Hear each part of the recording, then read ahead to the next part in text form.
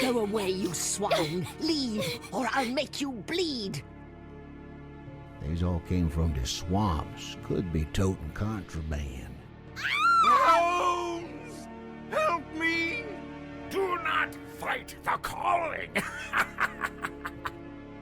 Blood!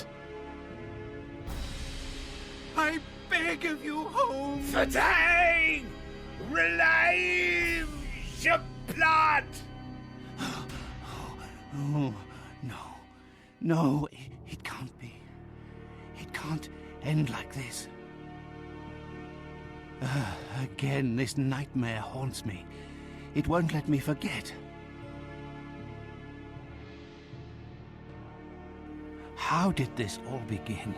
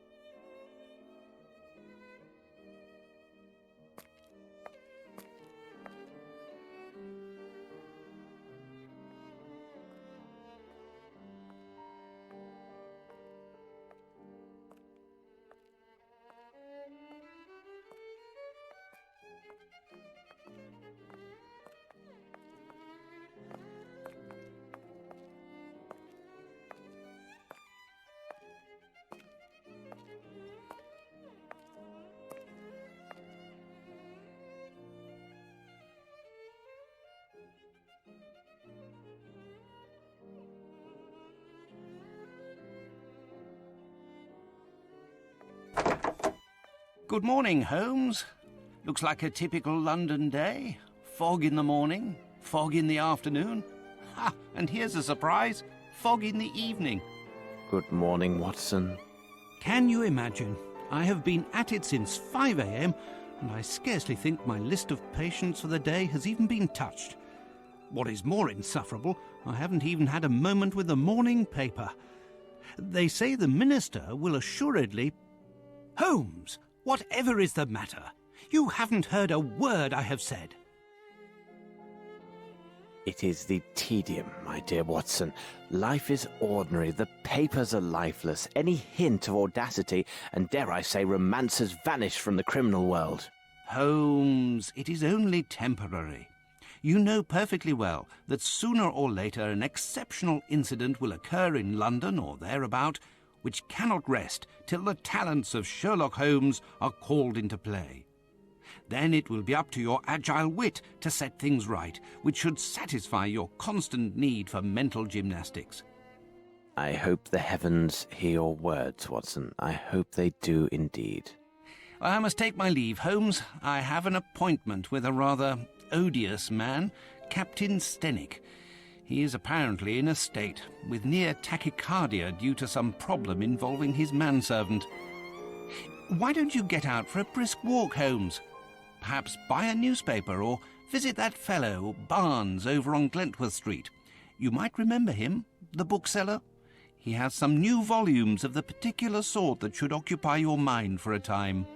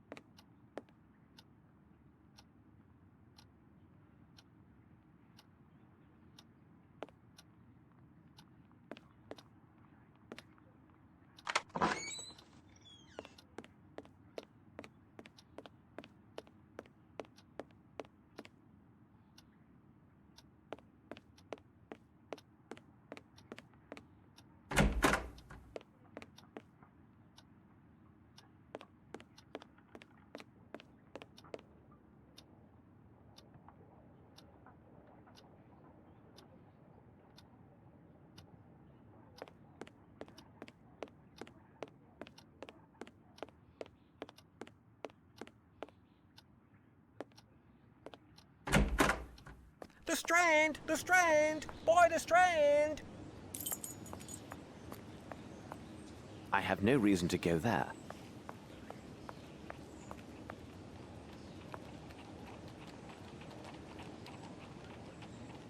Strand! Strand! By the Strand! So, my young friend, what is the news? Nothing of interest for the great detective, sir.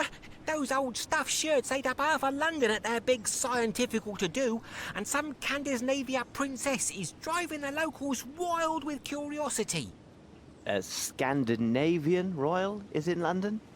If you and the lads can look sharp and find out more about her visit, there will be some coin for your pockets. Righto, Mr. Holmes. If there's aught to be found, the irregulars will have it. I'll send the words out to the lads.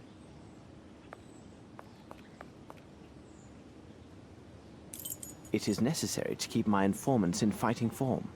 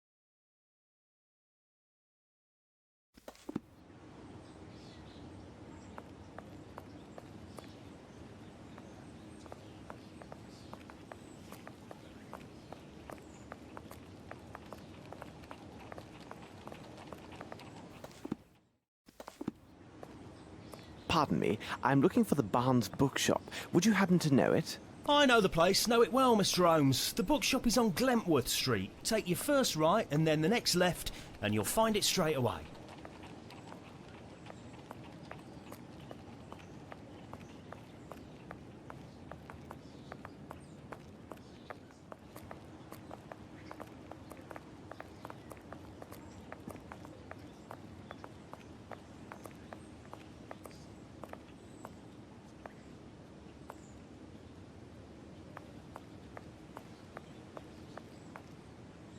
My respects, Miss Fleming. Good day, Mr. Holmes. My respects, Miss Fleming.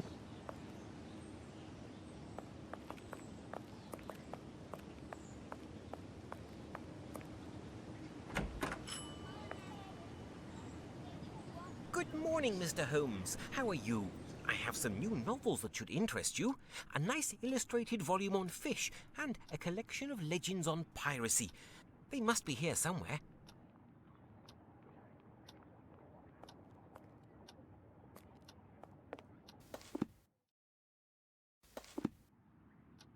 What can I do for you, Mr. Holmes?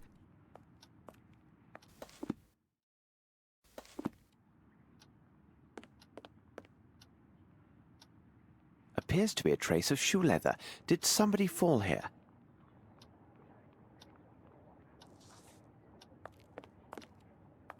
Those flowers need watering. By the way, Barnes, before some misfortune befalls you, I am quite certain Miss Fleming, the flowers saleswoman, would prefer chocolates to a fractured bone. But how could you know that? Indeed, even she, I told no one about this. Other than Dr. Watson, that is. Oh, I see now how it goes. Not at all. Watson would never reveal a confidential matter of professional trust. He did, however, mention your fine shop and your novelties. Knowing his views on classical literature, I doubt there would be any inducement to enter your shop unless it was professional business. What would trouble a man of your age and position, sufficient to require the services of a doctor? I noticed trace of shoe leather on the stepladder and deduced that you no doubt lost your balance, fell, and likely suffered a nasty sprain. As for the flowers, you deliberately let them die and left this sad display open to the public, hoping, no doubt, that their supplier would notice and take great efforts to come and replace them. Also, I know Miss Fleming to be a statuesque woman, so typical of the Scandinavians. I noted that you would likely wear shoes with a higher heel, so that you and Miss Fleming, should she arrive, see more eye to eye. Unfortunately, climbing about on ladders and the like in such shoes is a risky business, isn't it? Indeed, it is, Mr. Holmes. Believe me, Barnes, try chocolates next time. And besides, it requires a bit more than well-heeled shoes to find a proper soulmate. Don't you agree?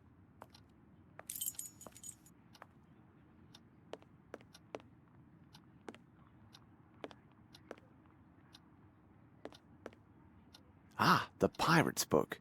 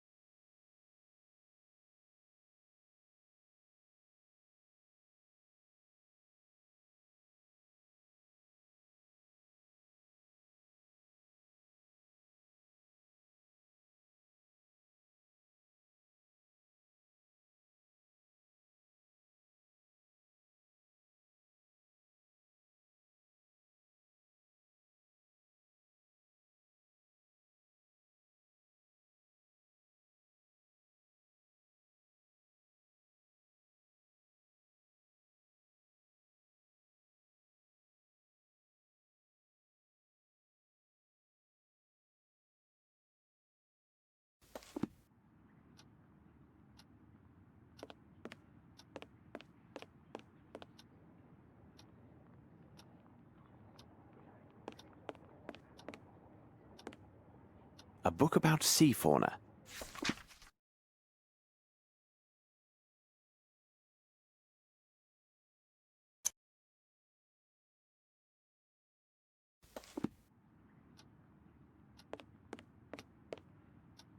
I will take them. Thank you, and goodbye, Mr. Holmes. Miss Fleming.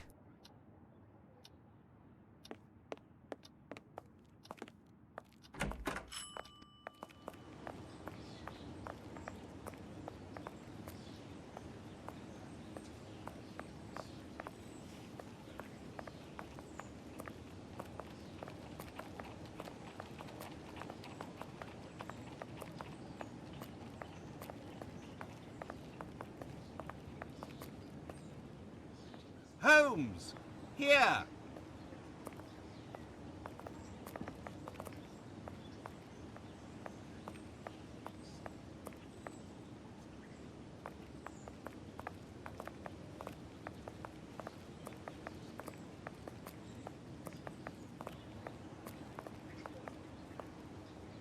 Ah, it's good that I've found you, Holmes. As I told you this morning, I visited Captain Stenick. Although his symptoms are not serious, the circumstances which caused his palpitations are quite peculiar. Perhaps you can make something of it. Here is Captain Stenick and Sergeant Ruffles.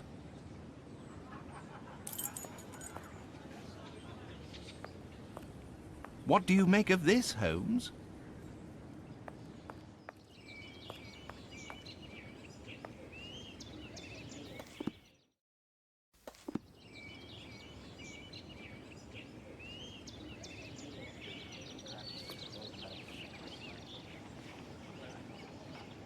Now then, Sergeant, what is it about, and what elements of the crime do you have documented?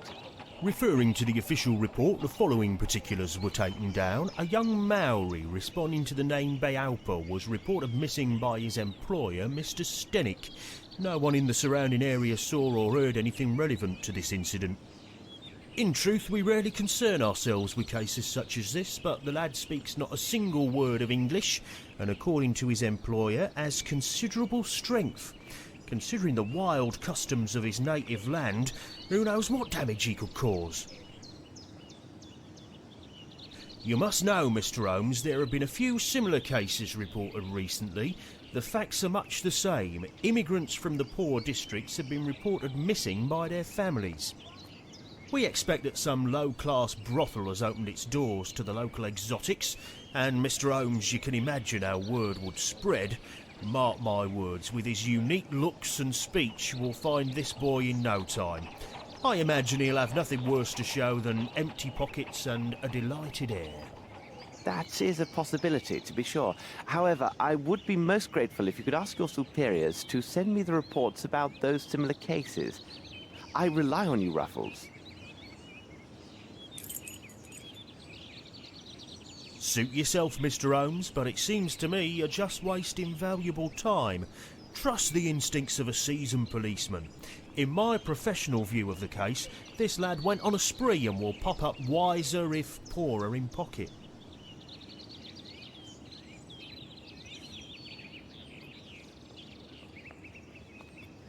Captain, I understand from Watson you are quite upset. Any man will be the same, and with less provocation. My servant is left in the middle of the night. Damned ungrateful after all I have done for him. To top it off, he knows not one word of English. Finally, if he causes any damage, I will bear the brunt of people's anger and suffer the consequences, as I am the person who brought him to England. How long was he in your employment, and is he accustomed to vanishing in this manner? We returned from Australia more than 5 months ago now. But to his credit, he never left this house before now. He is afraid of the city, as are many inhabitants from open spaces. Could he have stolen something? Upon my word, no. How much money does he have on his person? Frankly speaking, he didn't have any money. I kept his wages for him, and they are in my safe. In any event, what the deuce would he have a need for money? Who knew that he worked at your home, and had he any contacts here in London? Anyone who deals with me professionally knows Beaupa is my personal servant. As for his contacts, they are limited to the delivery men who bring food or other items to my home. What reason could he have to see anyone other than myself? Watson, continue your search here. I must follow another lead.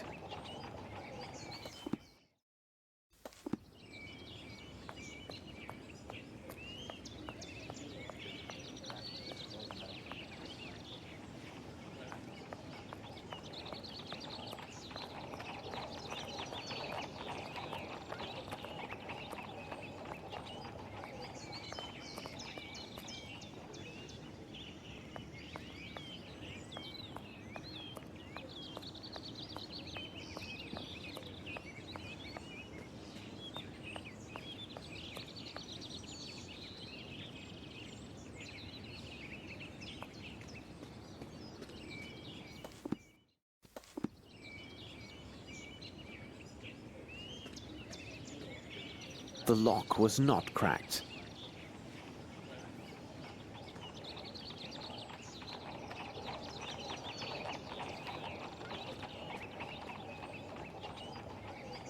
Flaxen, yellow in color.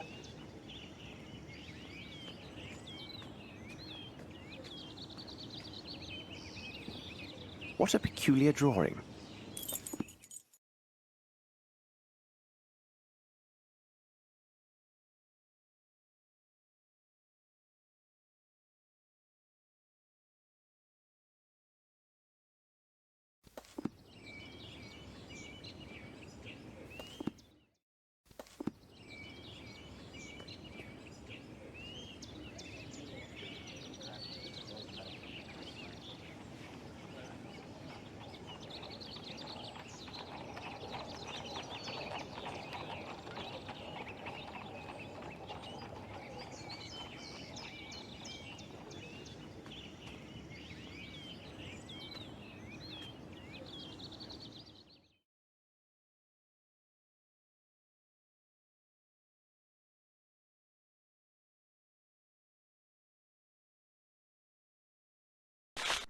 This appears to contain some measure of opium. I shall analyze it at Baker Street.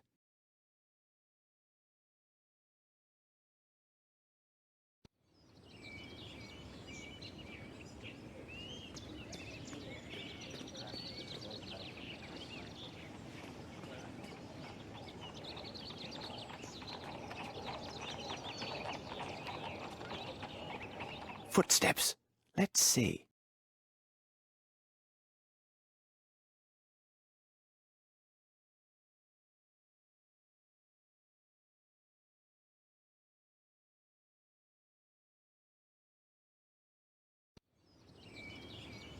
Footsteps. Let's see.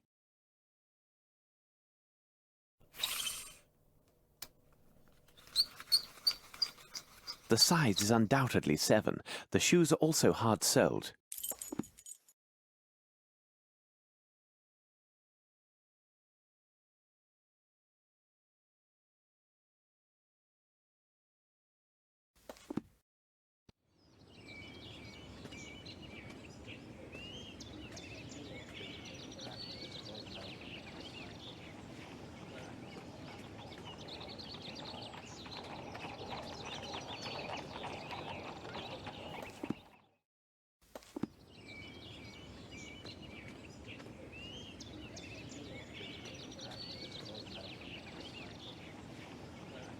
Footsteps.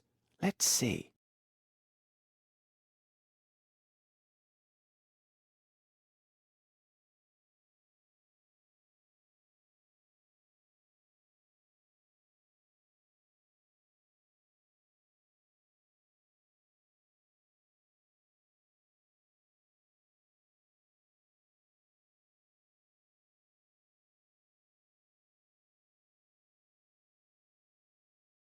The right shoe is missing a nail.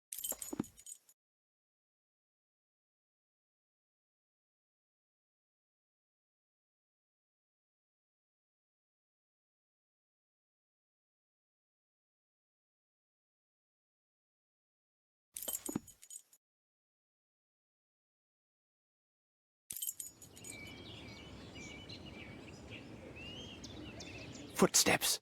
Let's see.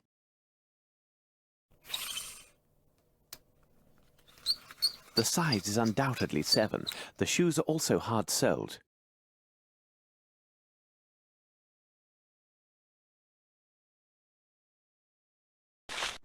How strange.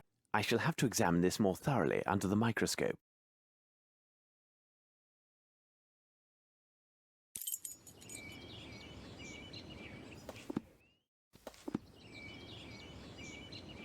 Yes, there is something here.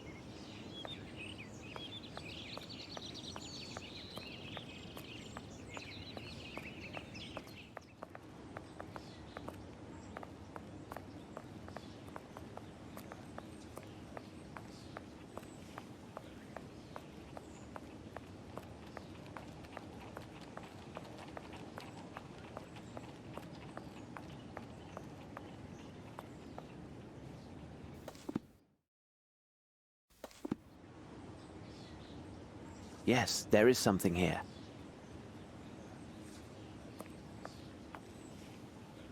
I have no reason to go there.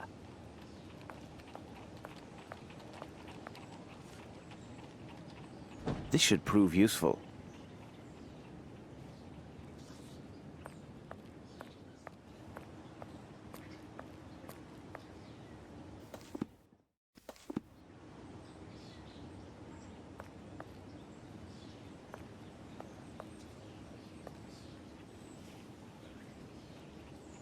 Yes, there is something here.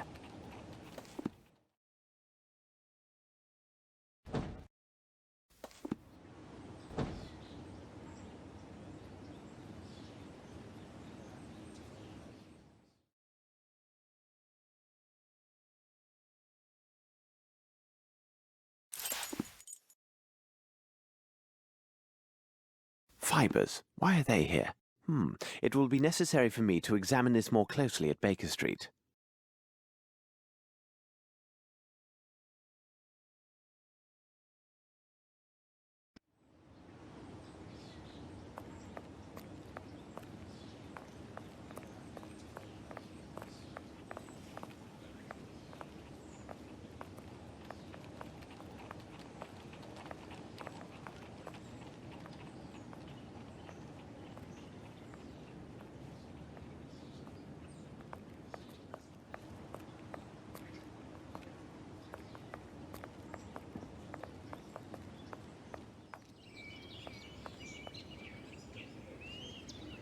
Come, Watson, we must return to Baker Street. What do you make of this, Mr. Holmes? Mr. Stenick, I wish my news were your servant simply left your employment voluntarily for the service of a more honest man. Unfortunately, I don't have that pleasure. In truth, the news is grim indeed. Your servant was seen in the company of 2 men yesterday. One of the 2 is a man of moderate size, very robust, and a mature age. His profession, which will be the key element in our investigation of this affair, will be determined by me within few hours. The other is a young Hindi who is tall and only recently arrived in England. There is a darker side to these events. Your man was not with them by choice. Rather, the evidence shows he was kidnapped. At this moment, the reasons behind this villainous act are unknown, but rest assured, the truth will not elude me for long. Gentlemen, I wish you a good day. Come, Watson, we must hurry. There's a great deal to do and little enough time to spare. Holmes, I must protest. You did not spare my client, Captain Stenick. This seems unusually harsh. That may be, Watson, but now what matters more is to know the reasons behind the kidnapping of this young aboriginal yesterday evening in central London, and more importantly, what has become of him. I must concentrate on a small experiment I will run to test my theories. Please go to the poor Lovelorn Barnes and ask him if he has something on the Maori nation and its traditions.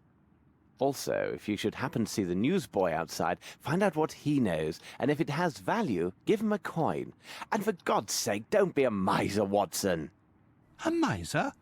You cost me one of my patients, and you question my level of generosity with your informers?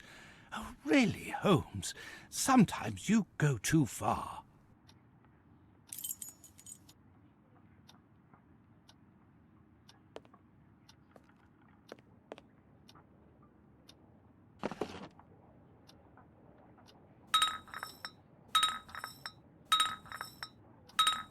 Nothing.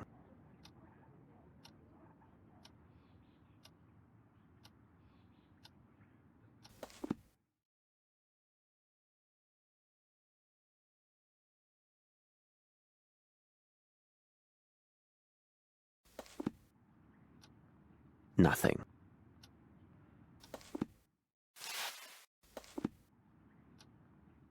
Very interesting.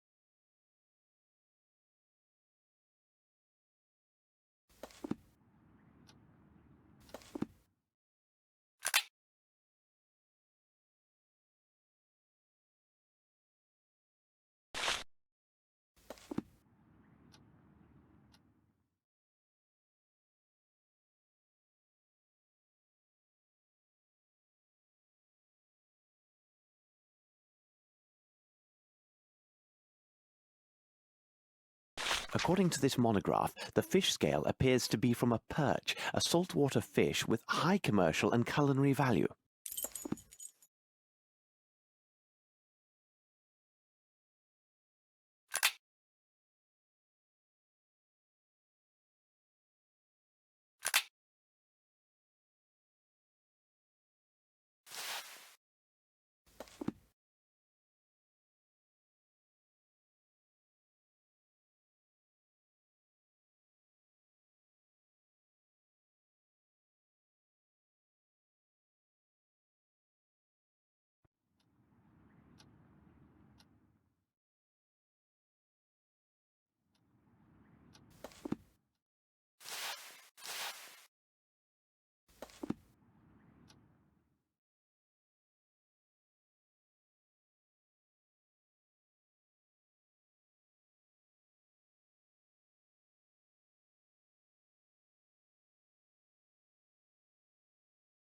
These rope fibers are clearly hemp.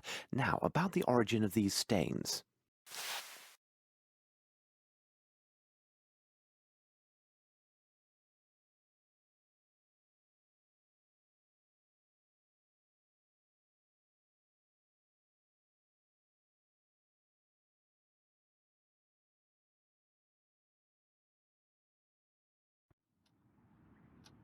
Nothing.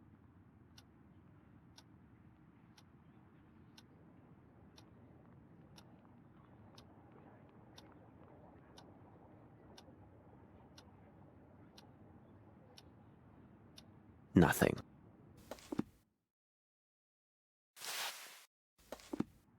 Nothing.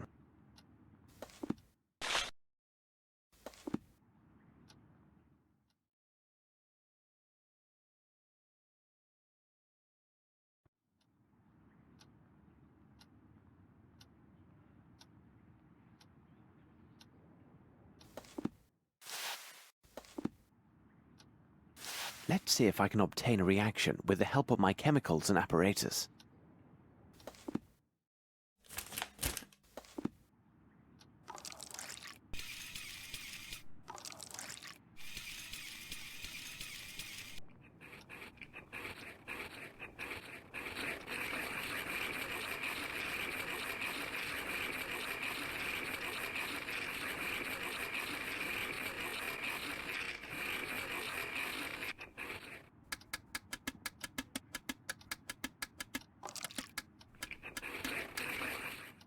This is evidently coal soot mixed with water, and given the absence of any salt particulates, it must be fresh water.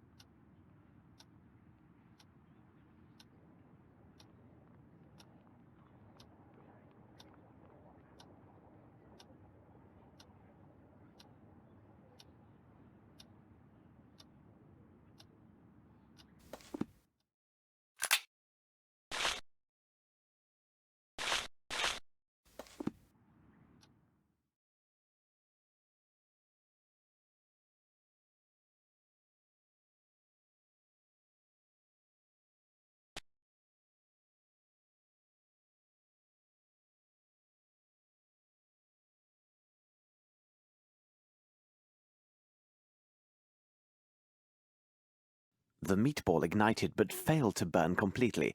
There are, without a doubt, mustard seeds present, probably in exotic form. What could be the other components, I wonder?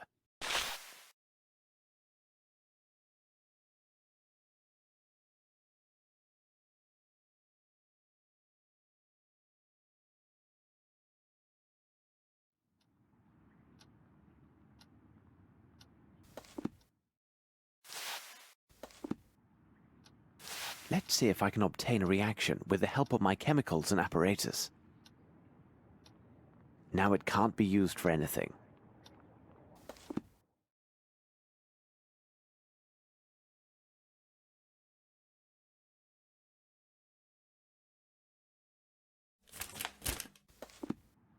Now it can't be used for anything. Now it can't be used for anything.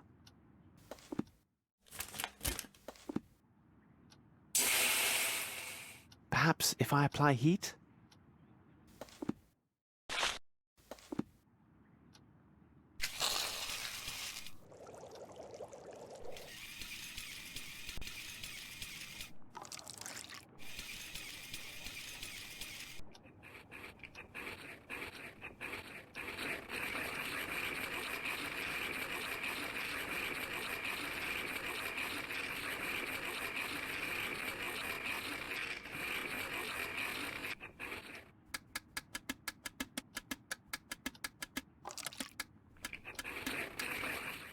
Incredible! I note a strong presence of opium blended with a concentrate of morphine.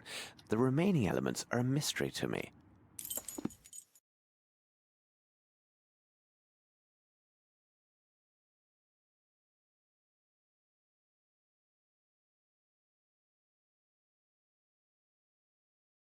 I should look from the window and see where Watson is.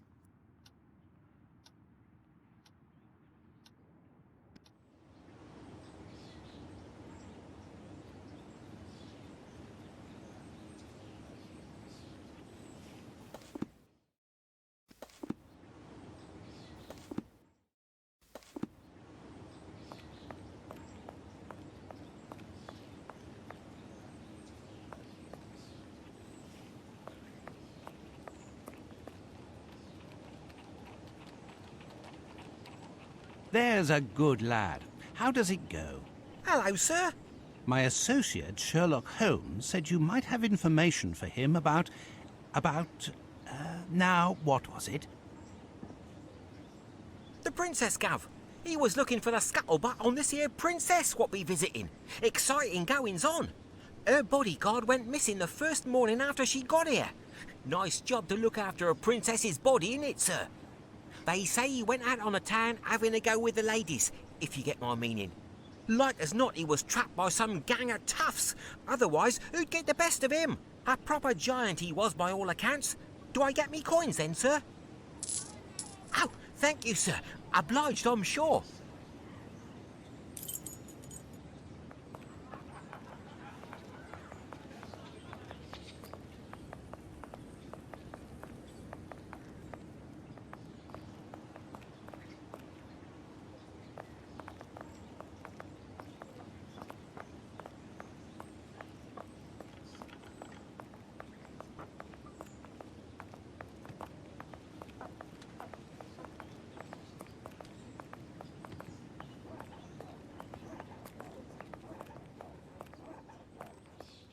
have no interest in going there.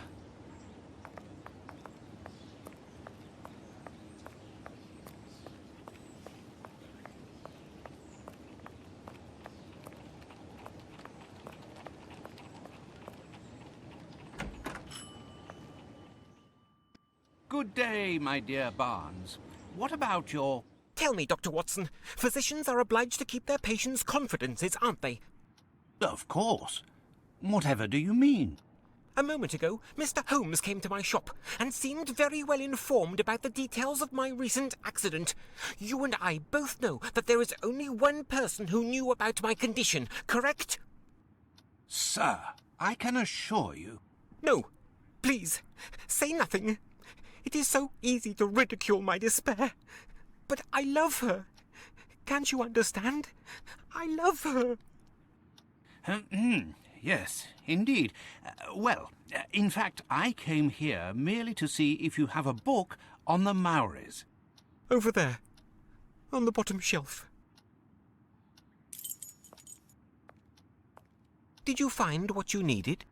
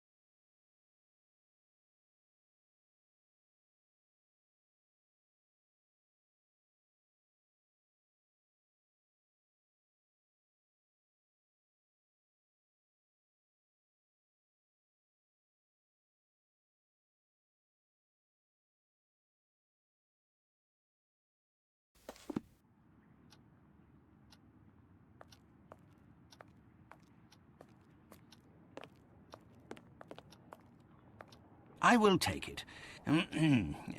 Farewell, Barnes.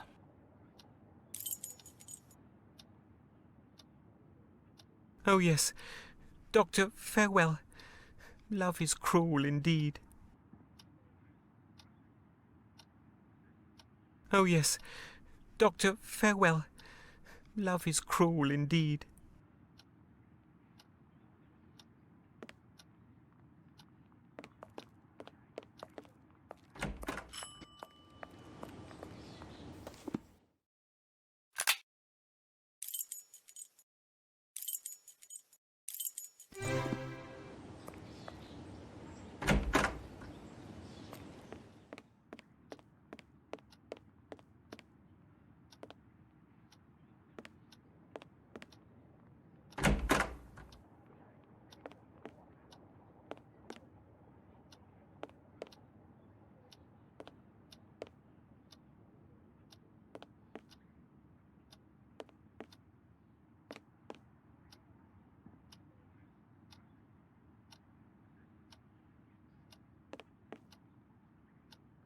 Holmes, what on earth did you say to Barnes to put him in such a state?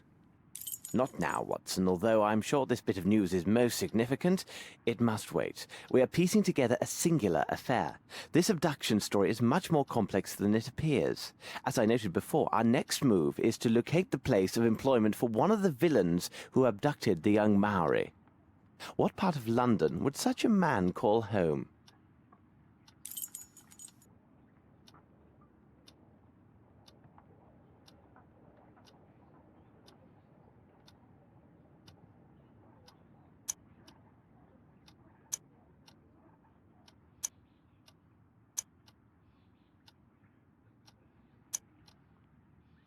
Yes, Watson, there is little room for doubt. Our man is a bargeman who works at the Thames River wharfs. He is more precisely employed to transport and handle fish brought in by various ships.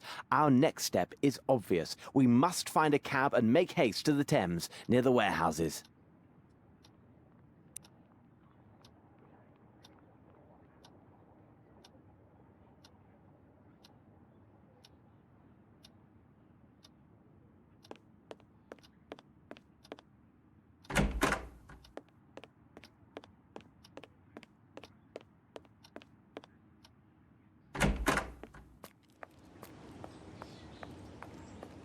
The Strand! The Strand! By the Strand!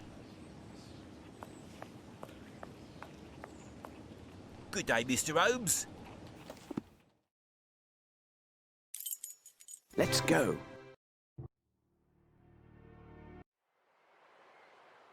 Why did we come here, Holmes? Brrr, it's rather sinister here, and so cold. Precisely, Watson. Ah, good. Here's a pub. We can warm ourselves inside. Excellent, Holmes.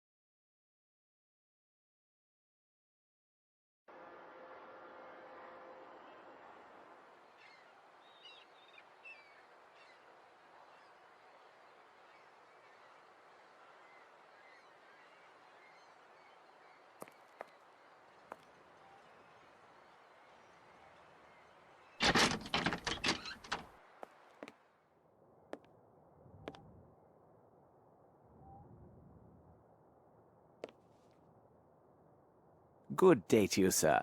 Could you serve up 2 of your best pints and some information, if you please? My pleasure, sir. What can I do for you? My friend and I are looking for a man who works one of the fishing boats at the docks. The name of the ship escapes me, but I do know for certain fact it has a coal-fed boiler. In truth, there are dozens of such boats that lay anchor here every day. What can you tell me about the look of him? Only that he is a robust man, about this size, wearing iron soles. Little help there. You've just described half of my customers. I have nothing for you. Here now, look for a man called Harper. He lives in a house not far from here, after the bridge near the warehouses. You can't go wrong finding his place. It has a large anchor painted on it. Either way, I am in your debt. Please tell me, for curiosity's sake, what troubles your friend? He's been waiting ever so long for a new wooden hand. It was to be here yesterday, but still no sign of it. He is quite low and has taken to the drink. The devil! Last night a nasty flea woke me, and me with only the hook on me scratching hand.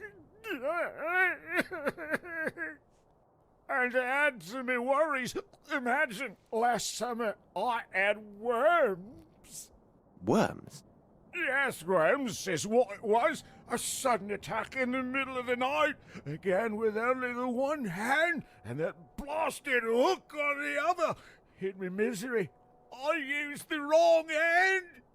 Lord, I was unable to so much as sit for 3 weeks. Well, gentlemen, again thank you. Have a nice day.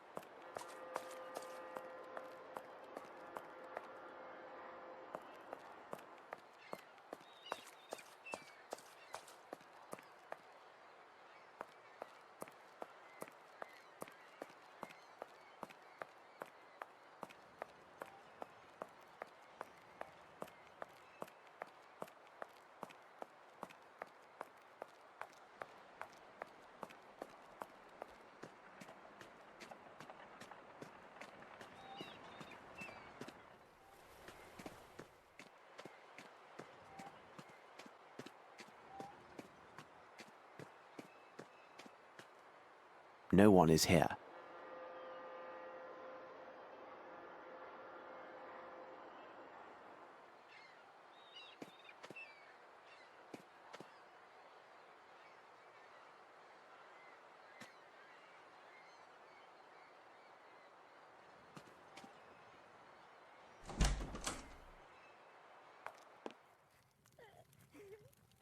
Excuse me for disturbing you, but I'm looking for a man named Mr. Harper. Do you know him? He lives just opposite you. He gone. Boat. Watson, I know this accent. These people are Nepalese, and as luck would have it, I am familiar with this dialect. Nepalese? Holmes, are you sure? Aho Nitra, Chigong se Nitra. Nito, tro, bo petro, toro mitro, doka. This woman says her family has suffered a grave misfortune. This altar is for her son, a lad of 16, who disappeared just 1 week ago. Could he have run away to sea, or some other youthful adventure? Il koga bratsen, but presindra kum. Bo petro, toro mitro, ka, waekta, dorikoto, nito, tro, petro. She said a man was seen in the area making inquiries about her son and their family. The man worked at the docks and had a silver eye. Yes, exactly. He was a vile man with 1 silver eye. Malinhe gas, sundre broket hado. Odaliga, toro mitro, ka, petro, doka, nito, waekto rikota. She also says her son's belongings are on this altar. She says we may examine them and take anything that might help find her son. But what does this have to do with Captain Stennick's servant?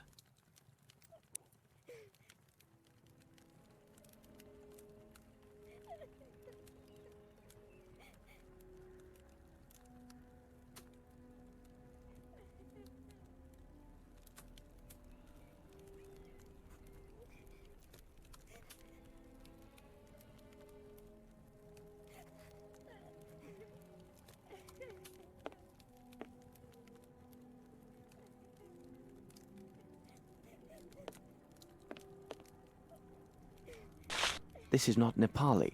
It looks like silver, but judging by the weight, it's a fake.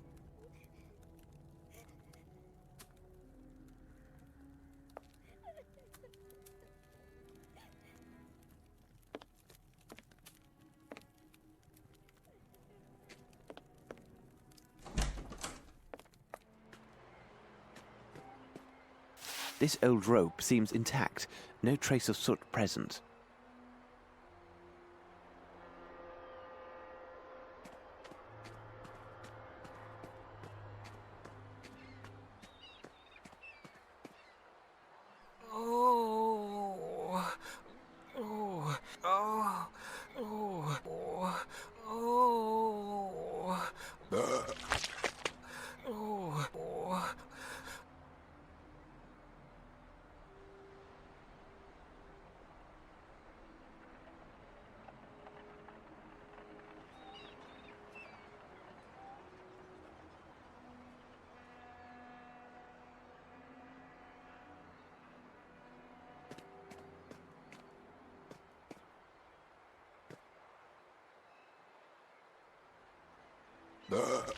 Watson, it appears this young man is ill. Be a good man and see how serious it is. Here now, my young man. Let's have a look at you. Oh, Holmes. This man isn't ill. He's drunk. He fairly reeks of alcohol. It's not my fault. I swear it.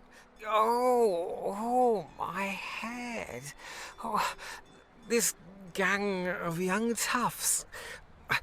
They forced it on me. And then on top of it, they stole my parcel. What's that? You say you were forced to drink. Explain this and spare no details. Yesterday afternoon, I was given a parcel to deliver to an address not far from here. I was near the warehouse district when a gang of young lads attacked me. Before I could think, they drew knives and gave me a bottle, telling me if I valued my life, I better drink it all. Well, let me tell you, I drank without stopping. I became giddy, and then must have passed out. I remember nothing else, except waking up a moment ago, finding myself alone. My parcel gone. But what could they have wanted, Holmes? It's obvious, Watson. They were seeking some poor soul on whom to test their vile concoction. Tell me, could this bottle be the one they gave you? I can't say. It could be. I feel ill just looking at it. It has a unique flavor. Rather tasty, I might add. There's no mistaking my senses. This contains turnips. In fact, a liberal amount. But where are you off to, Holmes? Watson, it is time to seek out the distillers of this unique brew. If they are located in this district, they may have much to tell us.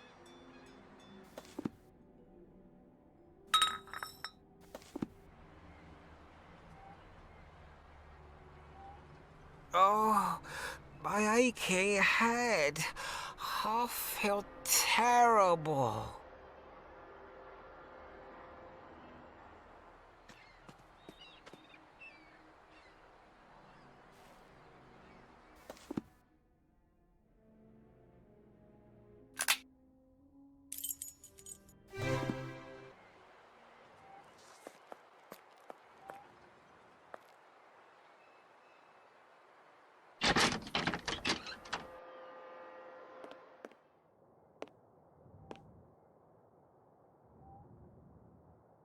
Hello to you again, sir. I won't waste time. We have discovered new details that may lead us to this elusive seaman. Most significantly, the man has a missing eye and wears a silver ball in its place. By God, that can be no other than Dirty Summers. A nasty brute, that one. Where could one find him? He must have signed on with a ship, because he was here last night looking to hire some men. How did he behave while he was here? He gave me extra to secure the private table behind that curtain. During his time here, men of all sorts came and went seeking positions. However, he seemed nervous and fearful as his knife was unsheathed and ready the whole of the night. May I examine this table behind the curtain? Certainly, if it will help.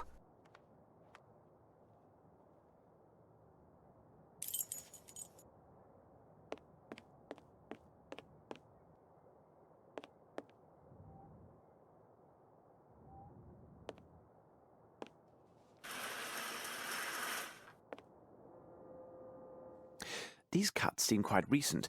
There are 4 symbols.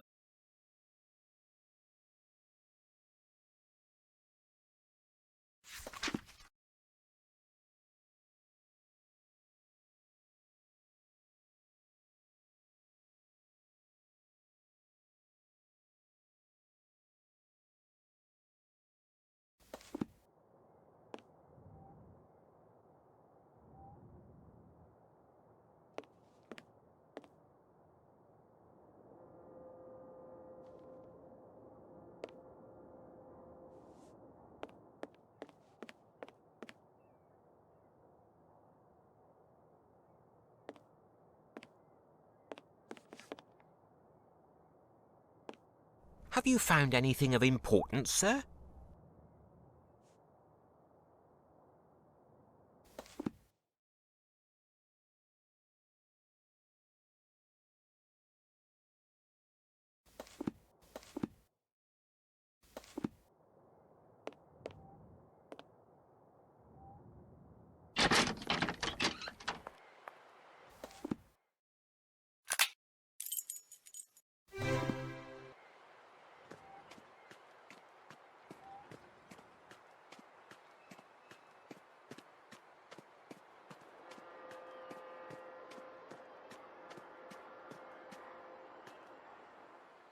Oh, my aching head.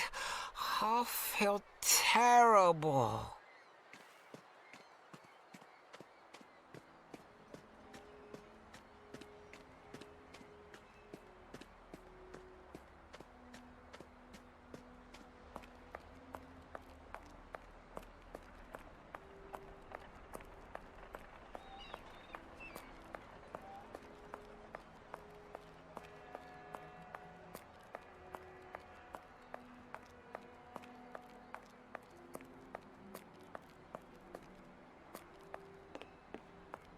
That part of the warehouse seems an ideal place to hide, but it would be difficult for anyone to get there.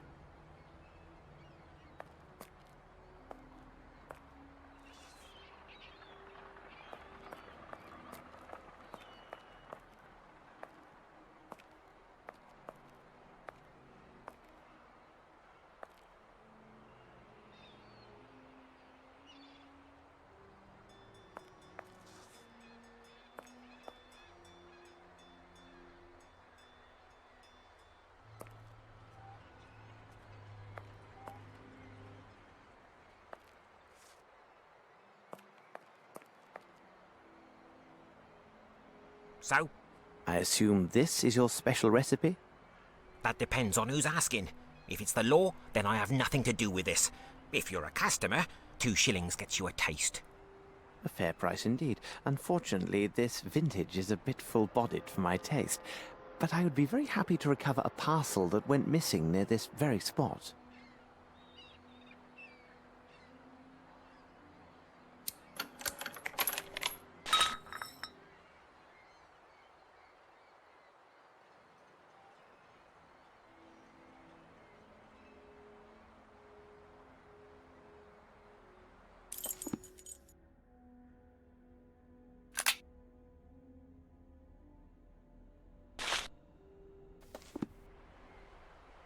So, what about it? I am missing something.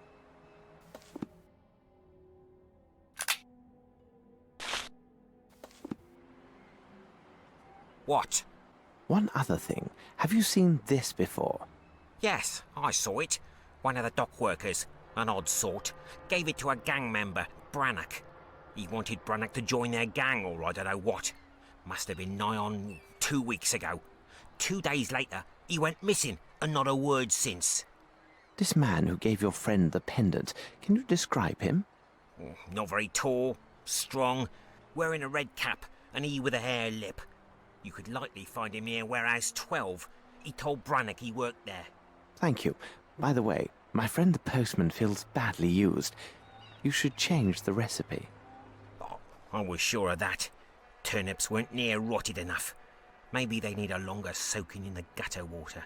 Now, off with a pair of you.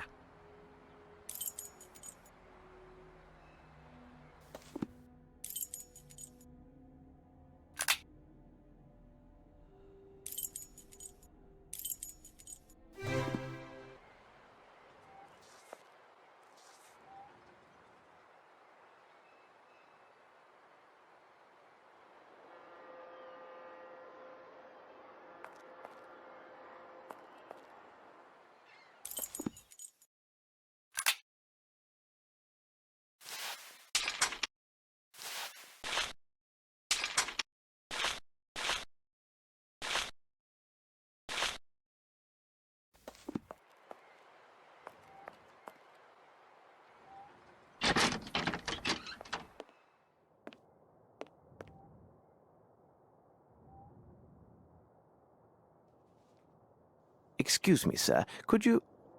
I'm in no mind to talk. Leave me to my drink.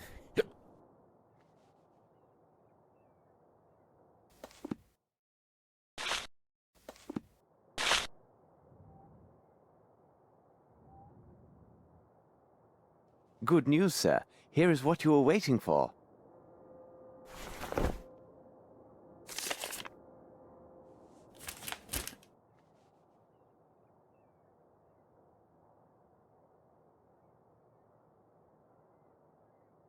Oh, thank you, sir. I could kiss you. Here now, you can't just leave this laying about like that. Lord love you, the scrapers ordered to hear as well. Come now, let's celebrate with a drink.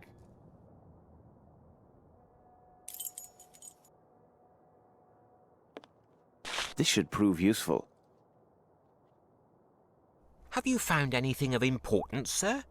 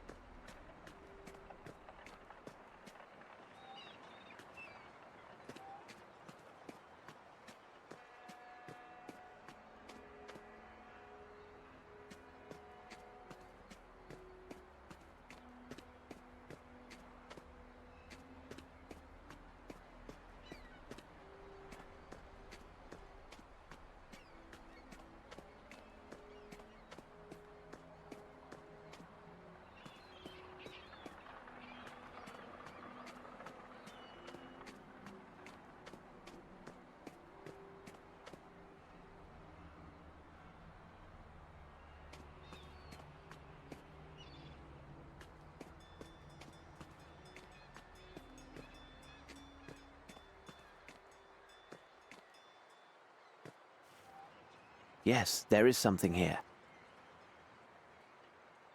Yes, there is something here.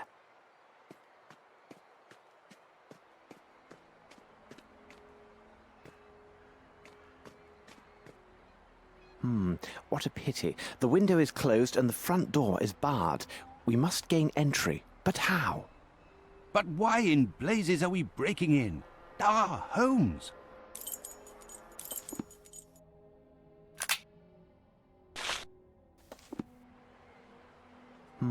What a pity. The window is closed and the front door is barred. We must gain entry. But how? But why in blazes are we breaking in? Ah, Holmes!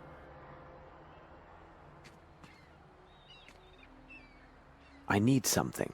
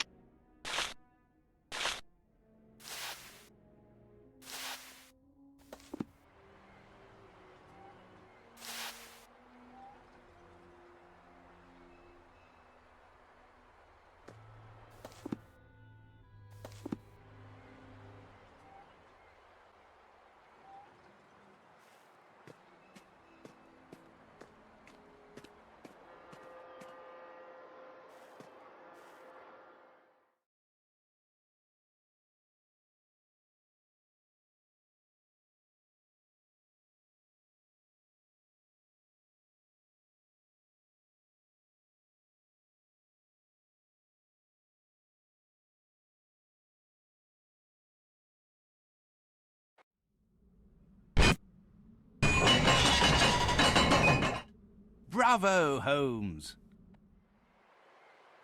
Ah, it bites!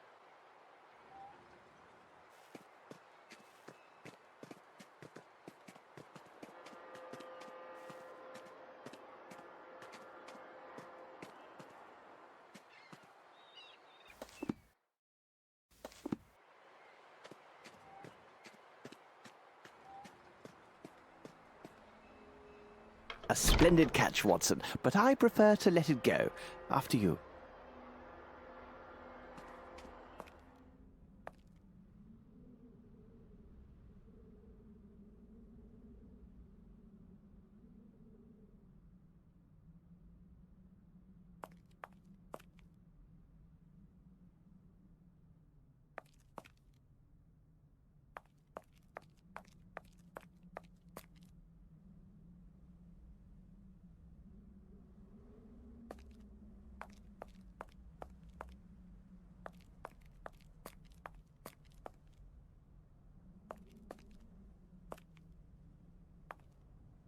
This should prove useful.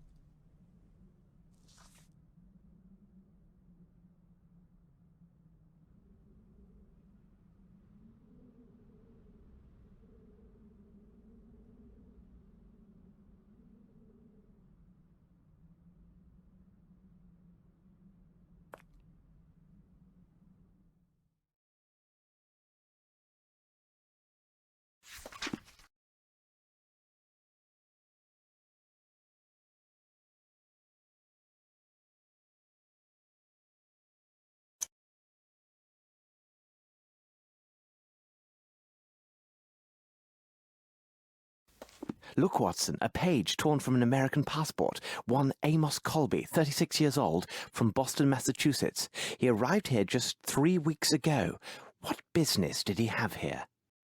This drawing on the back of this page, it resembles some vision of a demon, and... Good God, Holmes! It was drawn with blood!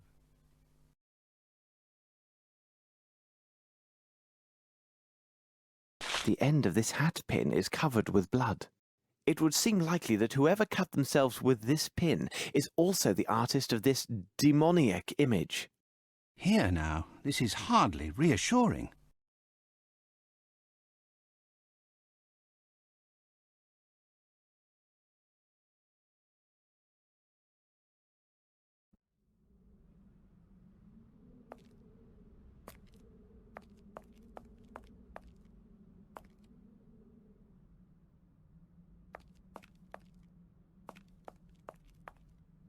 Blood!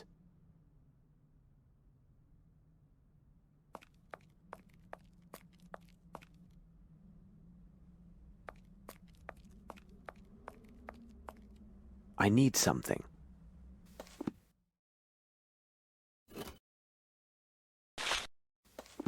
I need something.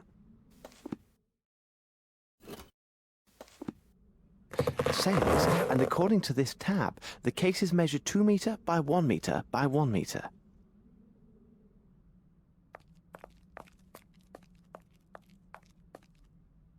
Look closely, Watson. These marks upon the ground tell the tale. There were repeated trips made between the place with the sailcloth and that large box.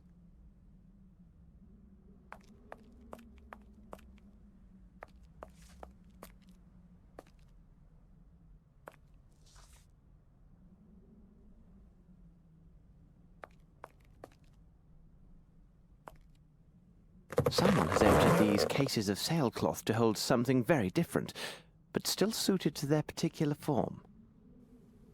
Oh, my God, Holmes, you do not mean that all these crates are better called coffins?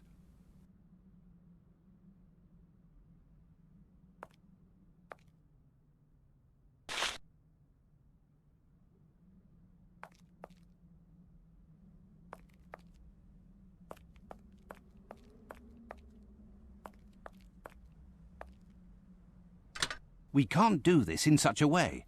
How could we lift up this weight? Let us pause to consider the facts, Watson. No mystery can resist an agile mind.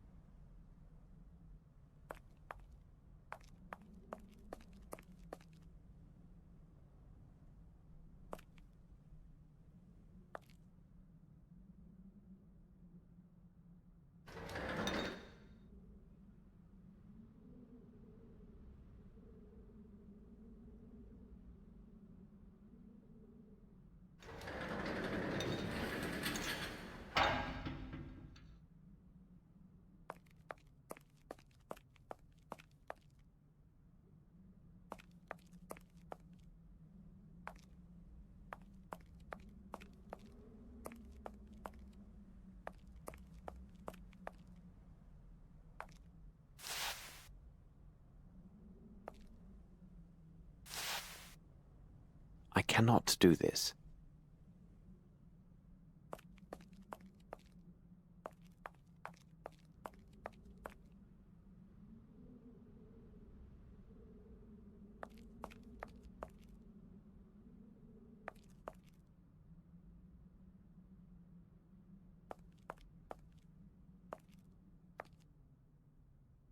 I cannot do this.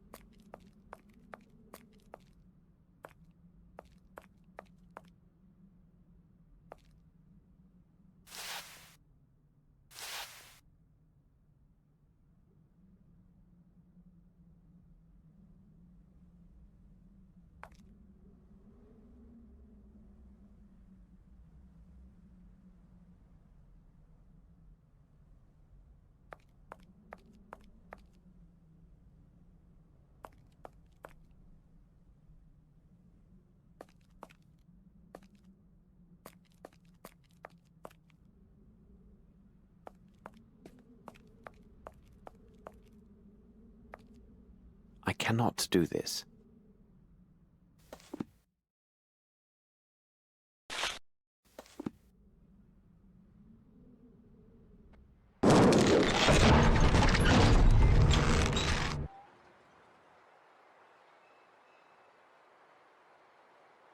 Bravo, Holmes!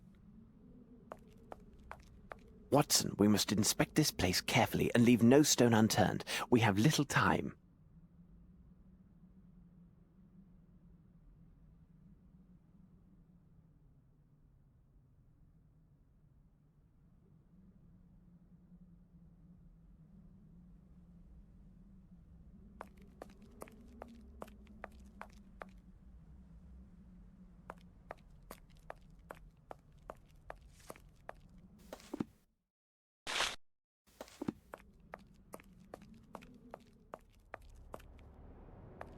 Good God! Holmes, where are we? Tread lightly, Watson. This place seems alive and watchful.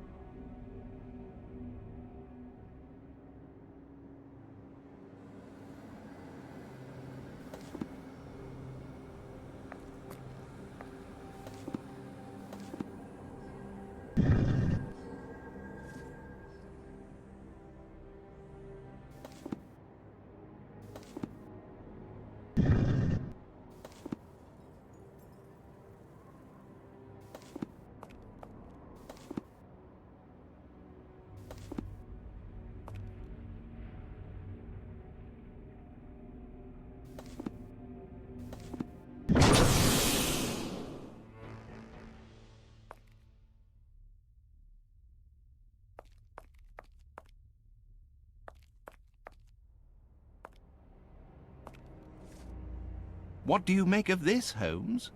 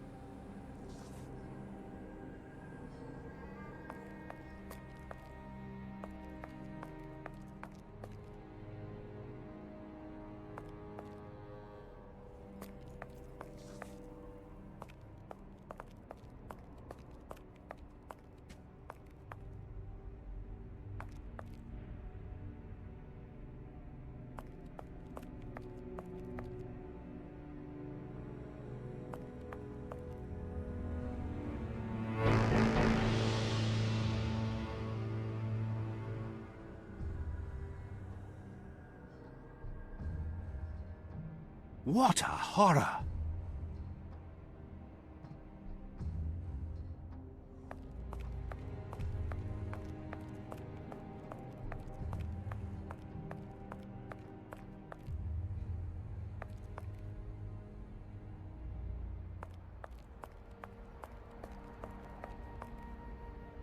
A box full of pendants in the shape of a pelican.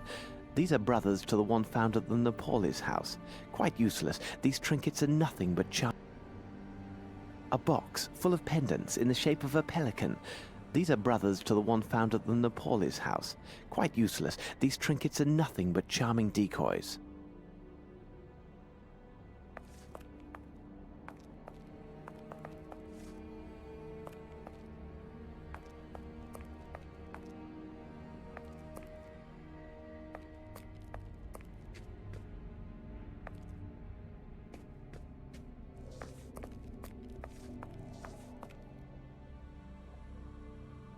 This should prove useful.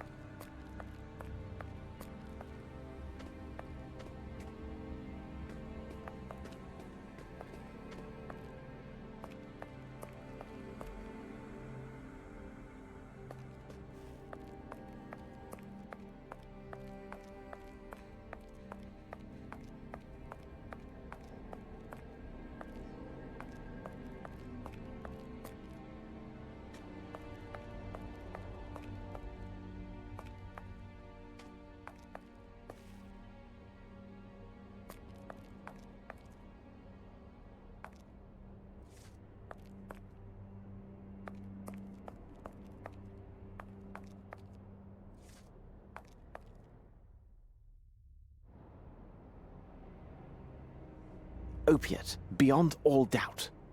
You are right. This is definitely an opiate. Holmes, could these villains be opium smugglers? Metal boxes, and here is one that still bears a label. It is in the shape of a flower, which appears to be Edelweiss, and it is black. How remarkable. They are not common. I must take the contents of this box to Baker Street for a more thorough analysis.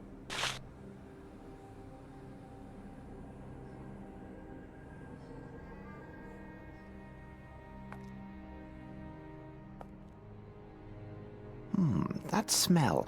This water contains a strong opiate.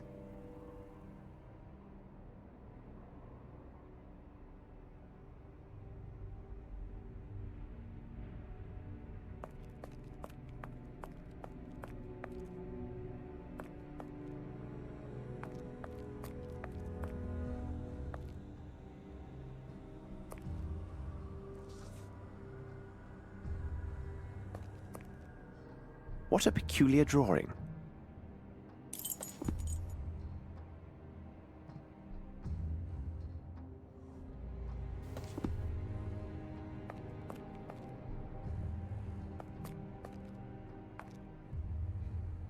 The left sleeve of this costume bears slight traces of blood, and here the pocket is pierced.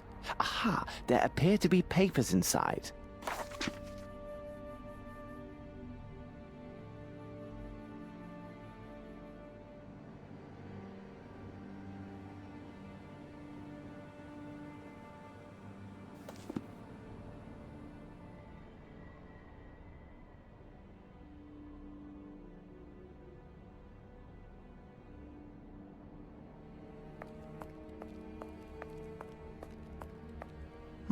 That smell.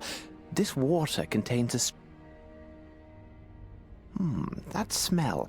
This water contains a strong opiate.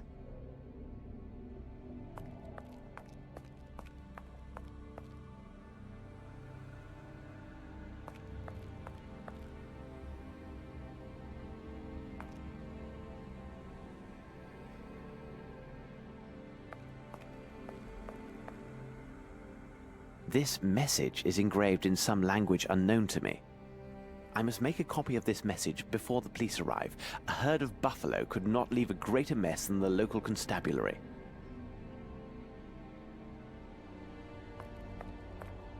This message is engraved in some language unknown to me. I must make a copy of this message before the police arrive. A herd of buffalo could not leave a greater mess than the local constabulary.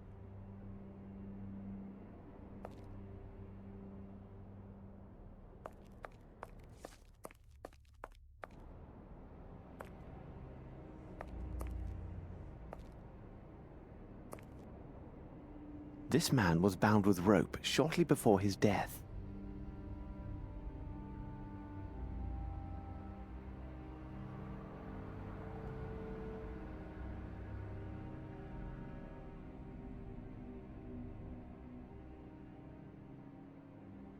This man's right index finger is coated with dust.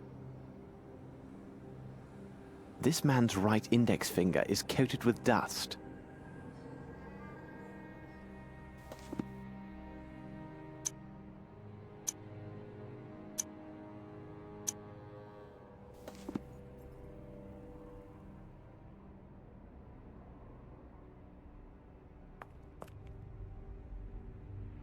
This message is engraved in some language unknown to me.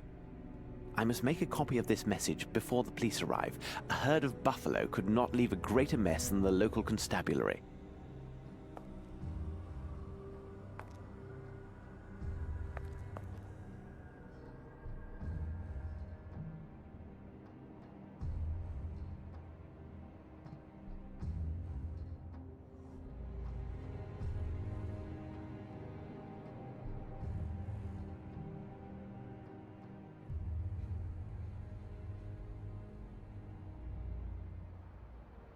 This man has a small wound on his left thumb.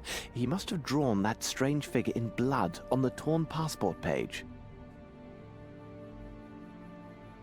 This man has a small wound on his left thumb. He must have drawn...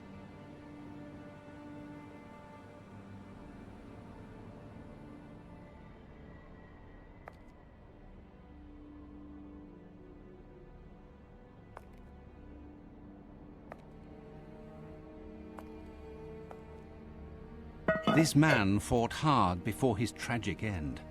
The dreadful-looking broken statuette reveals much about his terrible struggle.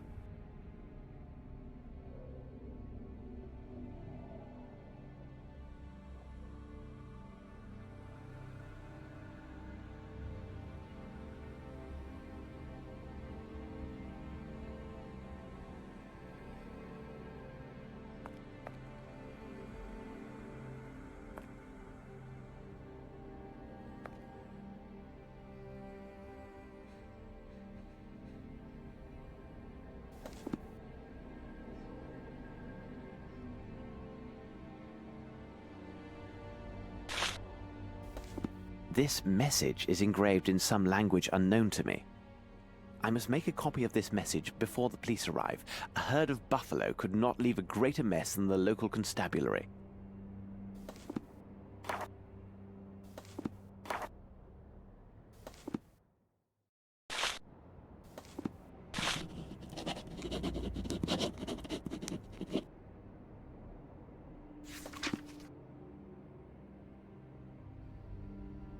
Excellent. A perfect copy of those symbols. Bravo, Holmes! This unfortunate man must have interrupted the kidnappers while they were transferring their victims. What are you speaking about? All of the kidnapped people were kept here, and from the look of things, for some days.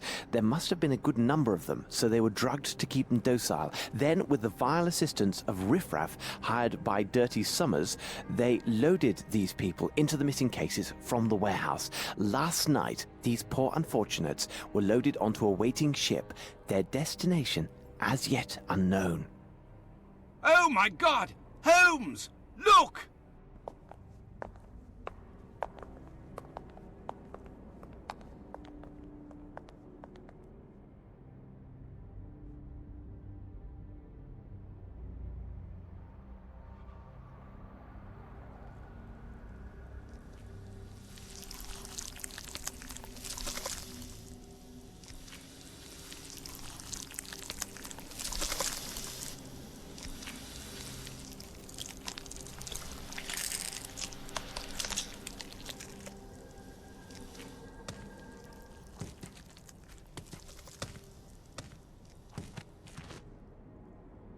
Let's leave this place, Watson. We can do nothing here.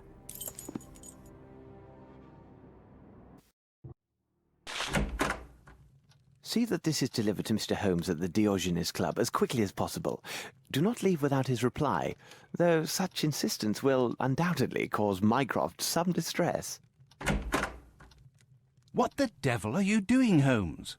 I am sending a letter to my dear brother and including a reference to the strange markings I found on the temple stones. Perhaps he can make something of them. Watson, I must know what was in the metal boxes that we found in this strange temple.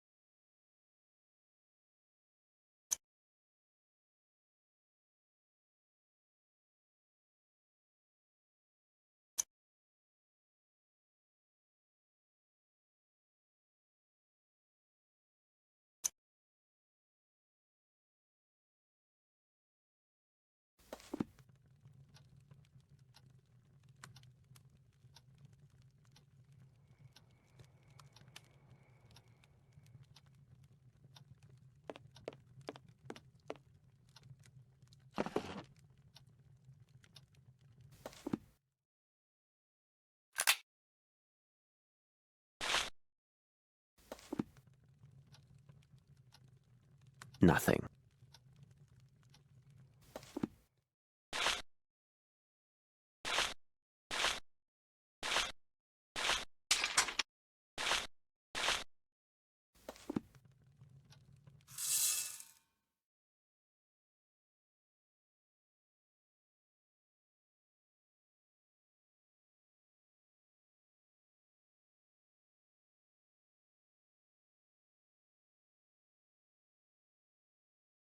And there, it is done. This is a very fine powder.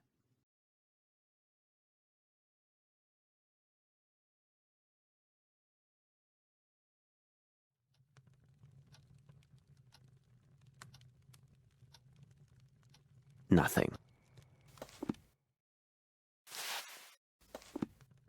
Nothing.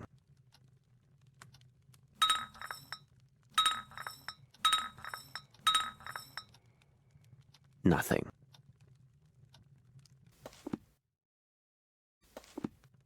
Perhaps if I apply heat?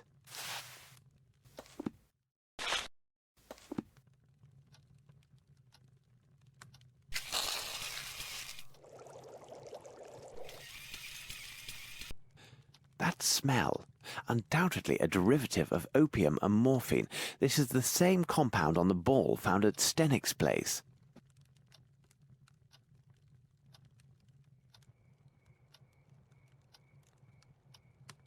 How goes it, Holmes? What is the result of your analysis? Without question, this is clearly a...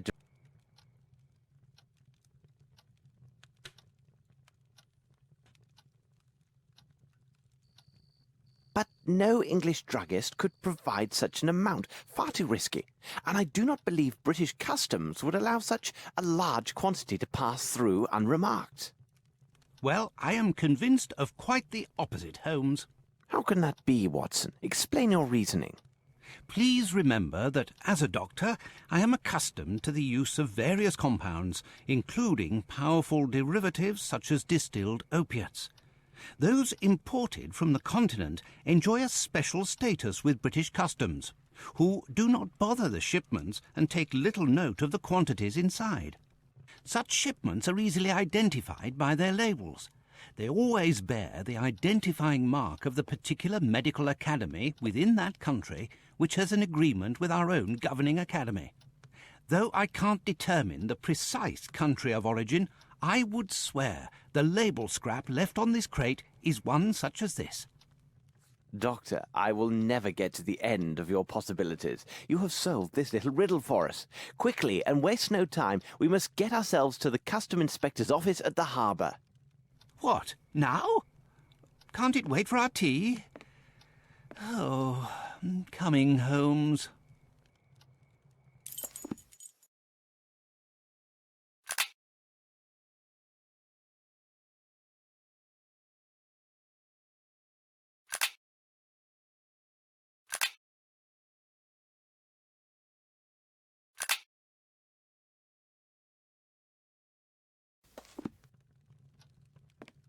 What do you make of this, Holmes?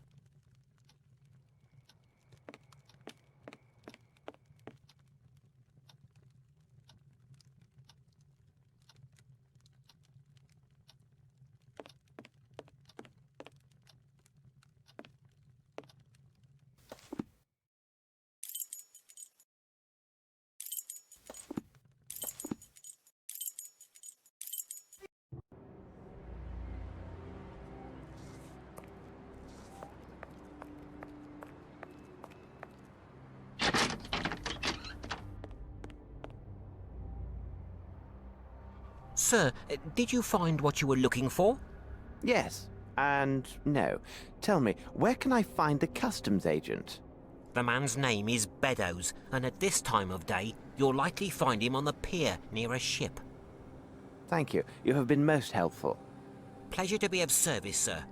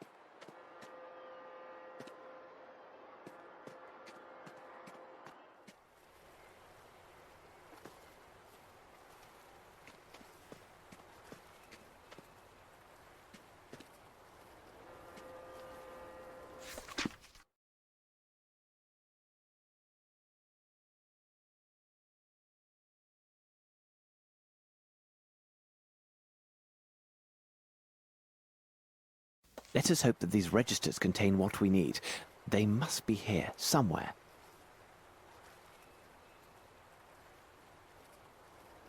Aha, these must be the registers. This one concerns special imports. Nothing definite or comprehensible here.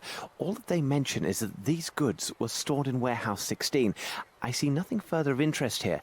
Best to leave these ledgers as we found them.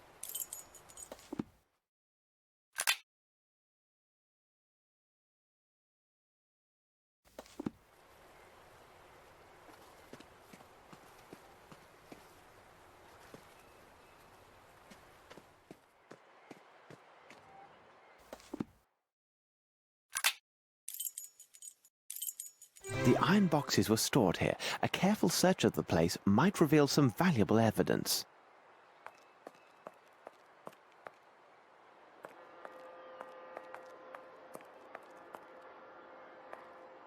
I see no way of opening this door. Filthy tar, my shoes are thick with it. Hold on, Watson. These traces have much to tell us. Regard how they resemble those nearby.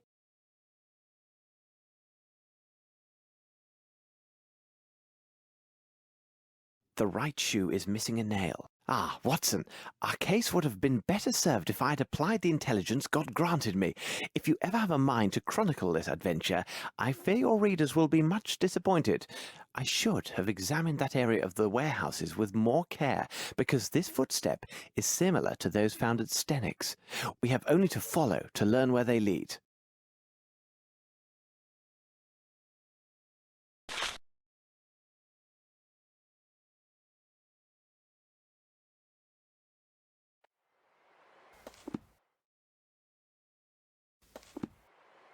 Hold on, Watson. These traces have much to tell us. Regard how they resemble those nearby.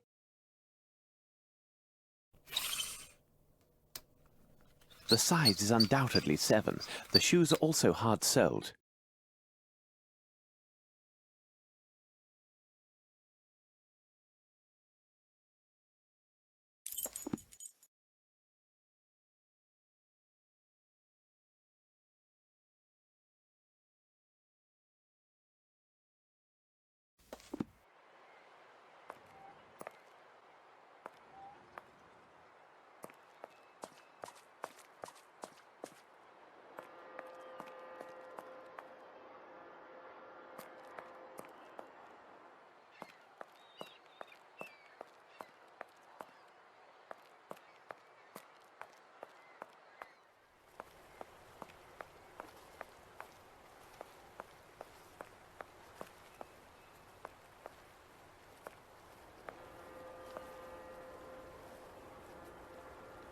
I need something.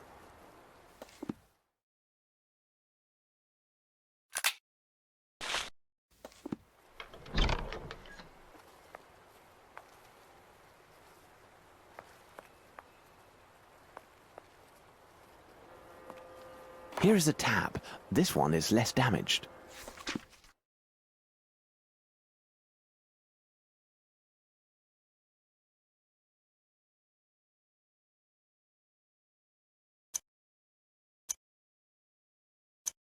Excellent. We now know the source of these illicit goods. Watson, we shall now return to Baker Street. There is much to be done.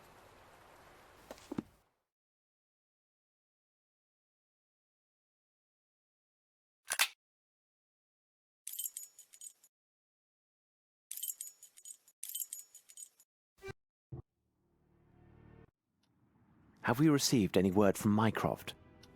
It seems to me there is a letter on the table for you. Perhaps it is from Mycroft.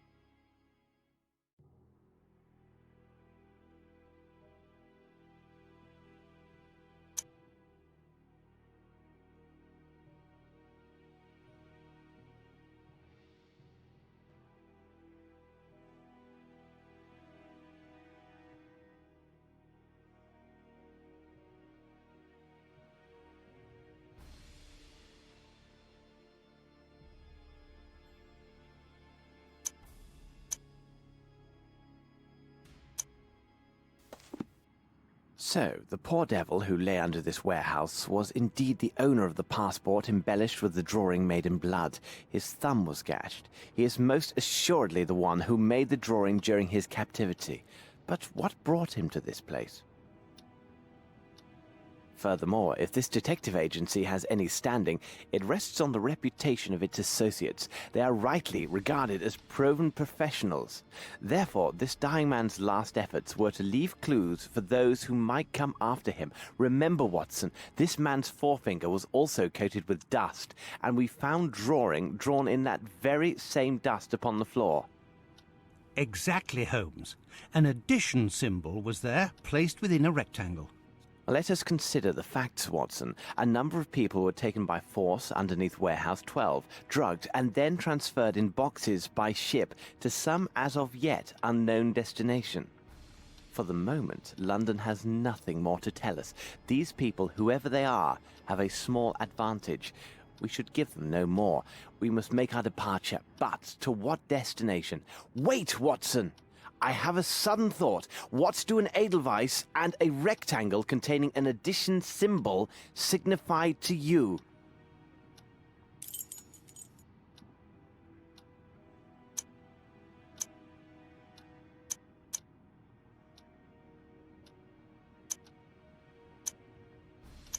Your intentions are good, my dear Watson, but you have missed everything of importance.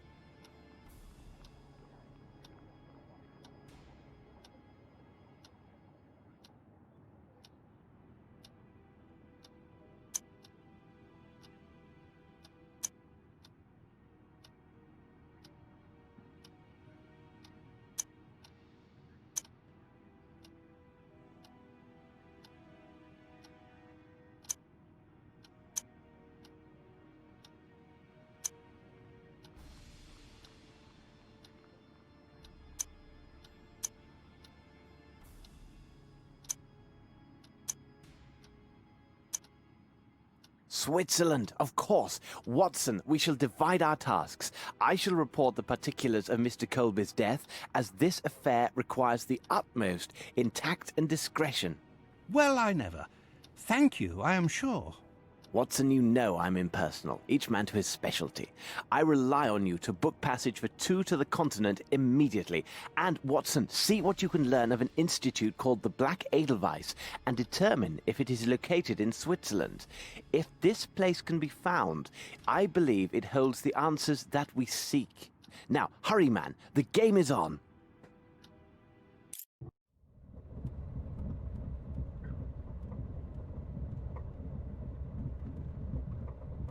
Hold on, Holmes, you are reading some penny dreadful.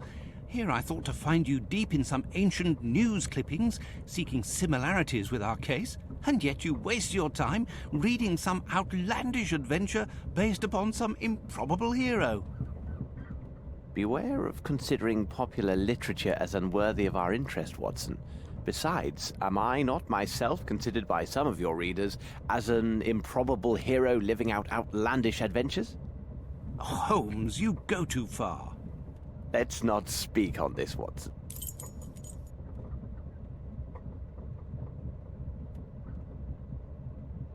This horrible statuette gives my nerves a shake, Holmes.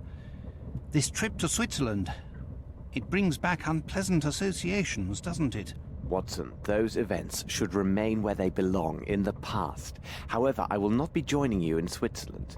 When the train arrives in Lyon, I'm afraid we must part company, as I have business elsewhere that will take some time. But Holmes... As a doctor, your impeccable credentials will allow you to ably advance our investigation at the Black Edelweiss Institute. My presence would likely only arouse suspicion and harm our cause. I am writing the name of a Swiss policeman on this piece of paper. He is stationed at the village near the Institute and is a most reliable and capable man. Turn to him should you entertain even the slightest suspicions during your visit. And you, Holmes? As for me, Watson, I will investigate this case from the other side.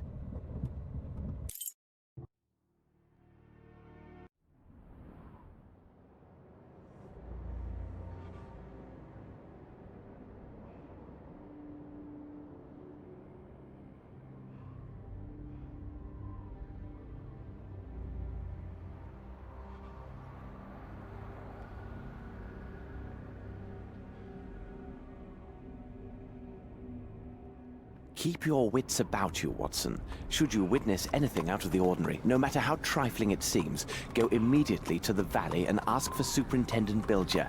I know him. He's a trustworthy fellow and has been informed of your presence in his district. He should prove to be an able ally.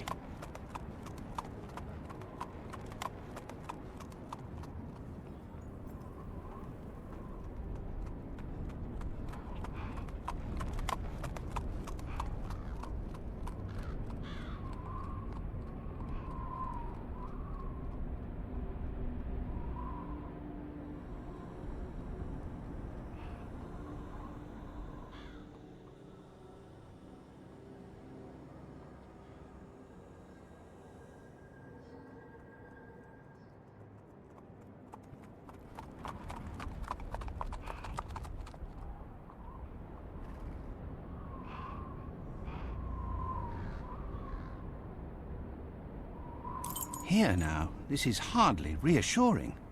Coachman, wait for me here.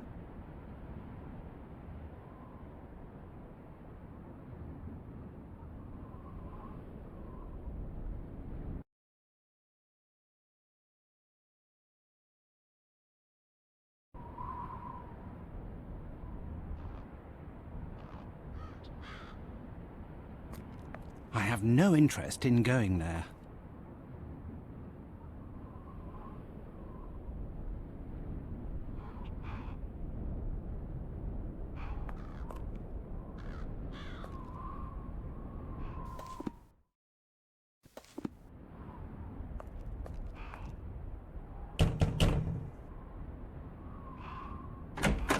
How can I help you, mynheer? Good day, sir. I am Dr. Watson.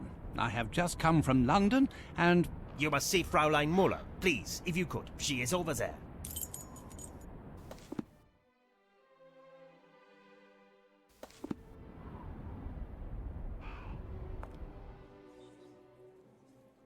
She was so impatient to receive your visit. She has made remarkable progress. But the doctor can explain everything far better than I. Look, here she is now. My little daughter.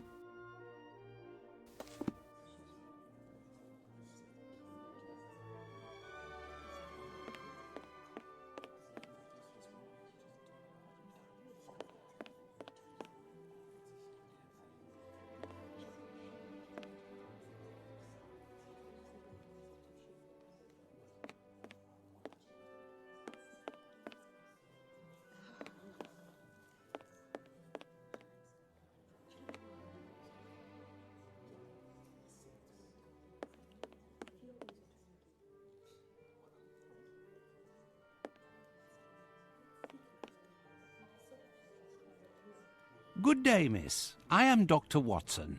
I believe you have word of my visit. Indeed, Doctor. Your letter said you wished to speak with Dr. Gyjax. I will see if he is ready to receive you. Thank you, miss.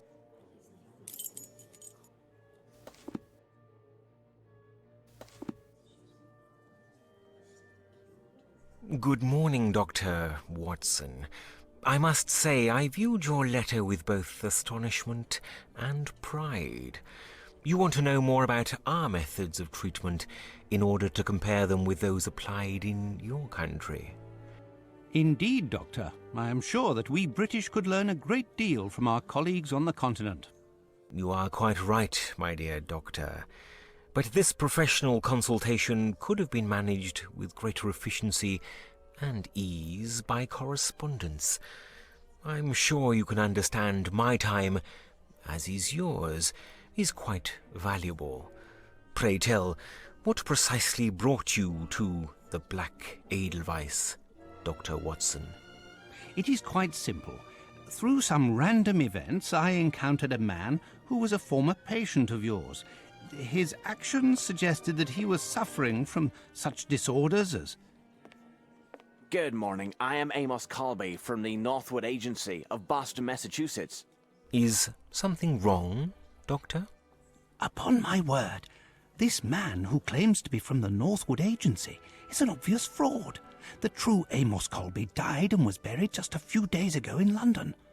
I must now tell you everything. I am here because one of your staff has engaged in a dangerous trade between this institution and parties in England. Moreover, those activities are tied to a murderous sect, which... And you think that this man could be one of them? Indeed. It is entirely within reason that he is here to eliminate any traces of their criminal enterprise, if you see my meaning. Indeed I do, Doctor. Let me show you out. I trust that... Please return at this same time tomorrow, and I promise I will be entirely at your disposal. But I entreat you, please maintain complete discretion on these matters. May I depend on your cooperation? Most assuredly, but...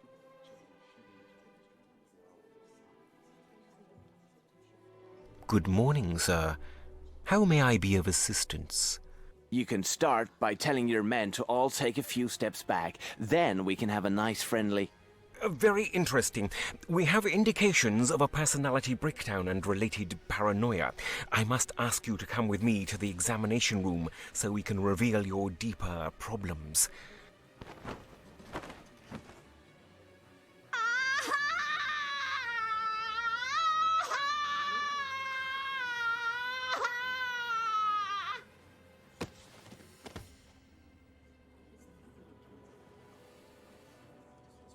Do not worry, it's nothing serious.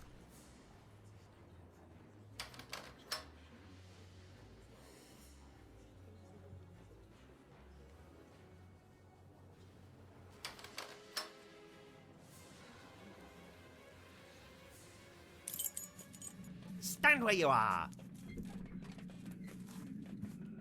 If I fill it with water, the doctor will have only a harmless injection to use.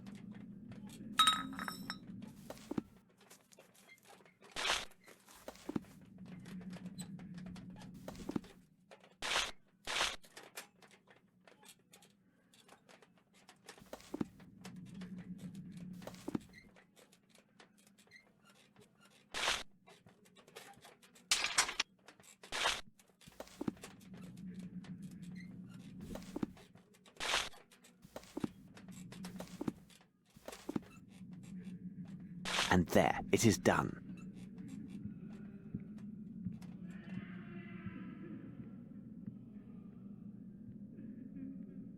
Several drops alone will be enough to sedate a horse.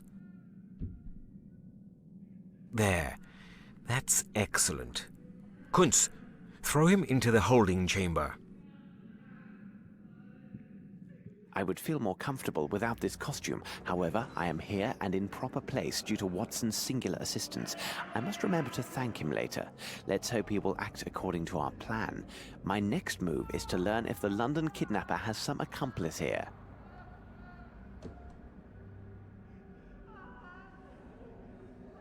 Lord, what a stench! This wretch reeks of alcohol.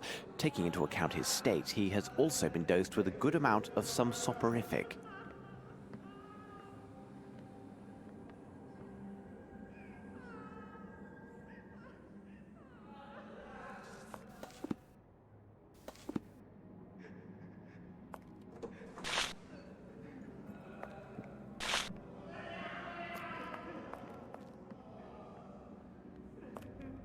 The nurse will return soon. I must make it appear as if I am still here.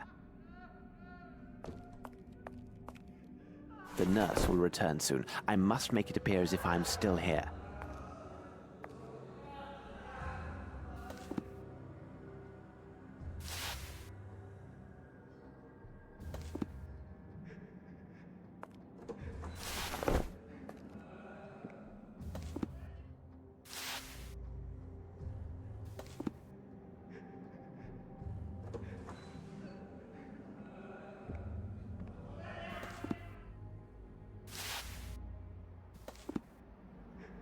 This should complete the illusion of my presence. For how long, I can't be sure.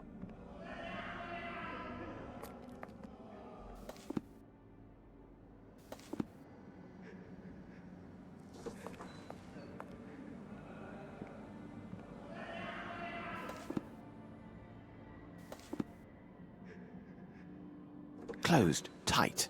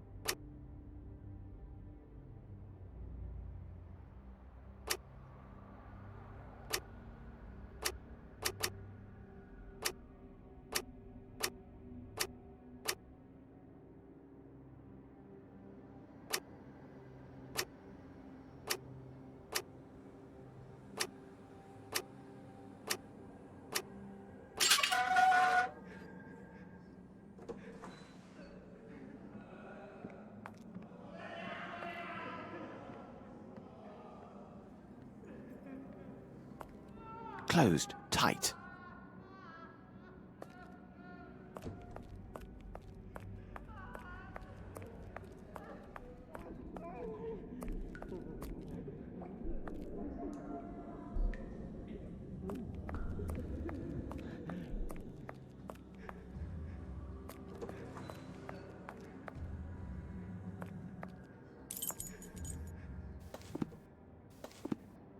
I encourage all personnel to read Dr. Blensmoth's book. When you finish with it, please leave it here for your colleagues, Dr. Gyjax.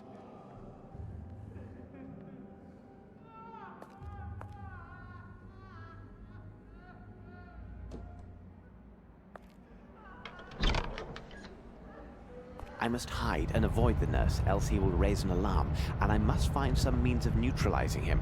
Perhaps I could put him to sleep somehow.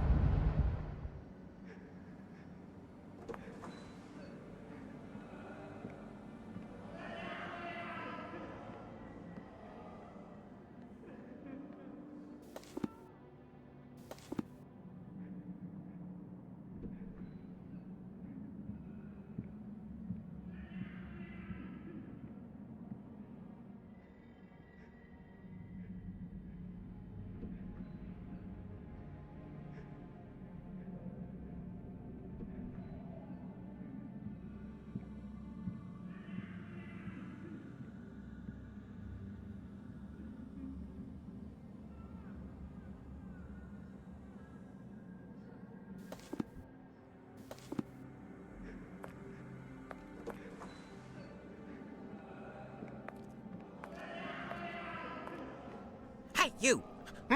What are you doing out there? Huh? You are not a nurse. Come on, get me out of here. I'm very sorry, my friend. I can't help you as I'm just passing by. I'm not your friend. I am Maurizio. I can promise you won't get very far if you don't set me free. My cries will bring the entire hospital on your trail. Well, my friend, I mean Maurizio, it looks like you have logic on your side, but I don't have the key to your cell, and the door looks quite solidly built. What do you make of our dilemma? The door may be solid, but the lock is worthless. There is a room at the end of the corridor where the repairman from the mainland stores his supplies.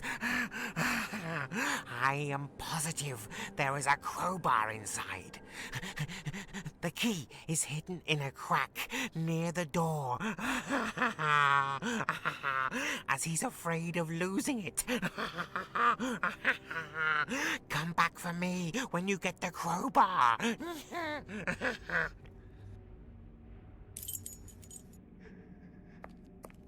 Bring me the crowbar, or I'll scream and bring the entire hospital down on you.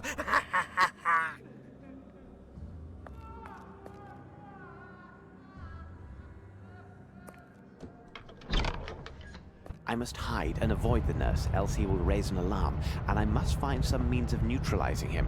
Perhaps I could put him to sleep somehow.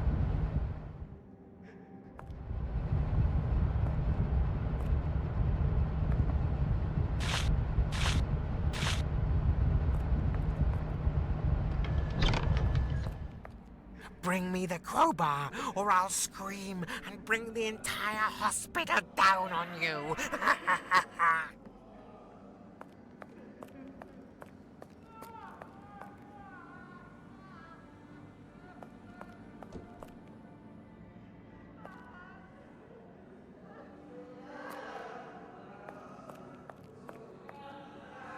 Attention. Reconstruction and installation of water pipe. Dangerous. Do not enter. We shall definitely enter.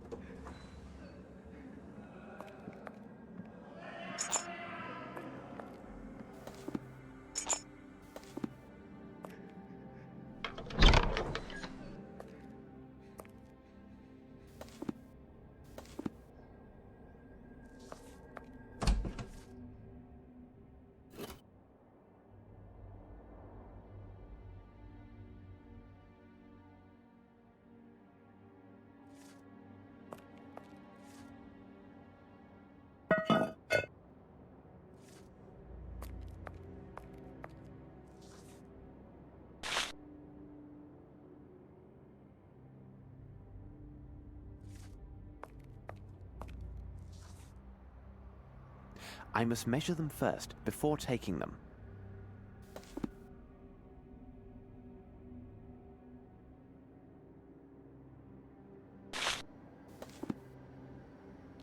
The diameter of this pipe is 18 millimeters.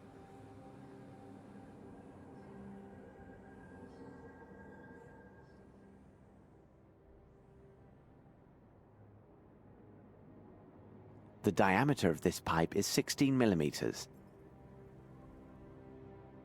The diameter of this pipe is 22 millimeters.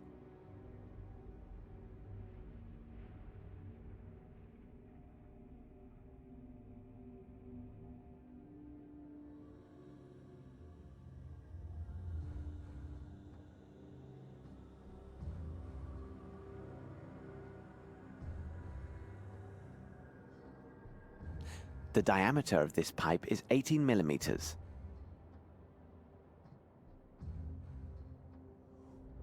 The diameter of this pipe is 16 millimeters. The diameter of this pipe is 22 millimeters.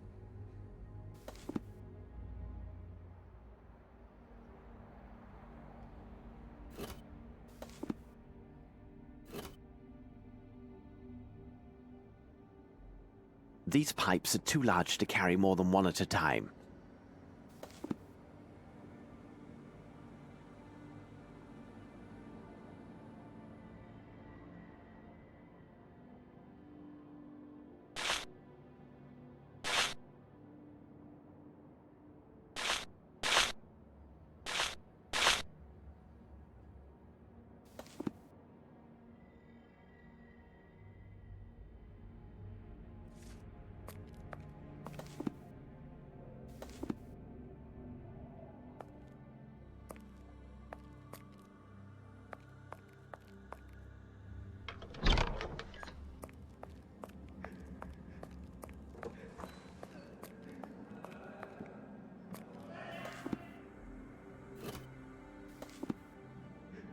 Closed tight. Oh, bless you. And here you are. Greetings. Careful. You best not linger here. If they find you, they will throw you down below. Into the depths. Into hell. What's he doing there? Stop him, quickly! Stand where you are.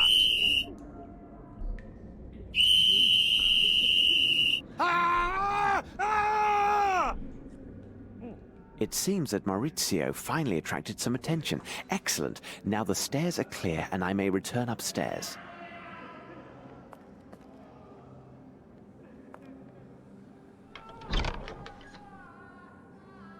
I must hide and avoid the nurse, else he will raise an alarm, and I must find some means of neutralizing him. Perhaps I could put him to sleep somehow.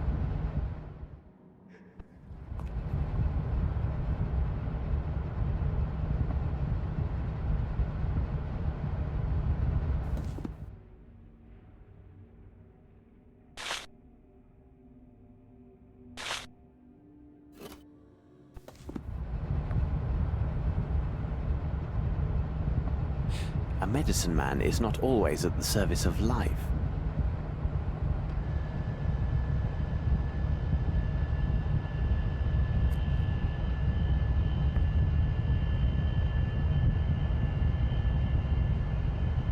An old puppet, almost as welcoming as Fraulein Muller.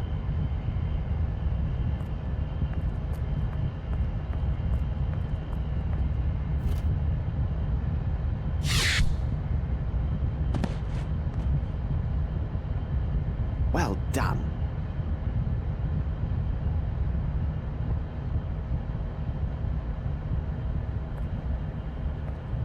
Their laboratory seems to have all the usual equipment. If need be, I can use this.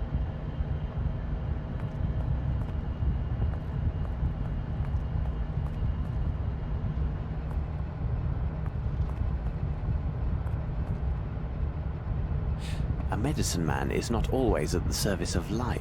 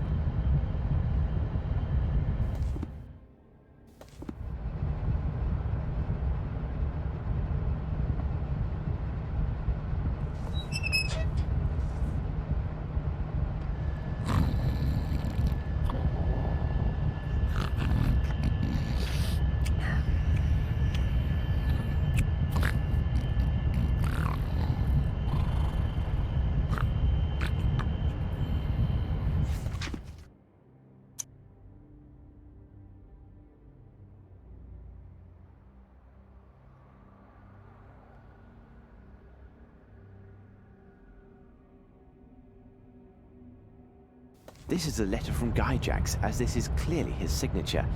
I don't understand. Stones? What stones could he mean? This product is primarily composed of potash, which, if blended in precise proportions with water and chlorine, creates a spectacular smoke. But I will also need a bottle or container of some sort. These cans won't do, they're too large.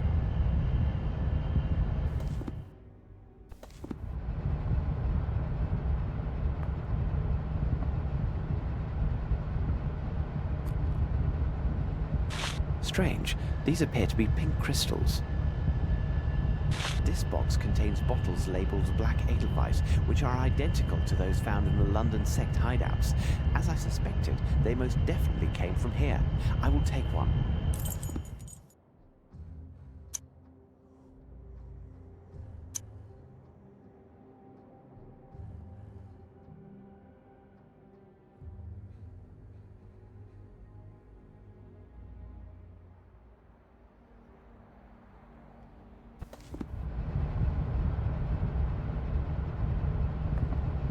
These boxes contain chlorine.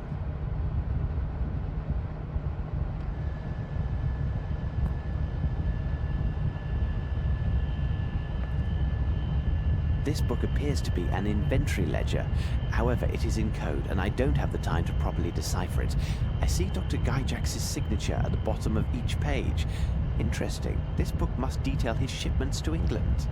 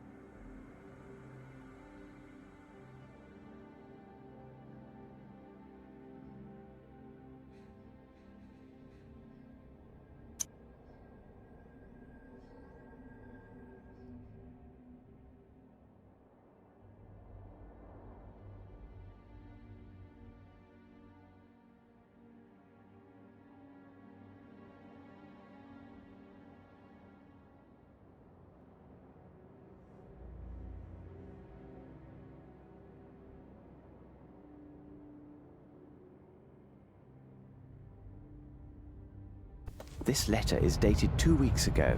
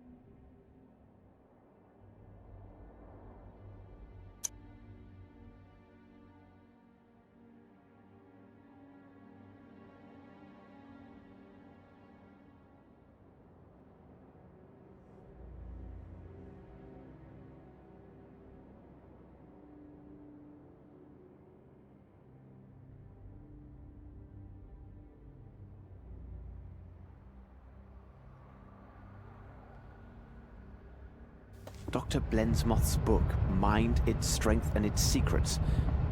Promising title.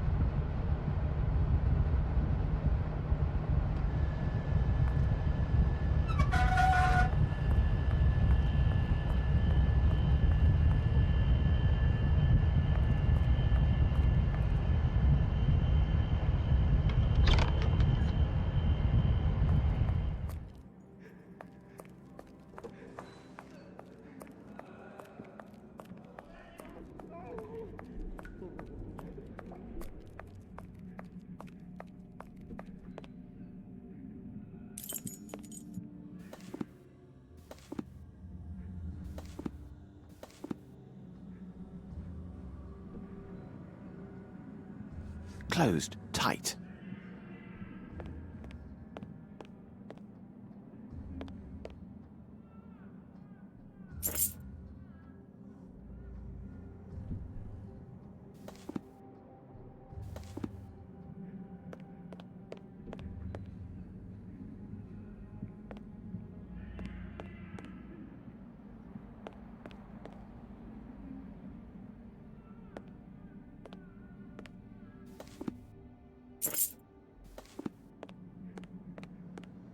I have no reason to go there.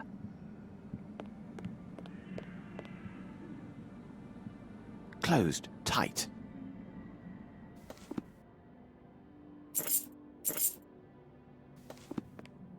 Closed tight.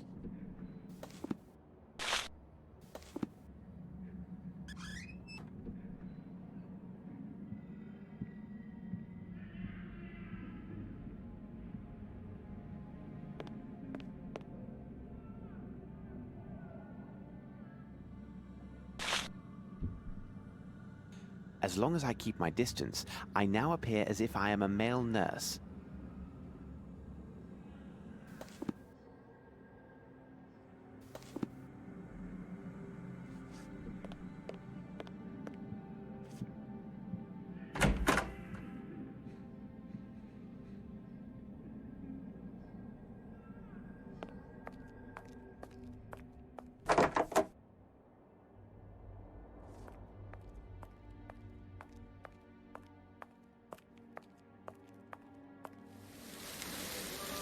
Nurse, make him stop. He must stop that. What is the problem, madam? Bauer must stop at once.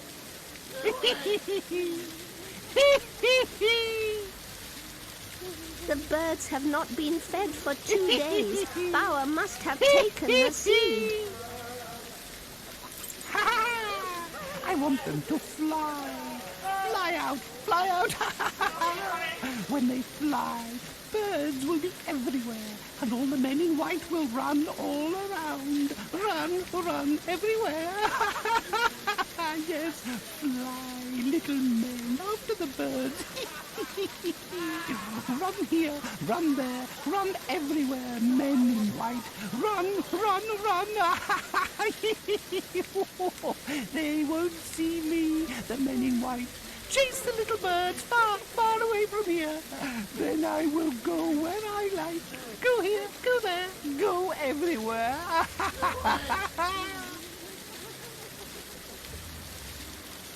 Extraordinary. These are all bird variants that can speak.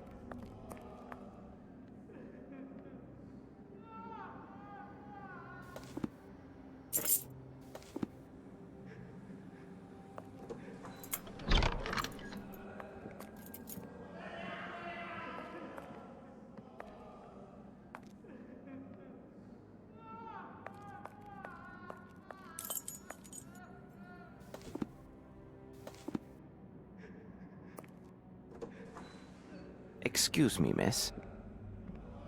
Go away, you swine! Leave, or I'll make you bleed!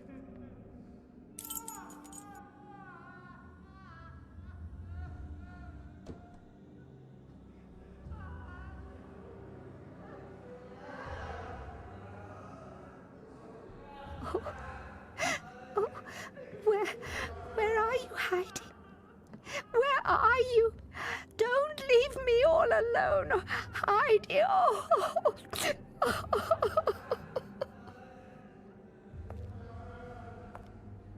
Closed. Tight.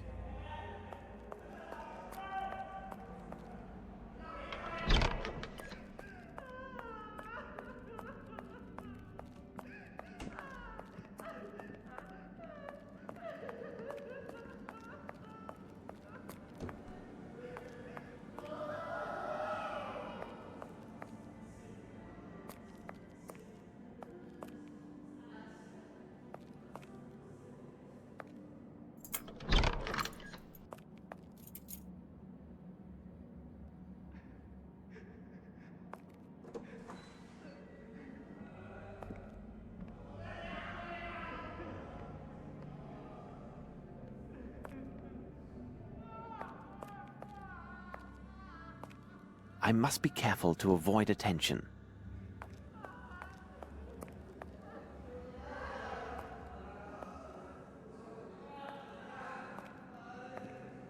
I should find a way to get rid of the nurses so I may quietly move about this floor and speak with the patients.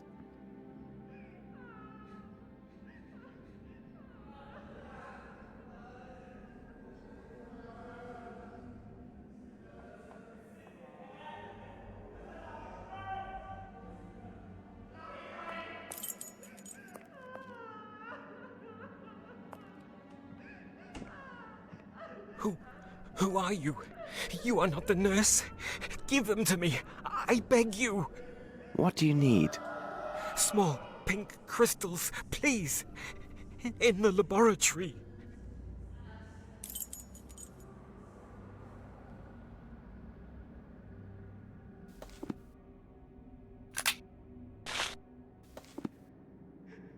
Here is your medicine. Now, please, if I could just ask you a few questions. They must be dissolved in water. Water? Yes, there is some in the garden.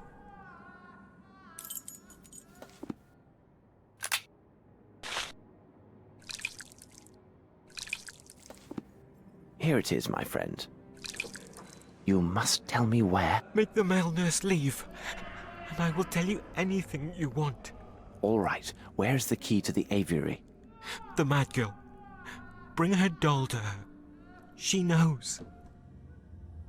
I should find a way to get rid of the nurses so I may quietly move about this floor and speak with the patients.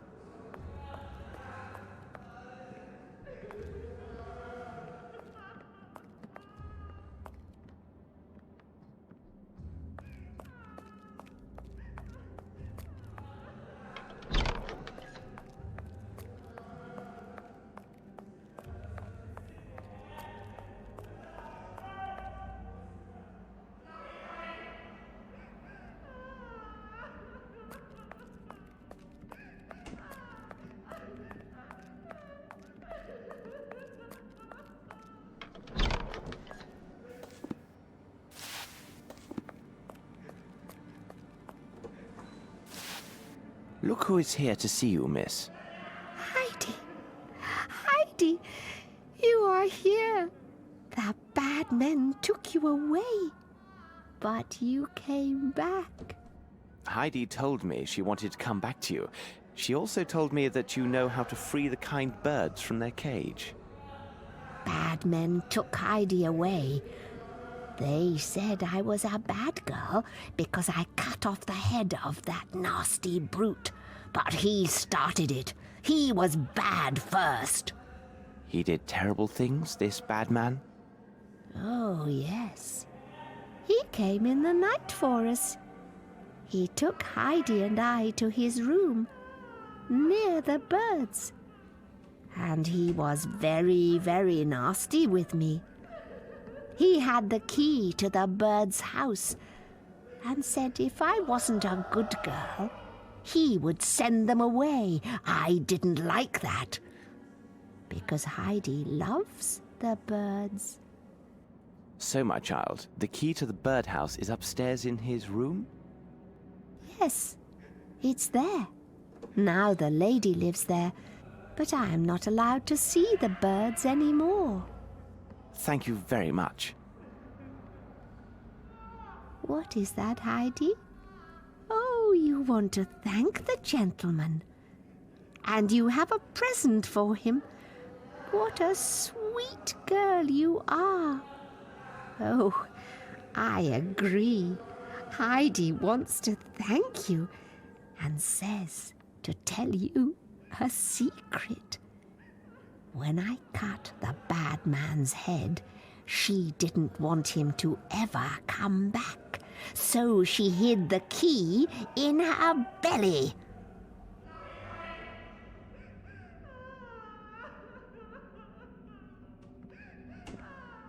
We are in your debt, young lady, and our humble thanks to you, Heidi. Heidi, child of the mountains.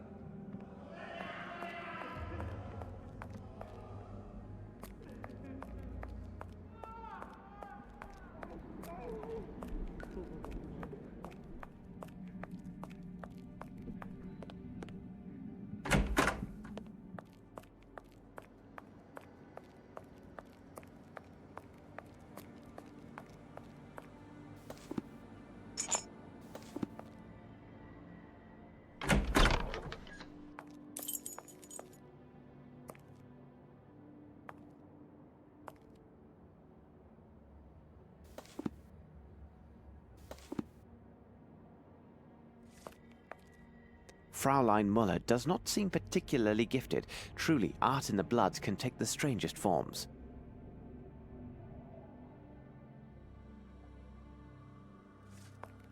A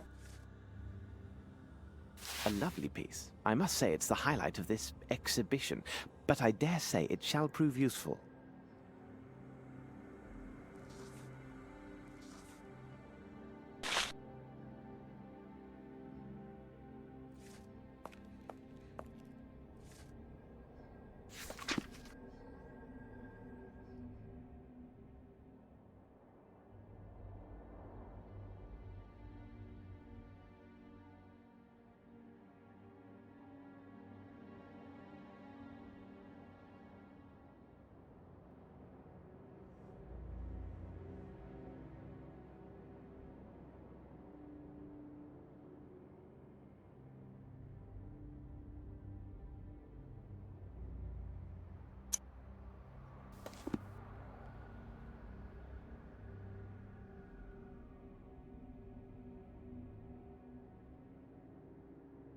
Macrame, a healthy occupation for modern women, by Calipigi Mubala Smith Papadopoulos. And look at this, it is a signed edition.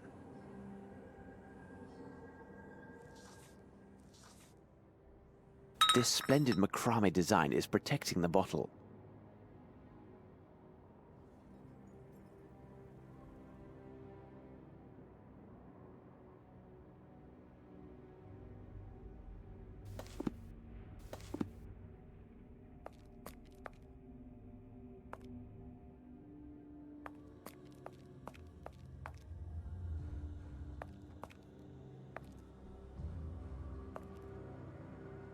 This must be the key to the aviary.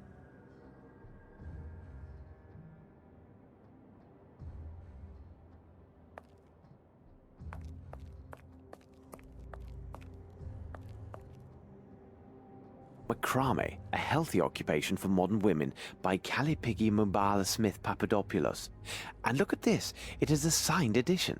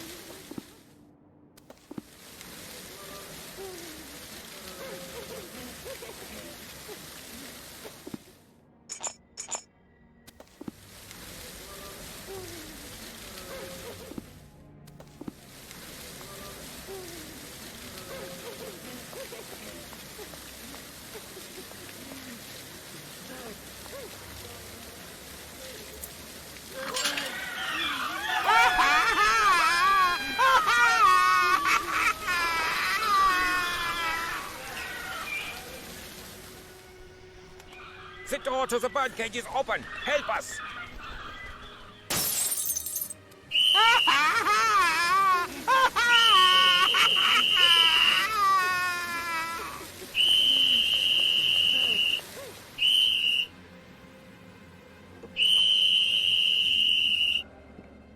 The birds have escaped! Quick! Catch them! Catch them! Thanks to the panic, all the nurses will be elsewhere, as Bauer would say. While the guards are busy trying to catch the birds, I should use the opportunity to search the rest of the asylum.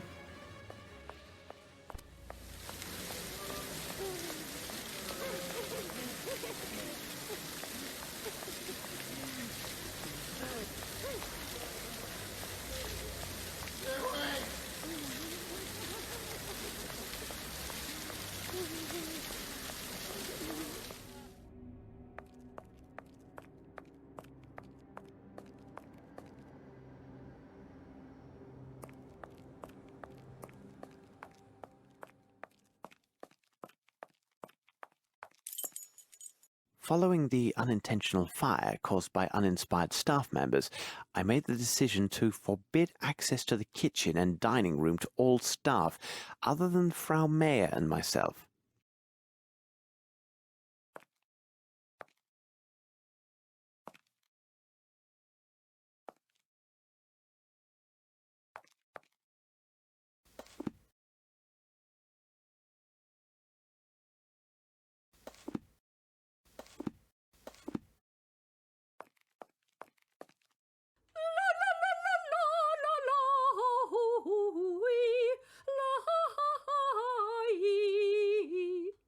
It is necessary to get this dragon to leave, so I can freely examine the kitchen. Perhaps if I can create smoke, she will go into a panic and leave, thinking there's a fire.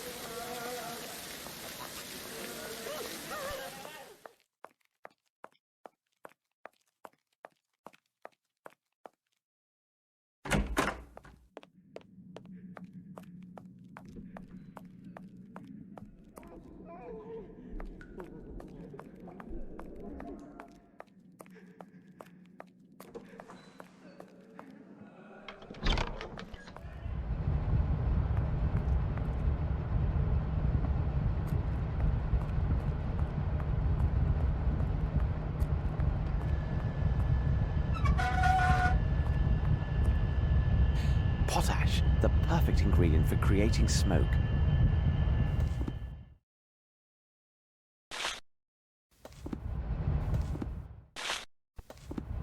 Potash, the perfect ingredient for creating smoke.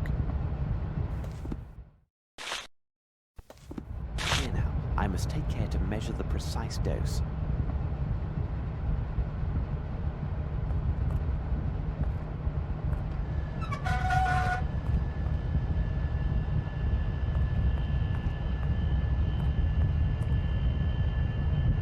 Their laboratory seems to have all the usual equipment. If need be, I can use this.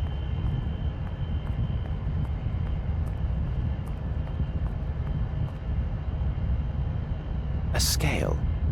This won't be of any use to me.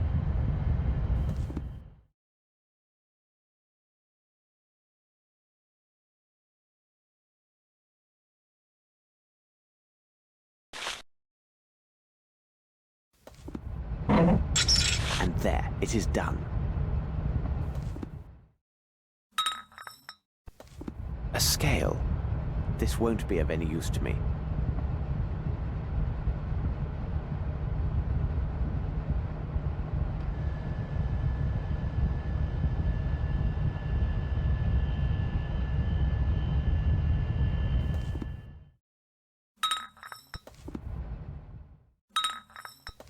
A scale. This won't be of any use to me. Here is the bottle with adequate water. I must calculate its capacity as accurately as possible if my smoking apparatus is to work. Now I know the exact capacity of the bottle.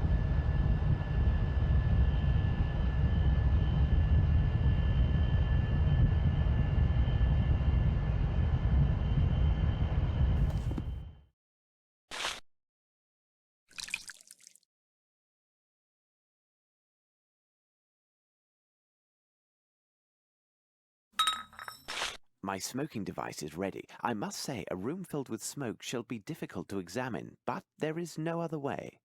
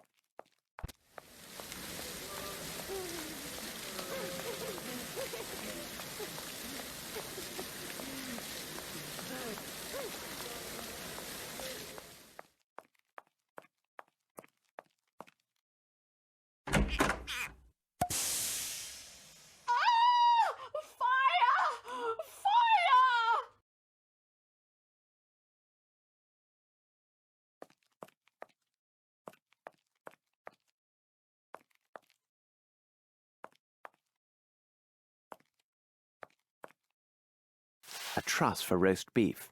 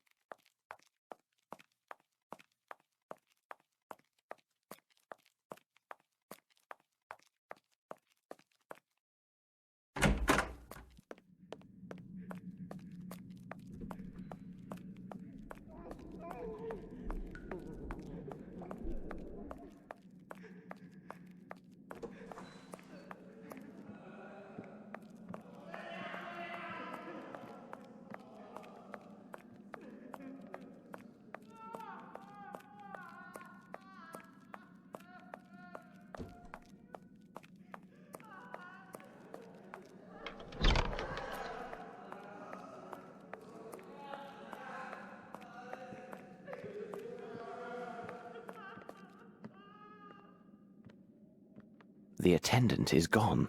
Ah, I'm very glad. But you are not an attendant?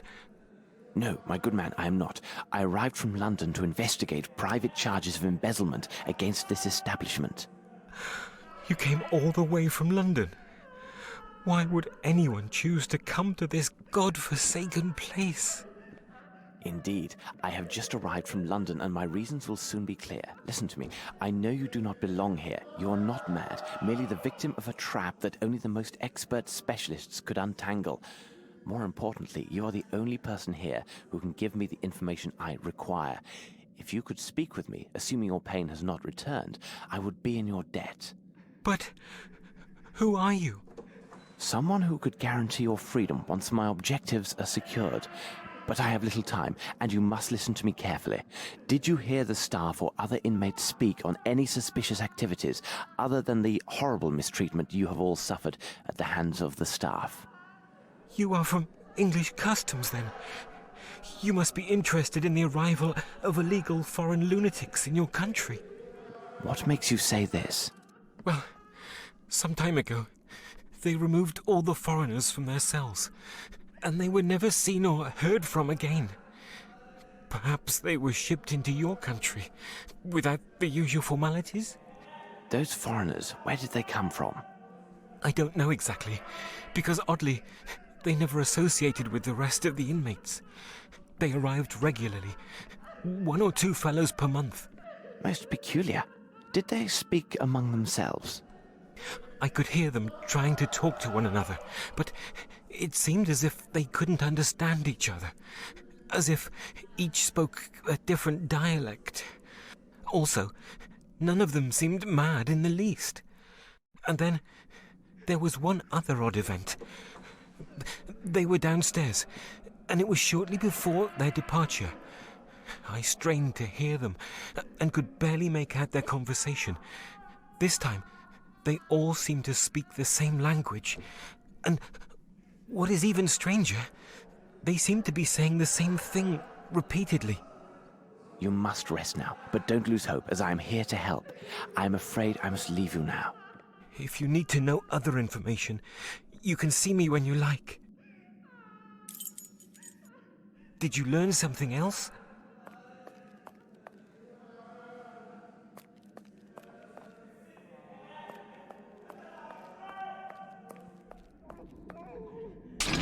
This is meant to be used by 2 people, and here I am alone. What should be done? I have to create a system to use this lever in distance.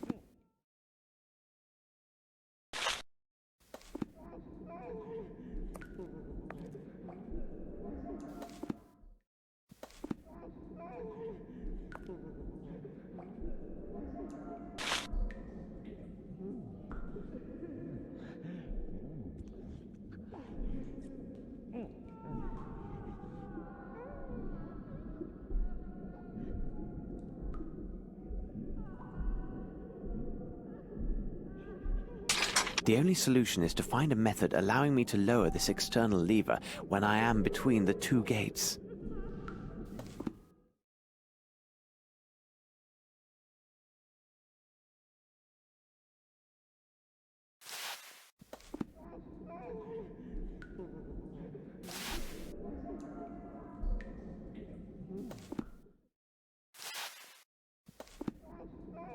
Impossible.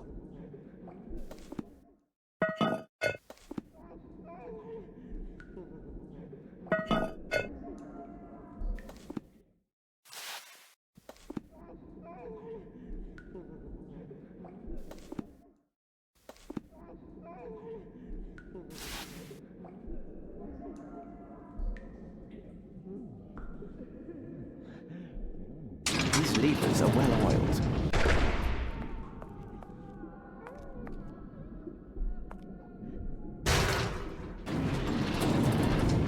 And there, it is done.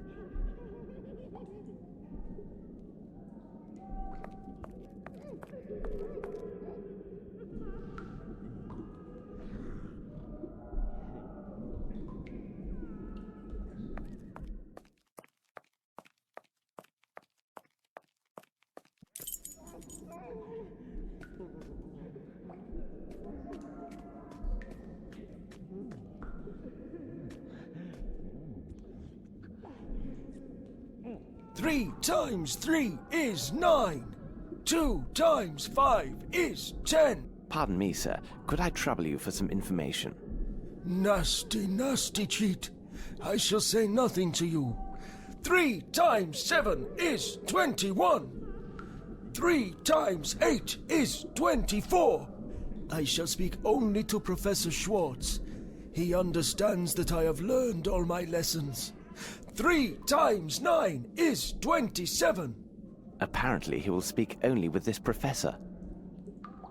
Perhaps the medical files on this man Wolf will be helpful.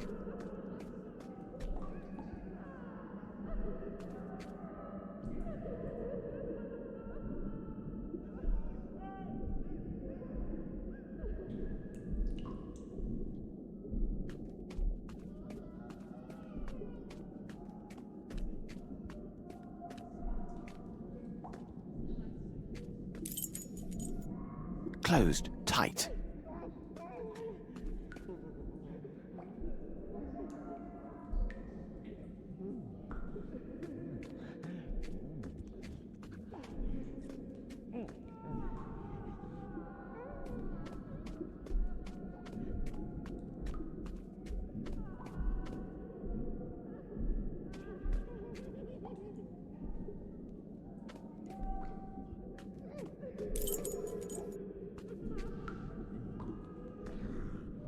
There should be a passageway leading from one side to the other of this wall. Perhaps someone here knows something about it.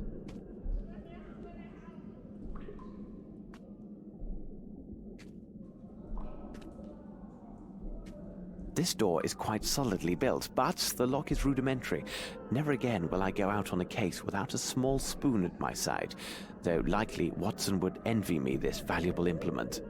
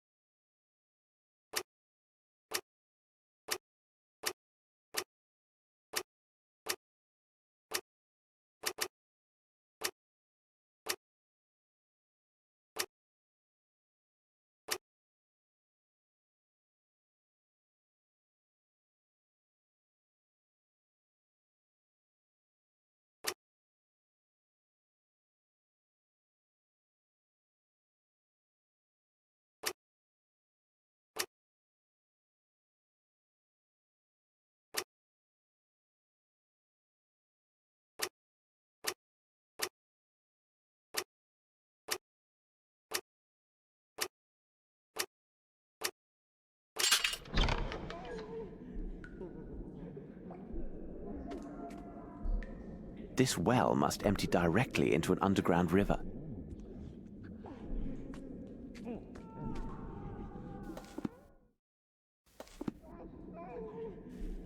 This well must empty directly into an underground river.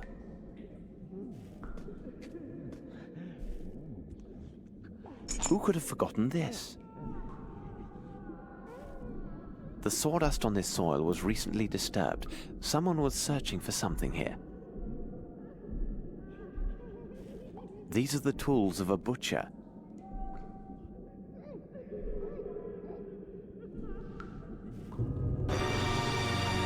My God, there is a body inside. I am glad I spared Watson this horror. This place conceals deeds far more sinister than the mere traffic in dangerous goods.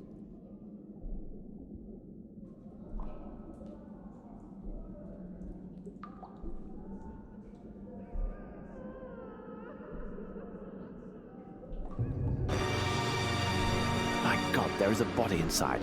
I am glad I spared Watson this horror. This place conceals deeds far more sinister than the mere traffic in dangerous goods.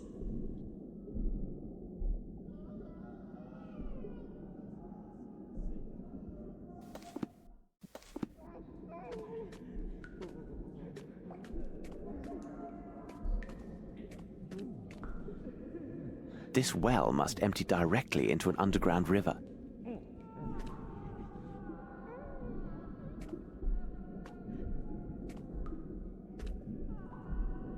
These are the tools of a butcher.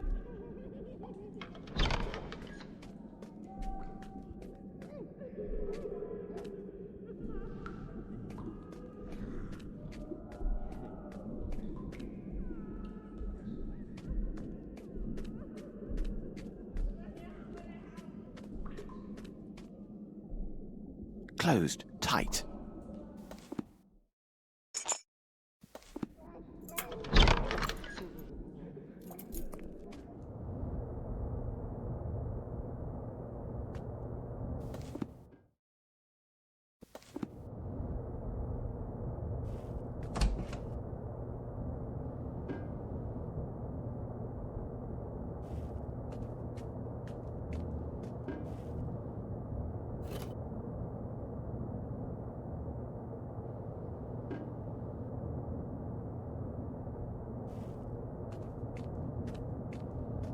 The Worship of Ghouls by Count d'Erlette. I do not think this book would give the reader pleasant dreams if reserved for bedtime reading.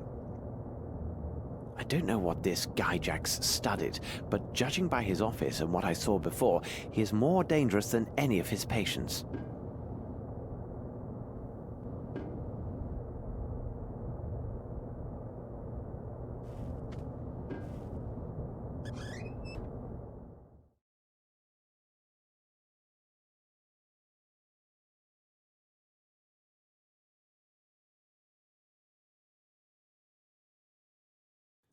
This man seems to suffer from every possible mental affliction. Judging by the date of his admission, he must be one of the oldest patients here. The former hospital director researched his case and mentions Wolf's professor. Apparently, he was the only person of influence with the poor fellow. There is even a portrait of the late professor included in with the reports.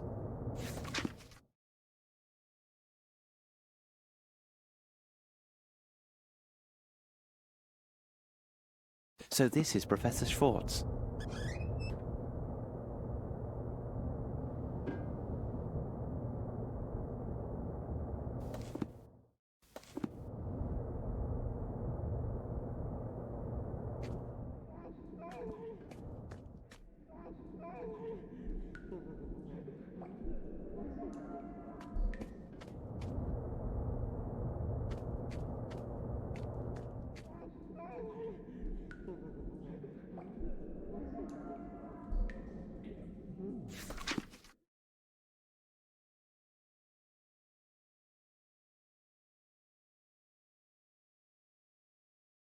A cable from New Orleans sent in the last few weeks. If the shipment of these goods from New Orleans relies upon a transfer of funds from Europe, it is possible the actual exchange won't take place for a few weeks. There may still be time to intervene.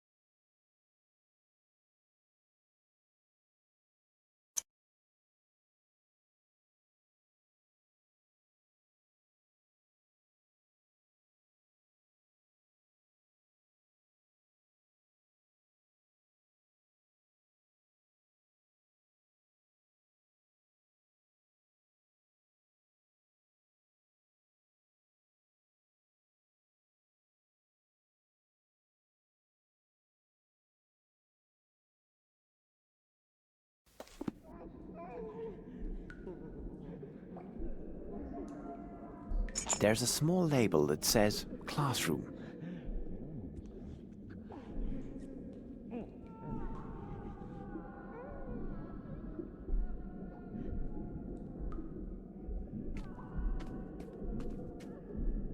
Closed tight. Closed tight. Closed tight. Closed tight.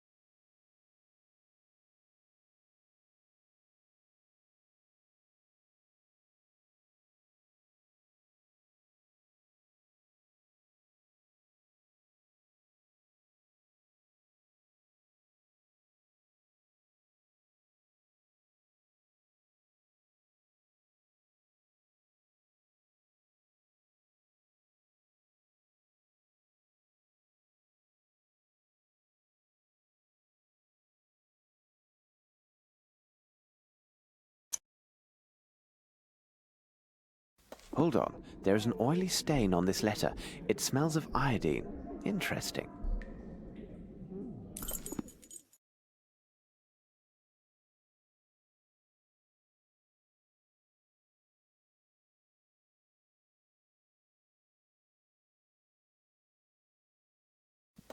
Unbelievable. These letters are from various Swiss banks and show that the doctor made several sales of precious stones over these last months, and each time for higher profit. He must have access to a real treasure. I see numerous transfers were made to an account holder in the Bank of London and another in a bank here in New Orleans. I must take note of these transactions.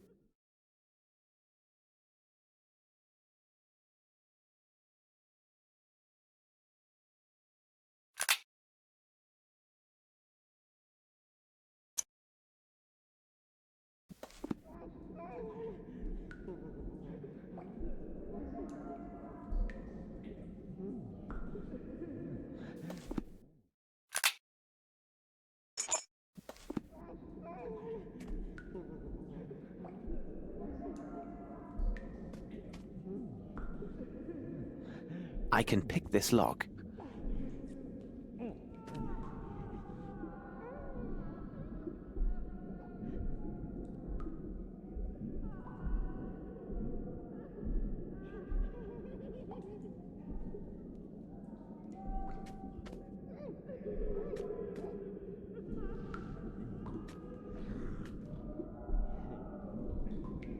I can pick this lock.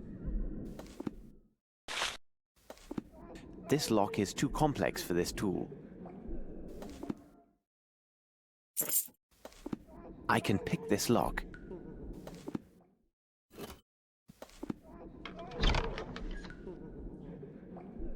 Oh my God!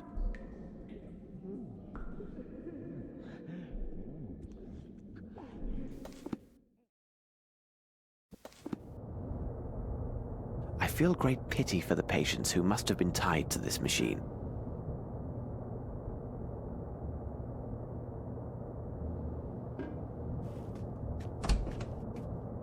What's this? A battery with a crank starter. No doubt used to stimulate his patients.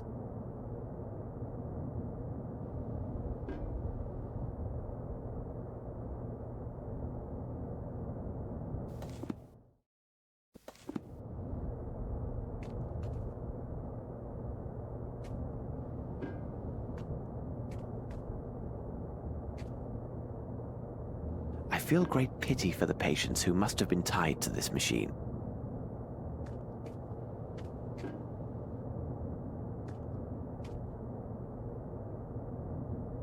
A notebook detailing the experiments conducted by Mr. Gyjax.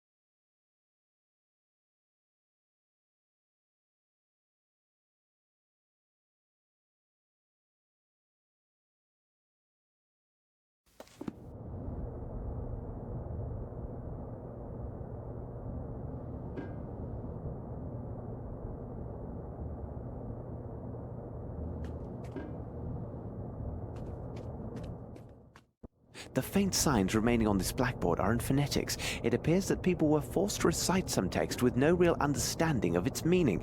It's a pity that the text was erased.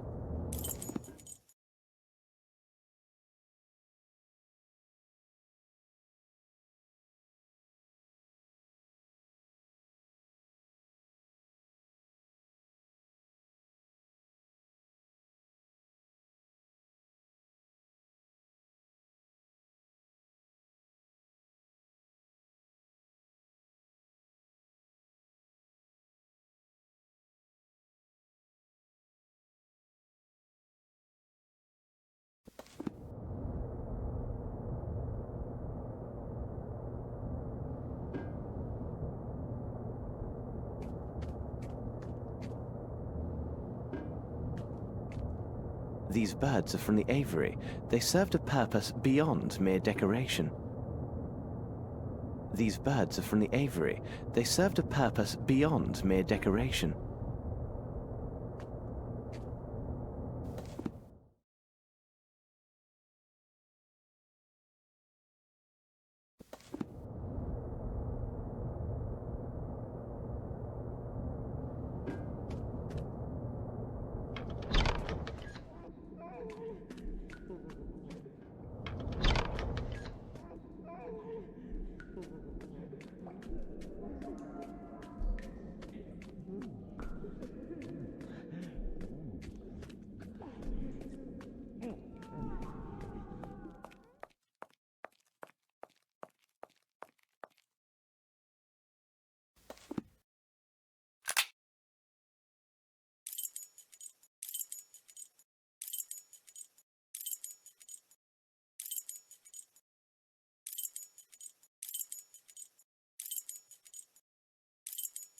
I cannot do this.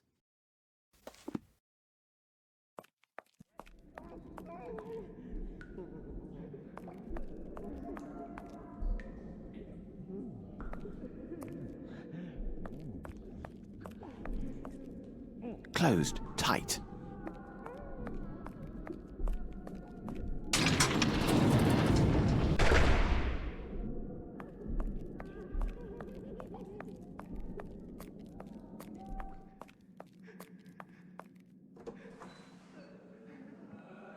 I believe I'm close to finding what I need. Do you know this man downstairs, the one perpetually reciting his multiplication tables? Yes, he is Wolf. But you will get nothing from him. He will only speak with one man, this Professor Schwartz. But I believe he died a long time ago. Perhaps the medical files on this man Wolf will be helpful.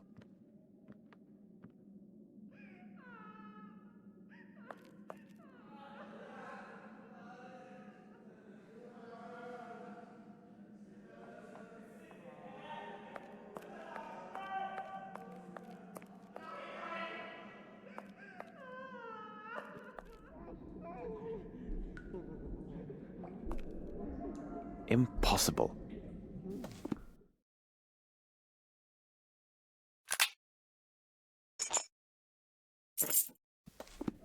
This lock is too complex for this tool.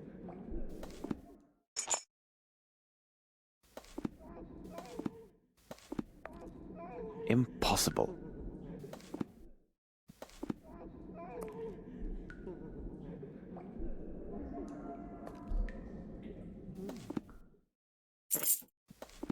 Closed tight.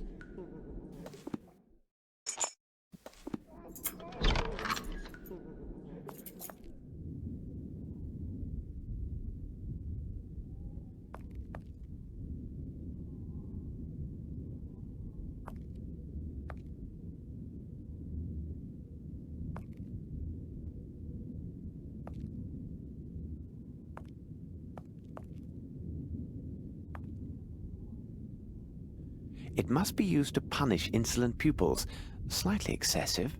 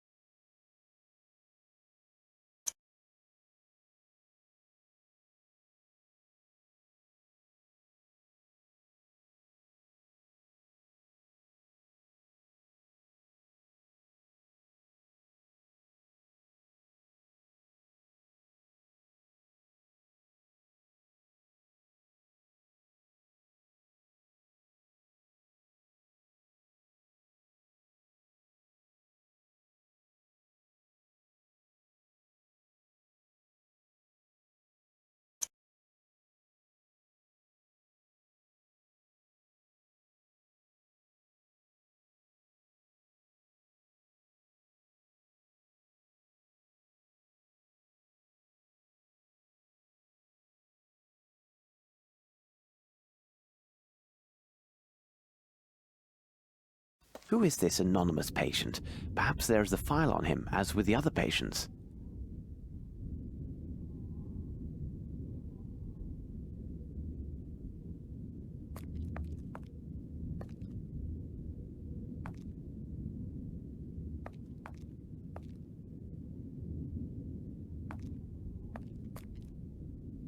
This should prove useful.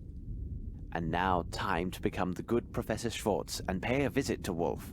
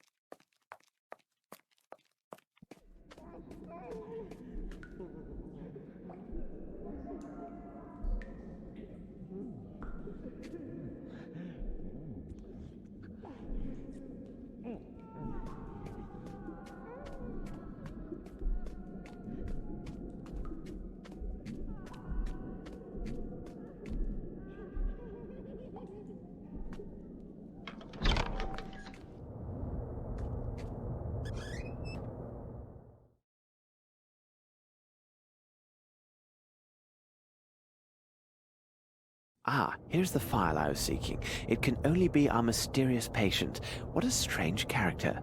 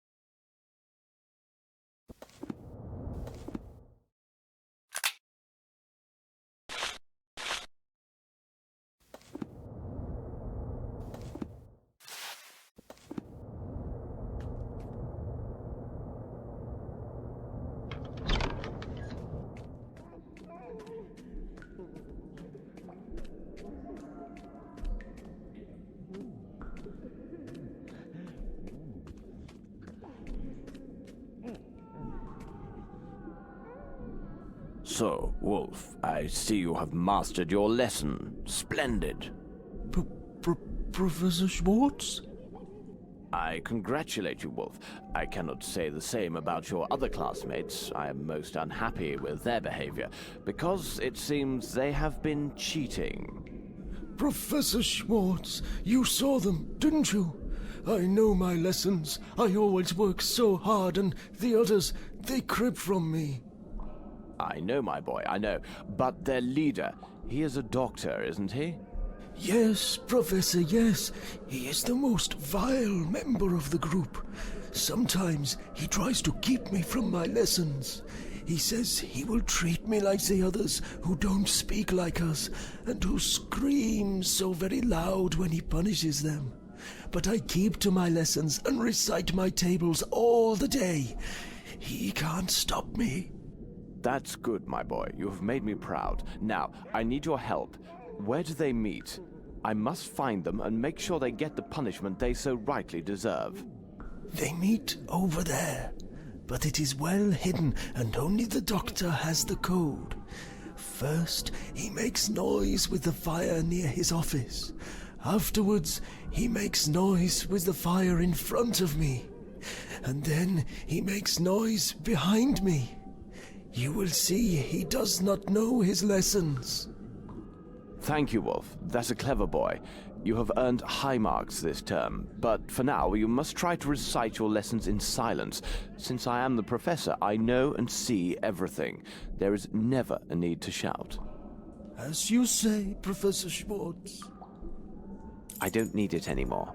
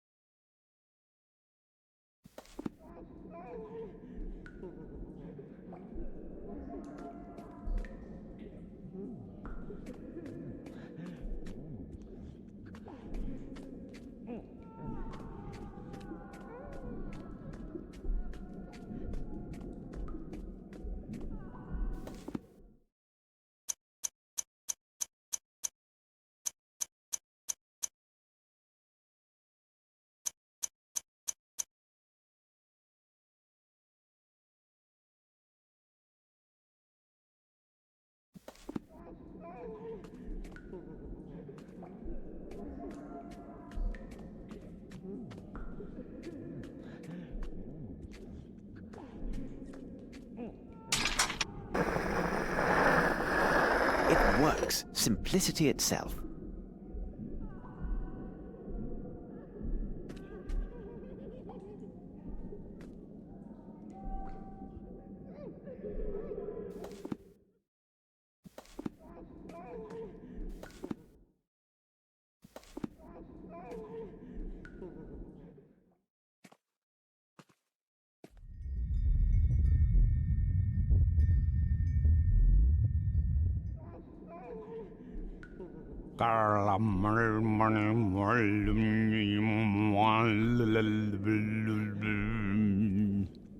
My apologies, but I do not understand what you're trying to say.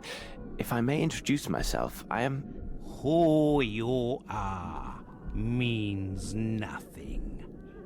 All that matters is your reverence to the One. You came to invoke the great Lord with the speaking, and now I ask you, who am I, you wretched mortal?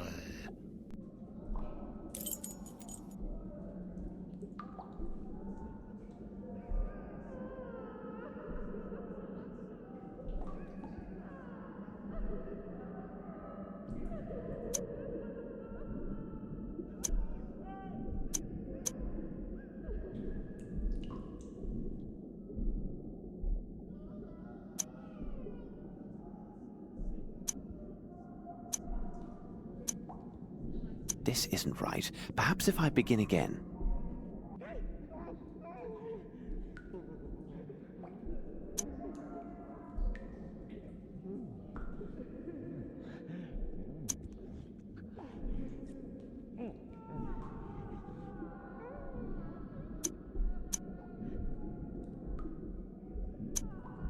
This isn't right. Perhaps if I begin again.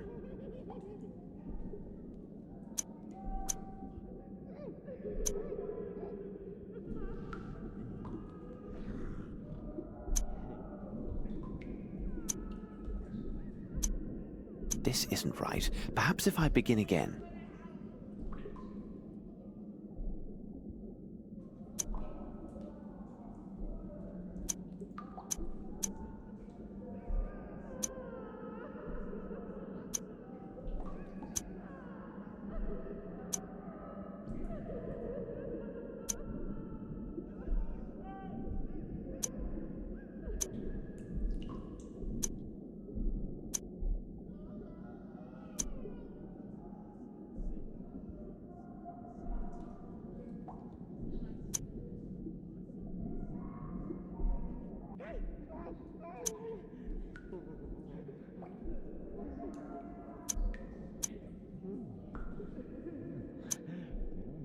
Even your pitiful mind can find enlightenment before serving as food for the servants of chaos. Where are all those poor souls kidnapped in London? And what about the others who passed through here in their travels? Your search is in vain. You are nothing to the great Lord. Soon he will heed our call, when those titans will be reassembled for the awakening of their king. The sleeping Lord shall walk the earth. You and your kind will tear your flesh when you learn how your lives insult the great Lord and Master. You will plead for the abyss, as have all those before you who fed the Great One. Those who give their weak flesh to our Lord cry for his return. So shall you. He has lain dreaming, silent, hungry, awaiting his followers. Tremble in awe. Behold, the Great One returns.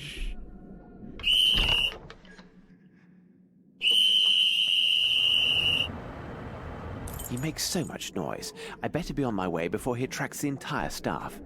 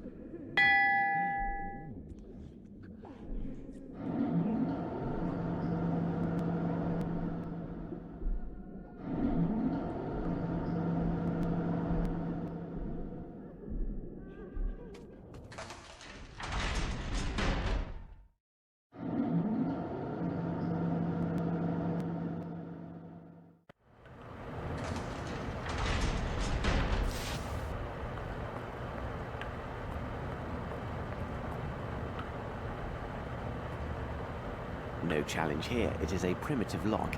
Any simple metal tool should allow me to force it.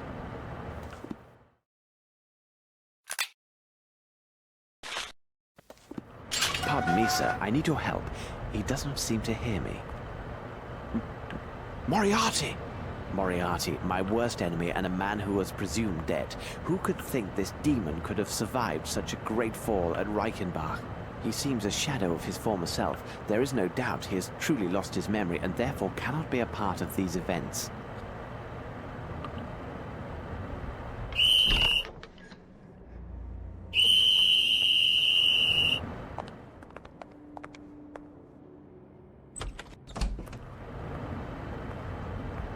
Find this outsider as quickly as possible and bring him to the treatment room. I shall take care of his memory. Professor, do you hear that voice? This man who is speaking to two others, a man of great intellect and ability, who is approaching and is even now right behind that door. You know him, Professor. Come now, Professor. You can't have forgotten so easily. Let me remind you, Professor. I am going to reveal his identity. I will tell you his name. You know him well, Professor. He is... Sherlock Holmes.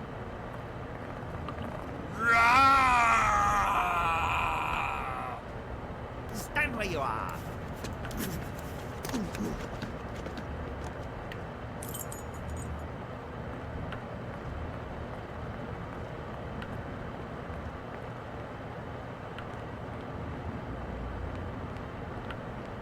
At last, the laundry.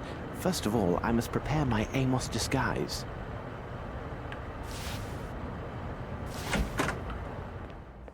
It is the imposter! He is here! I'll sort you out, buddy. Come here.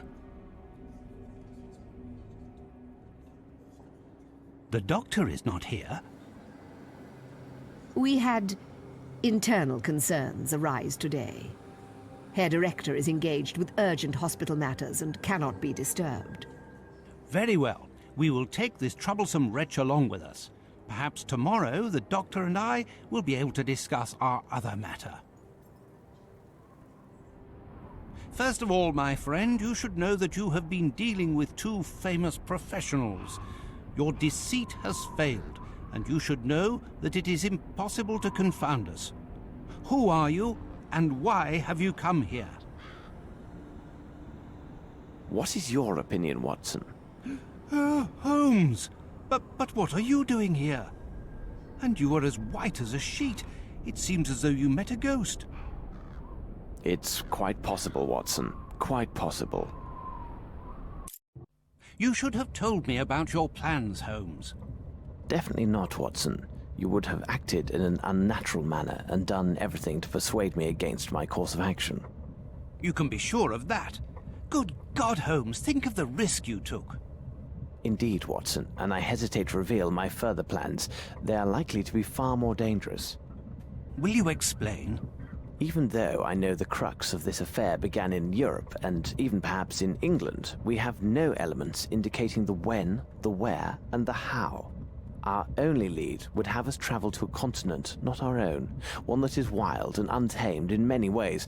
I assume that you now know the name of our next destination.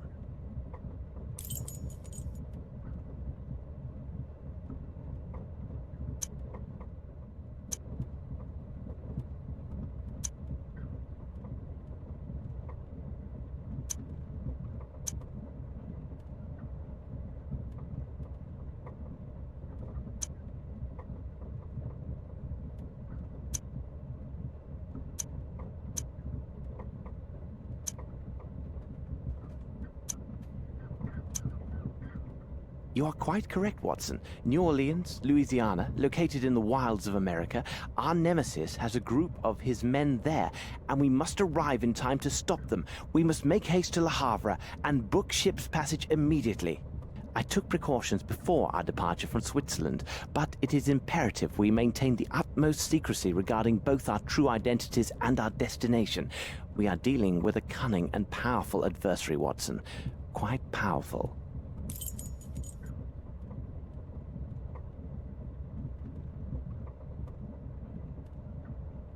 Do you require assistance, young man?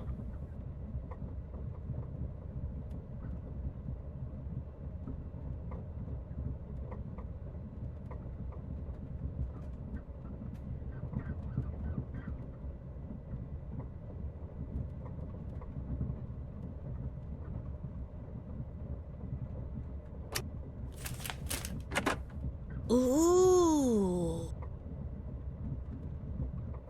Ah, yes, young man. As a Mr. Ho, the big detective, it is often necessary to use all of one's little grey cells to solve great mysteries. Hercule! Hercule! Where are you? Oh, here you are. Naughty boy, come along now. Madame Poirot, your stop is coming soon. An agent will assist you with your luggage.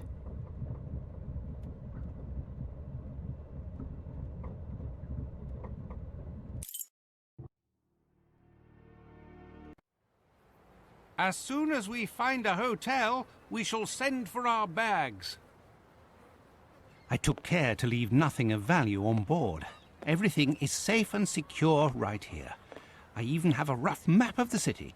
As you can see, Holmes, I prepared for every possibility. And here we are in the New World. A whole continent ready to welcome us with open arms. Is this not invigorating, Holmes? Think of the challenge that lies ahead. Indeed, Watson, but let me remind you that we have few clues and time is not our ally, and countless lives rely upon our success. You are right, Holmes. Perhaps we should secure some local currency with our bills of exchange. At the present, we have but a few dollars at our disposal.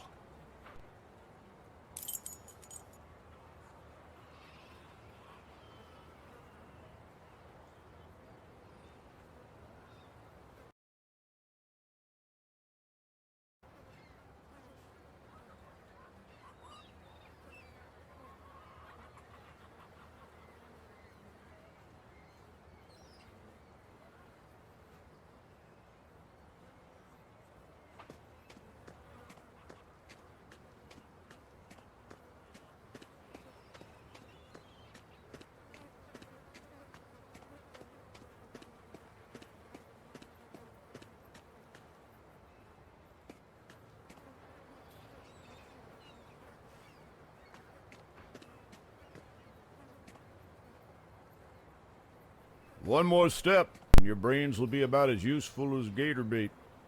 The continent welcomes us with such hospitality, doesn't it? Beg pardon, my good man. Is the bank closed for some time? As long as it takes Mr. Blackman to come back from Baton Rouge with more dollars. You were robbed. Not hardly. We had a jewel sale. When might one expect Mr. Blackman to return? He likely could come back most any day, but he'll be gone 3 days at the least. Is there anyone else who could shed some light on this transaction? You see, we have come from Europe and are interested in a particular set of precious stones. It may well prove to be this same set your bank sold recently. I ain't talking, and I don't know nothing about it anyhow.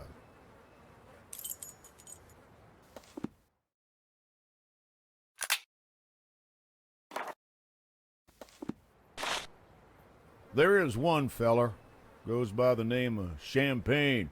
He's Cajun. He knows everything that goes on around these parts. You can most likely find him near a pile of planks at the end of the pier. Everything has its price in America. Isn't that what they say? I told you once, now don't rile me. Get lost.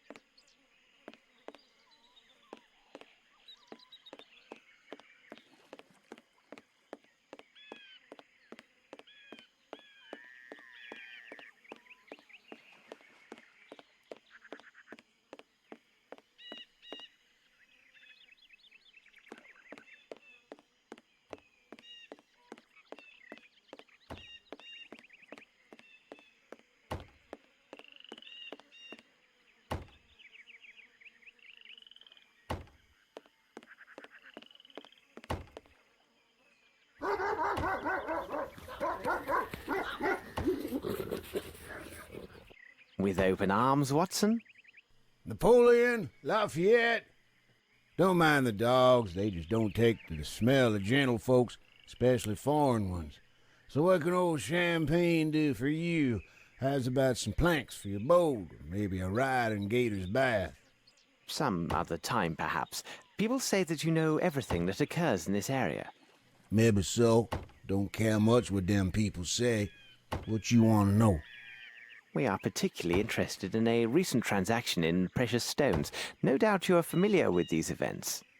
For sure that's true. Now that you say it, I reckon I heard of some swap for jewels. I would help you out, but my poor brain's like the train with no coal. What you want me to do? Now, there's a bottle of some champagne or this and that. Old Champagne will have a thing or two to say to you.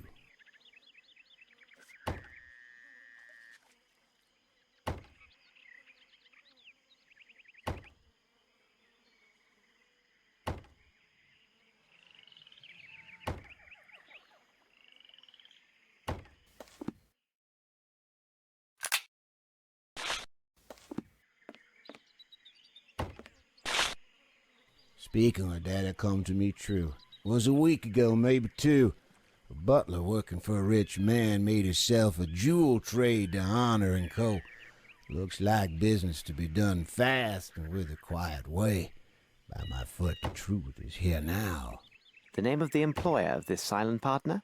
He go by the name Honestson. He from far up the bayou into the east. He got some crazy notions, that'n. They must be all like that where he come from. No doubt. One other matter. During the last few days, have you noticed any strange ship movements, especially regarding those taking leave of port late at night? You did right by old Champagne, so I tell you true. 5 days ago, a ship, she weigh anchor in the middle of the night. She took sail right after a mess of folks brought a lot of boats to meet her and charged on board. These all came from the swamps. Could be toting contraband. Anyway, left for the old world for sure. Old Champagne keeps to his own self. No reason to know nothing more. And advice to you, stay clear. Those that sticks their nose where it don't belong end up feeding the gators round these parts. We shall consider ourselves duly warned. Good day. And if you wants to go for a ride in the bayou or something else, old Champagne treats you right. I take dollars, bottles, you know what, right?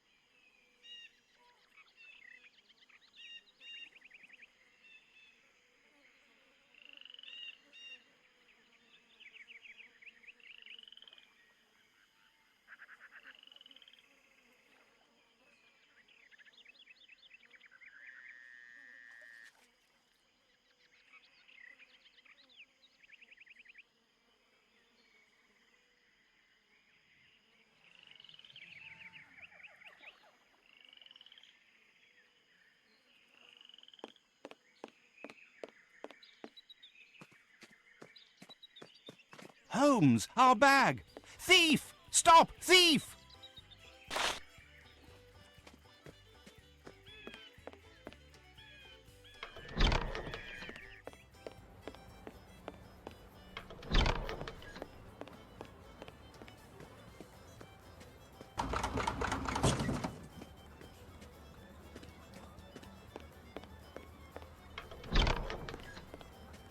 Stop!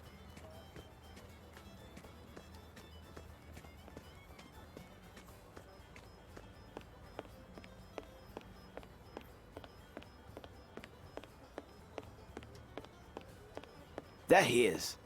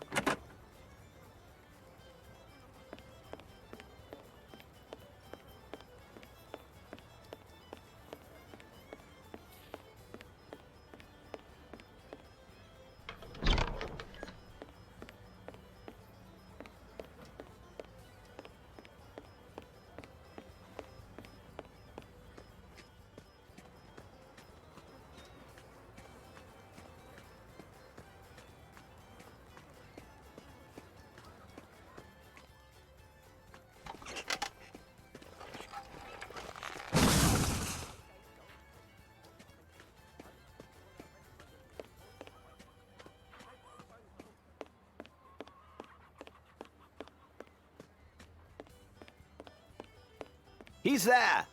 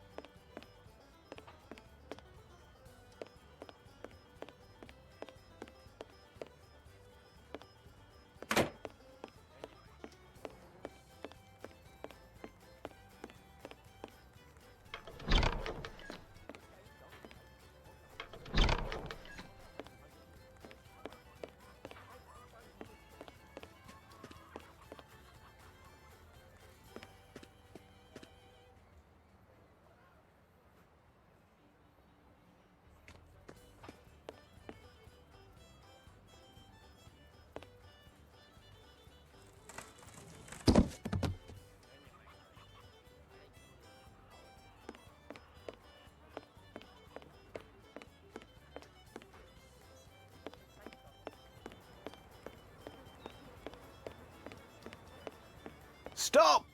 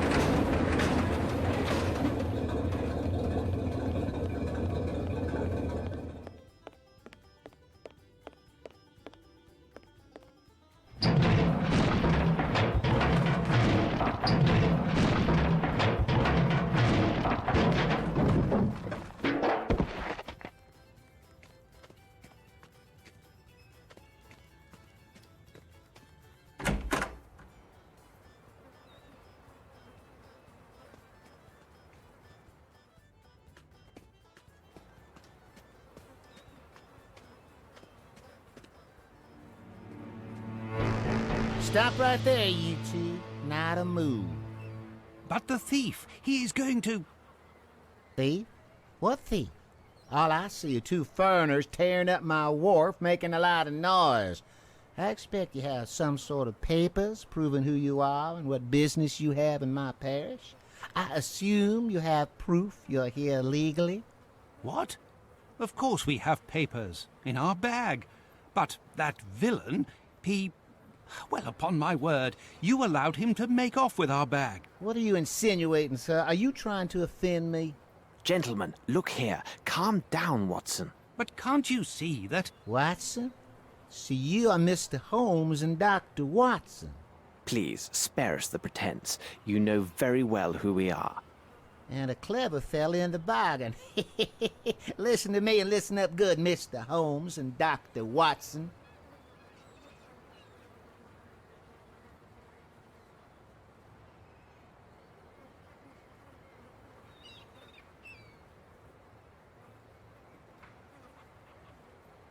You will leave tomorrow morning for Europe on the same ship that brought you here.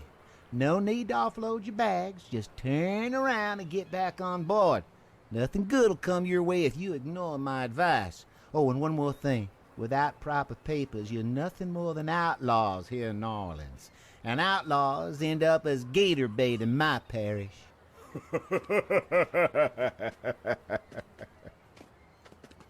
With open arms, was it, Watson? Holmes, enough. It seems they were warned of our arrival and waiting for us. Let's find the wealthy side of the city and the house of this Arneson. Come, Watson, time is not our friend. Watson, let's pay a visit to this Arneson.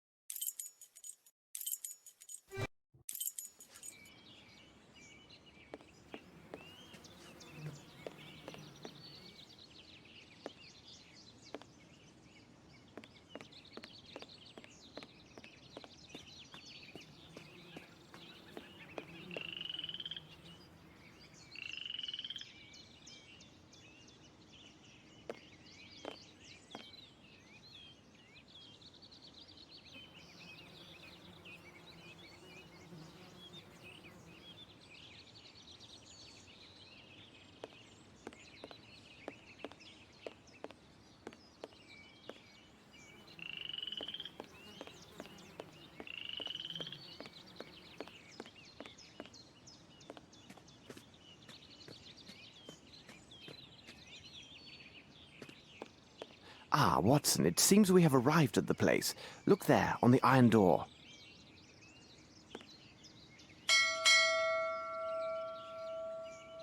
Looks like no one is here, Holmes. It's a pity, Watson. This is our only lead.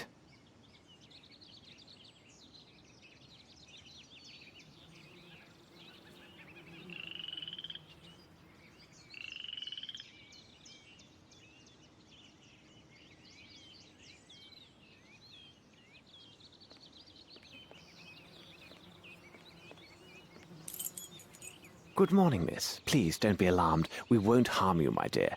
What is your name? Eula, sir. Lovely. When we arrived here, you were looking through this gate. This is the residence of Mr. Arneson, isn't it? Do you know him? Yes, sir. Do you know if he is at home? Don't rightly know, sir. Watson. Come now, don't distress yourself like this. Why all these tears? Because of my little brother, Davy. He serves with Mr. Arneson, and been more than 5 days since I heard from him. Perhaps he went on a trip with Mr. Arneson. No, sir. Tain't likely. I serves at the Gallagher's just the other side of the road. If they had left, I would have seen them. Something bad has happened. I can feel it. But if you were so near, surely your brother would have cried out for help if there had been any real danger. No, sir. Davy, he ain't like you and me. He's right smart in some ways, but Davy can't talk. Not a word. Besides, most evenings, we visits and sees each other across the stable door. It been more than 5 days since he been there. Oh, sir, I be mighty scared. Something has happened to him. I just knows it. Miss, take us to this stable. Watson, I think this place is indeed isolated, and therefore quite vulnerable. There it be. I'm gonna go wait on the road. That way, if my mistress calls for me, I can hear. It is hardly secure, Watson. Regard the lock. It has a primitive wooden latch, which is also quite flimsy.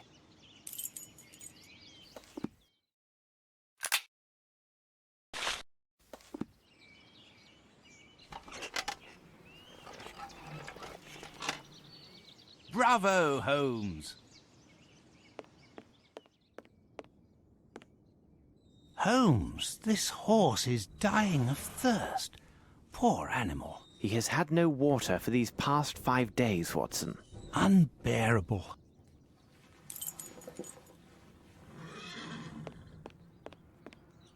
This should prove useful.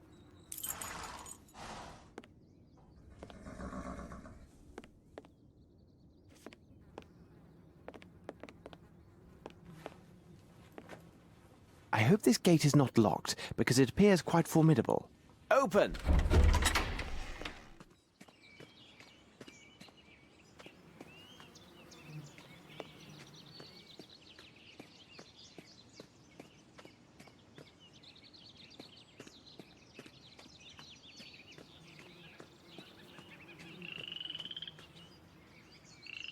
This should prove useful. This should prove useful. This should prove useful. Observe, Watson, these beautiful, well-tended flowers. Someone must care for them.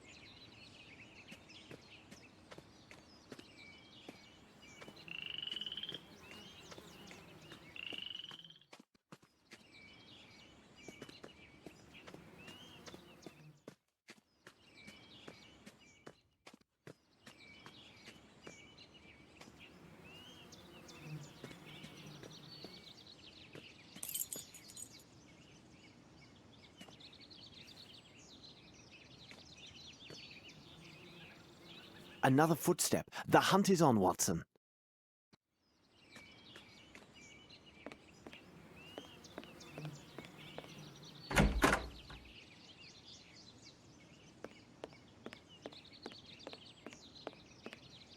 Closed, tight.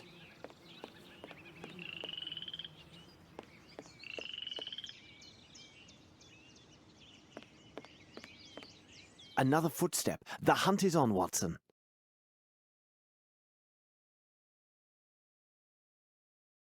Blood.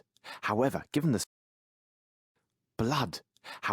the small amount, the wound should be superficial. Wait, this is interesting. There is a trace of mud here.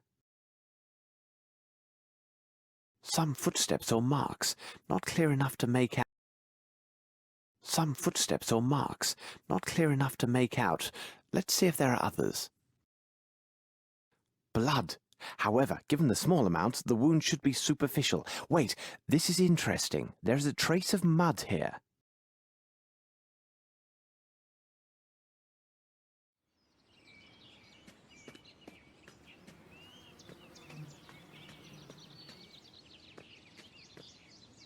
Footsteps.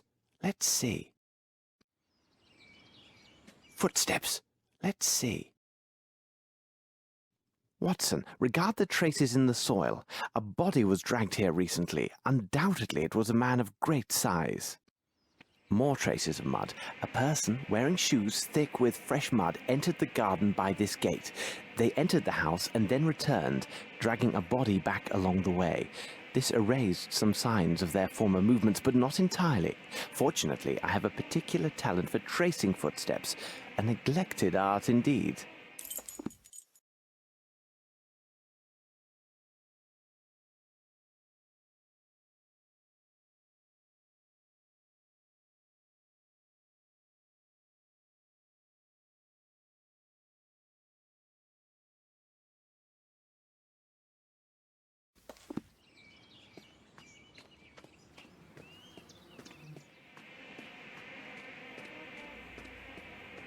Ah, Holmes! There are thousands of these mosquitoes. We must turn back, Watson, or we shall be devoured.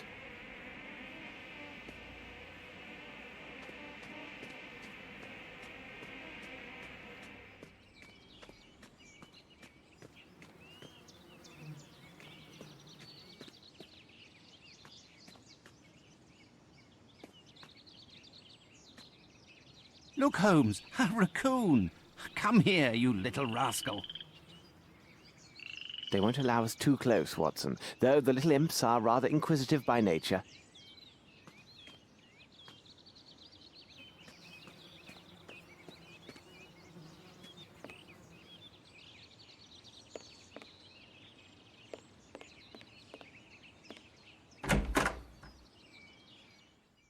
What a wretched smell, Holmes. Quite wretched, Watson. It is the foul stench of death.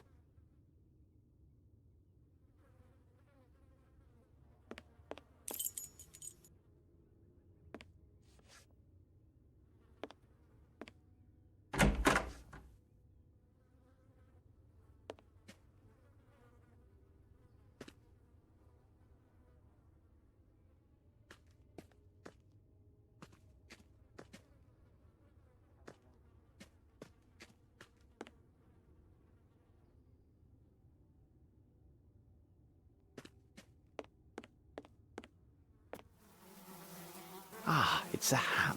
What a delectable aroma. If only I were hungry.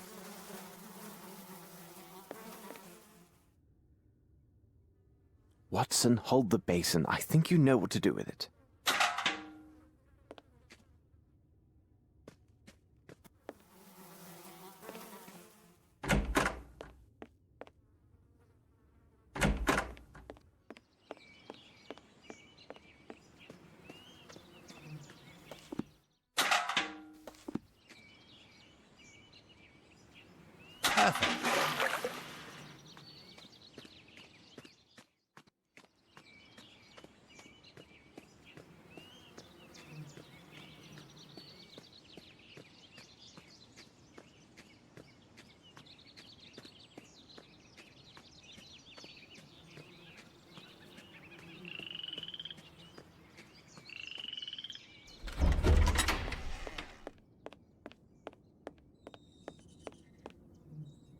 He can barely move.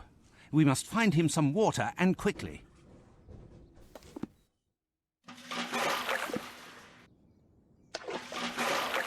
Easy now, fellow. Drink up.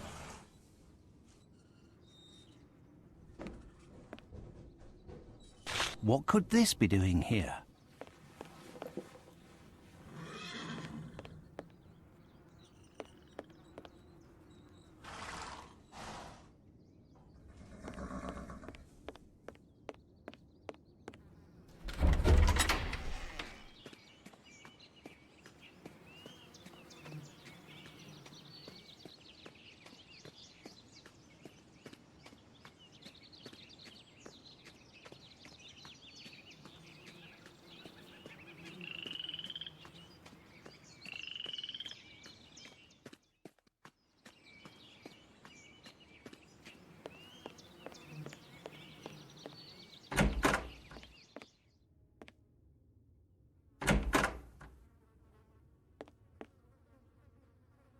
Here you are, Watson.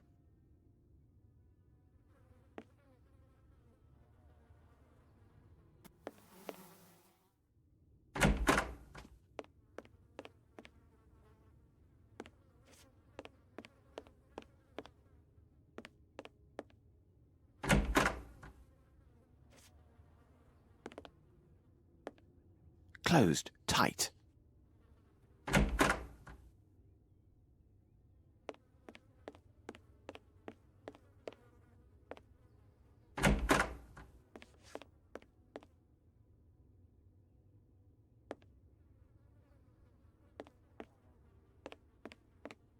Anson, with his servant, no doubt.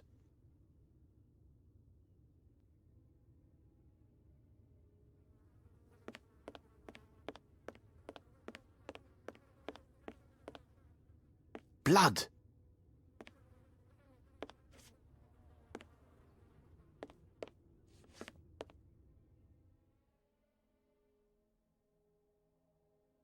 What's this? Someone placed their hand near this footstep. Judging by the size of the fingers, it seems to be a youth. Why would they lean down here? Of course, to pick something up.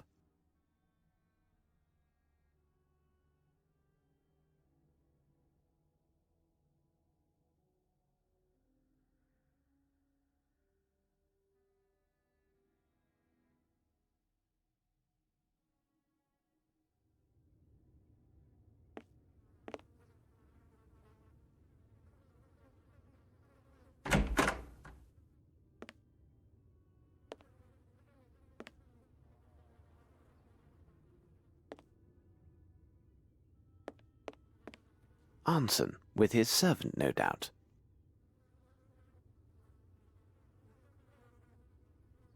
These clothes belong to a servant, and judging from their size, he is a small man.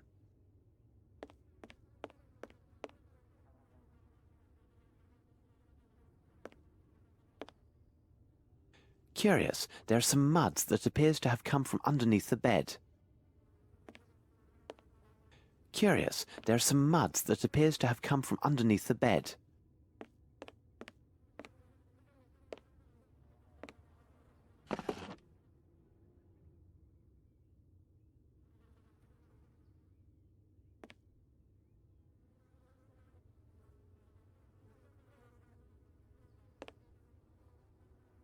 Yes, there is something here.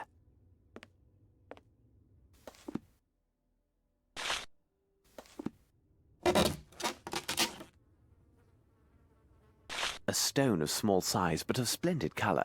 It seems to have no flaws, and I doubt that it originated in the American continent.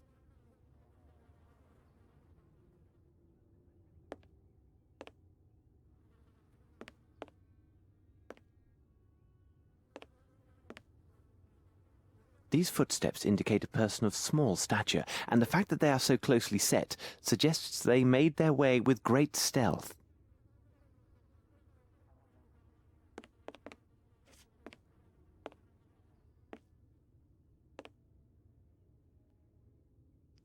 This blood on the ground came from a deep wound.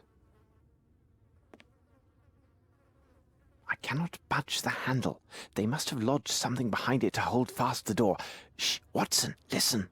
Whoever you are, open up. We mean you no harm. Open the door, for God's sake. It's a matter of life or death. This is useless, Holmes.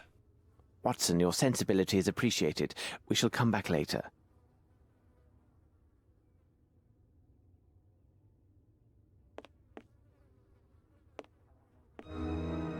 Watson, what do you make of this? What a horrific sight. It has lain here for at least a week.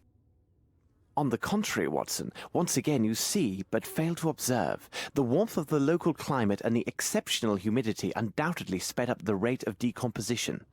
Based upon my calculations, the body has been here for 5 days.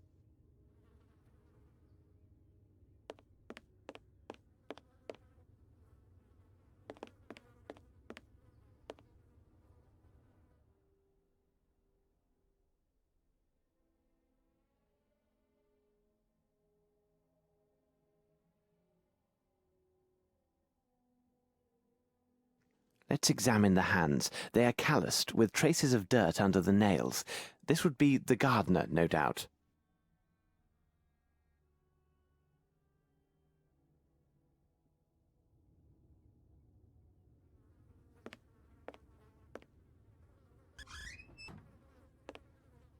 Champagne.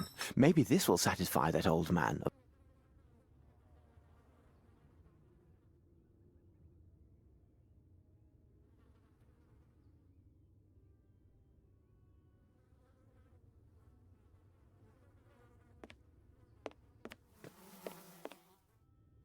This must be Arnson. He appears fond of cigars.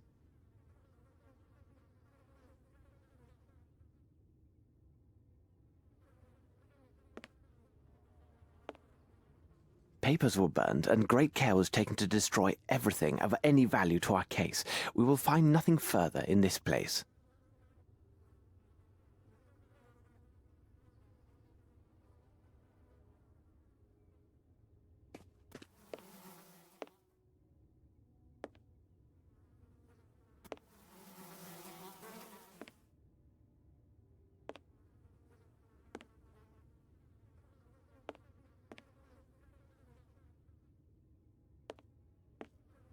blood.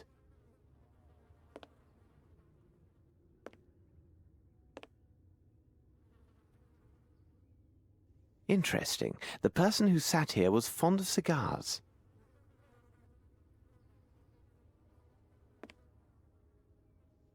They killed the man who was sitting there, and the trail of blood begins here. So this would be the body they dragged through the gate.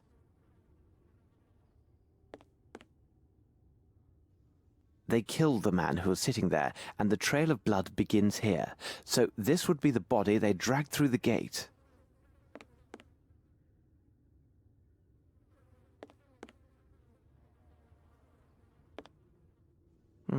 The person was struck with a sharp object as they entered. You can see the trail of blood that continues past the staircase.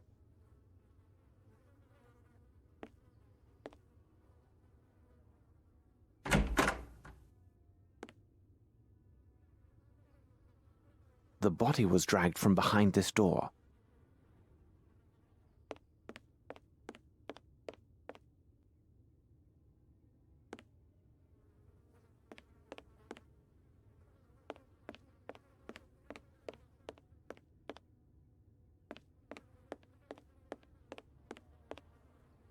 Closed tight.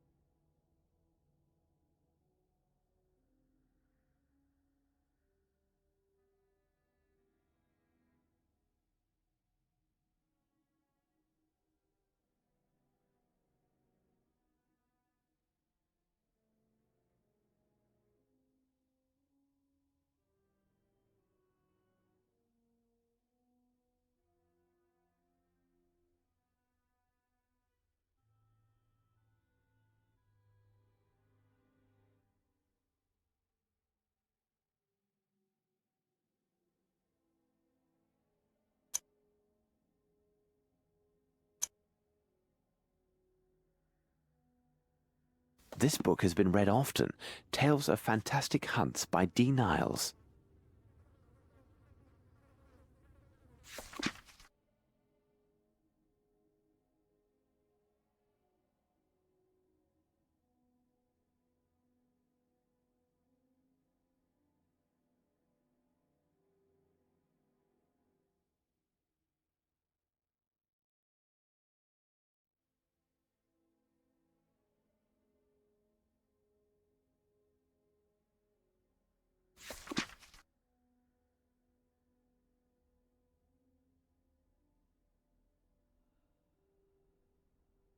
Ah, a book on the fauna and flora of Louisiana.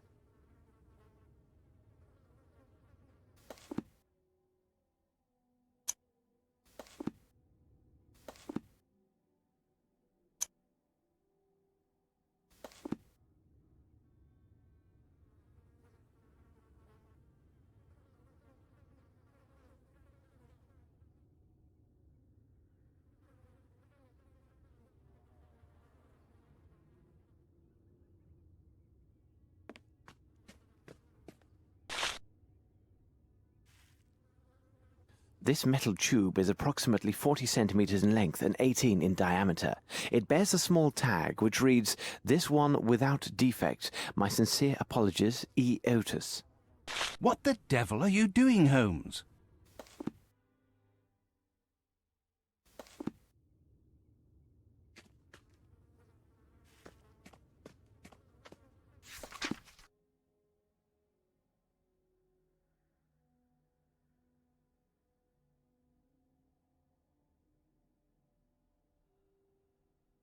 A newspaper from 5 days ago.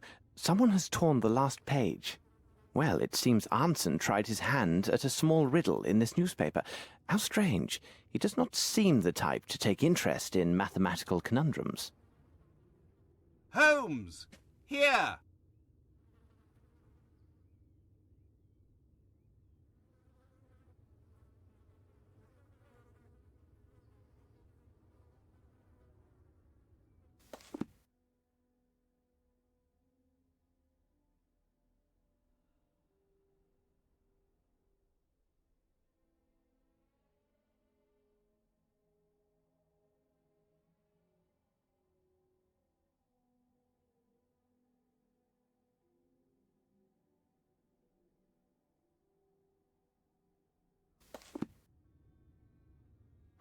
Very interesting.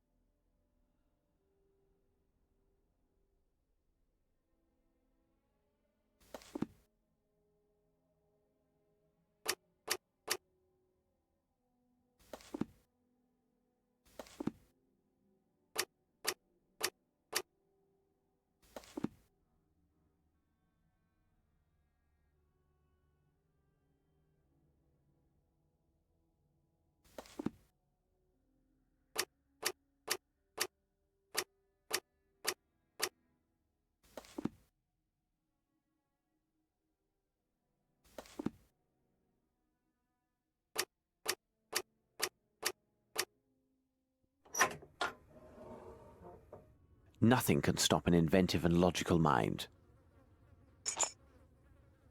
Bah, it's only an air pistol.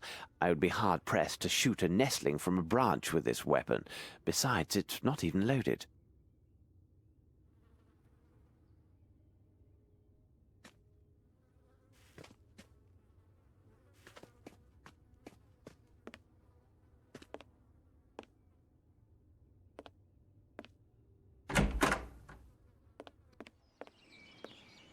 This should prove useful.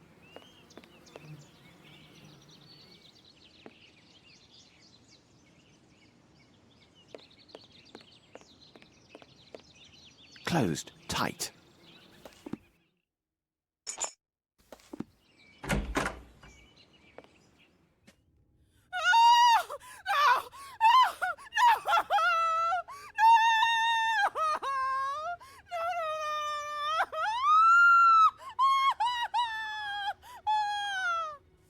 Watson, that's shouting. Something is happening.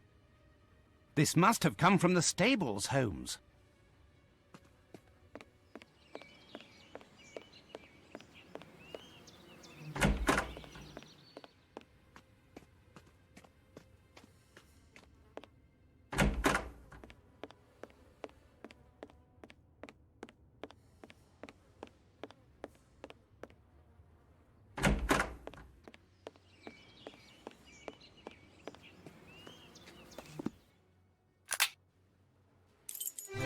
This must have come from the stables, Holmes.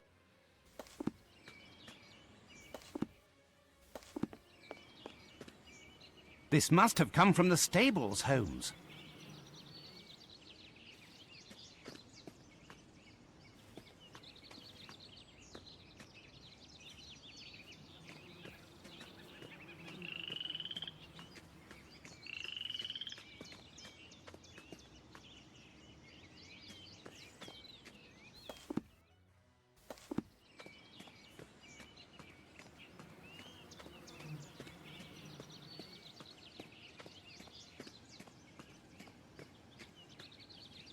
They've bolted the door. There's no time for anything else. We must force it open. Quickly, Watson. We must find something to serve as a battering ram. We must act quickly, Holmes.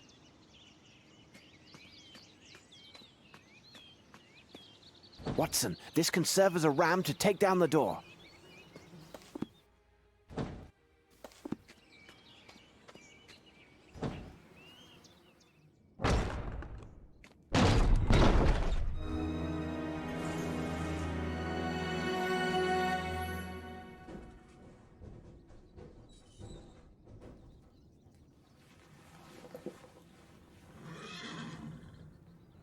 Watson, tend to her. Holmes, hold on. There is a message pinned to this unhappy woman.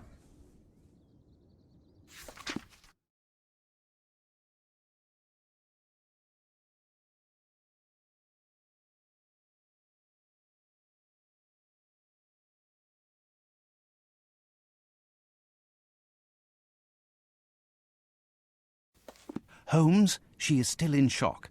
I must stay with her.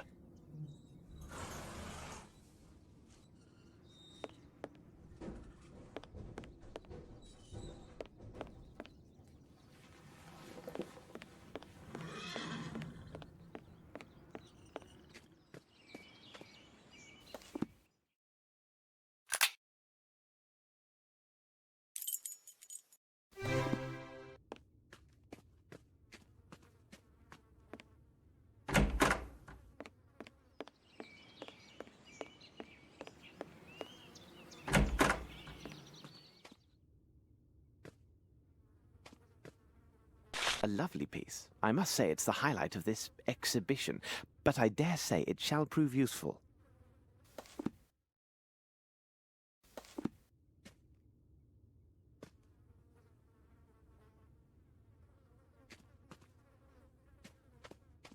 Ingenious. Standing on the stone activates some mechanism.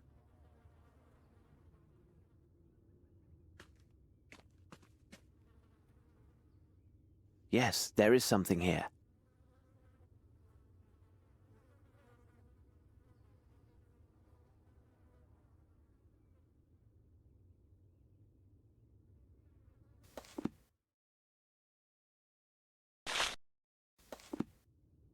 strange drawing. It says only the best gunmen earn the finest arms.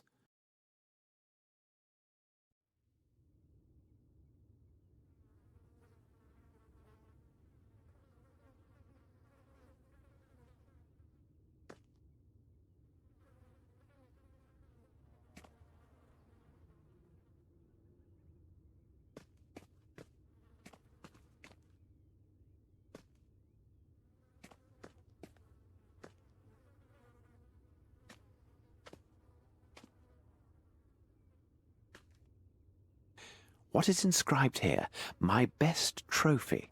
A strange hunter, this Arnson.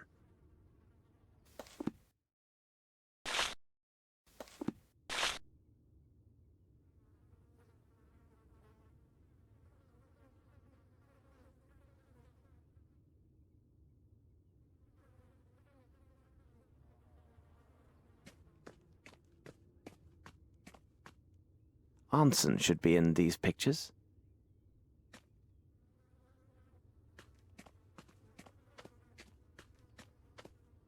This Arnson has a good sense of humour. He and this girl should be very close. Perhaps she has some information.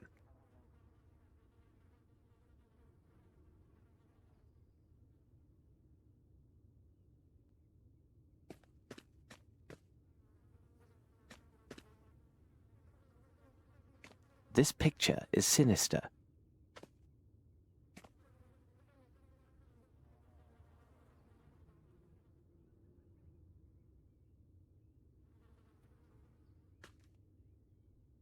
Surely there is something behind this fresco. This hole must be part of some mechanism.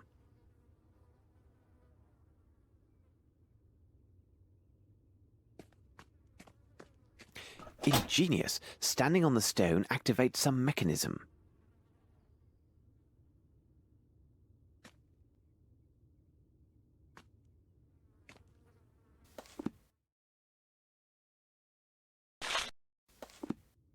It will be necessary to get a shot in that hole while standing on the flagstone that starts the mechanism. But the pistol is not loaded. It will be necessary to find another way, and I must do this alone, as Watson must remain with this poor young woman.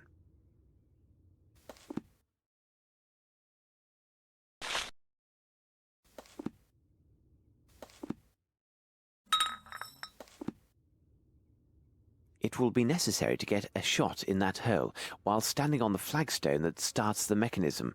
But the pistol is not loaded. It will be necessary to find another way, and I must do this alone, as Watson must remain with this poor young woman.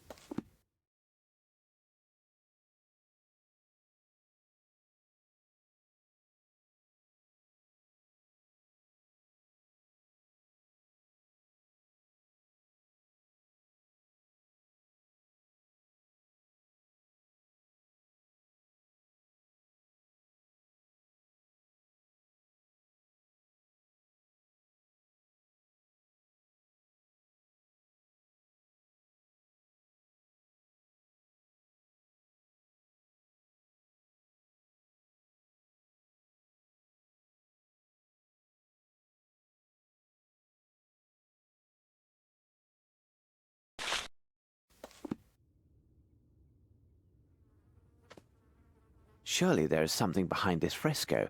This hole must be part of some mechanism.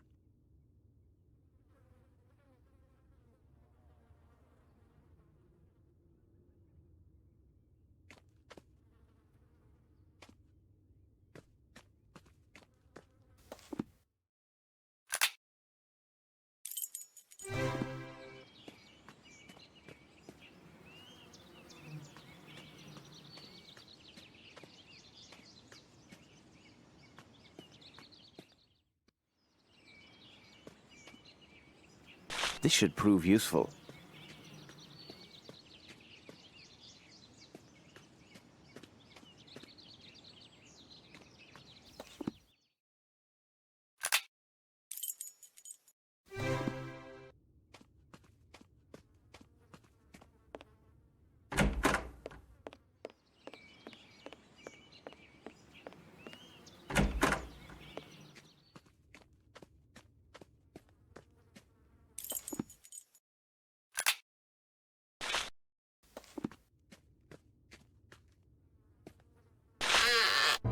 nothing can stop an inventive and logical mind.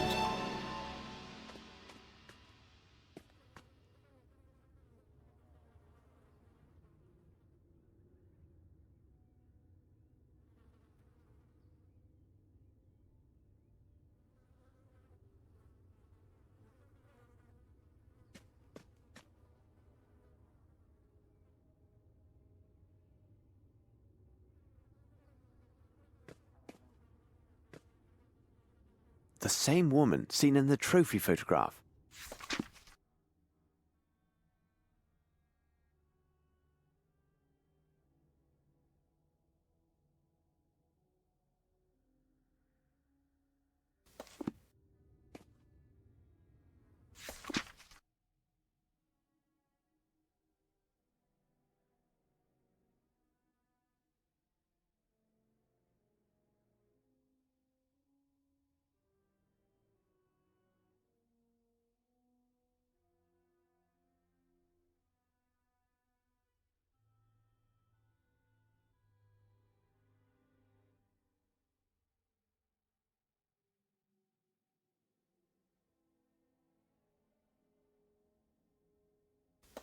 Very interesting.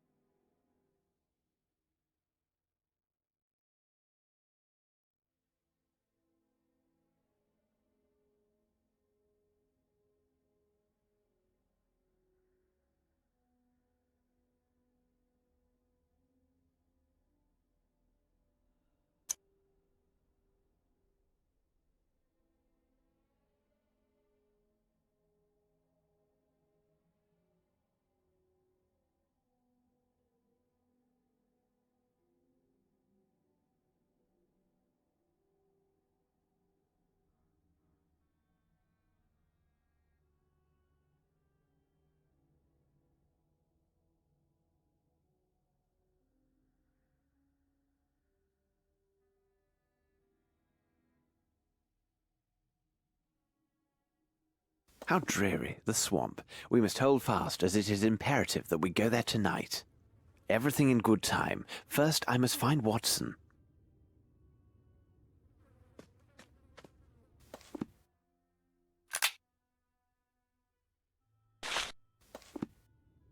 It is possible to take down an elephant with one shot using these weapons. Unfortunately, the metal grid is too solid to break through.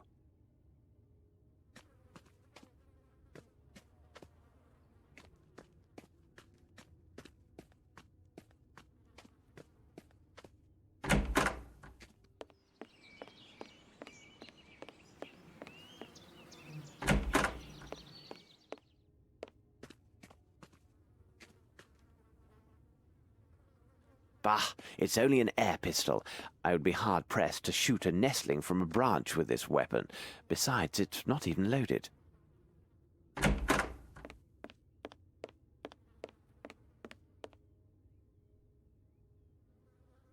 Perhaps it is time to take care of this young man.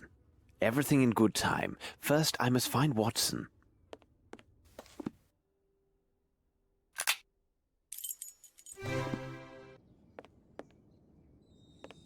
Watson, read this. It sheds light on a dark and sinister enterprise.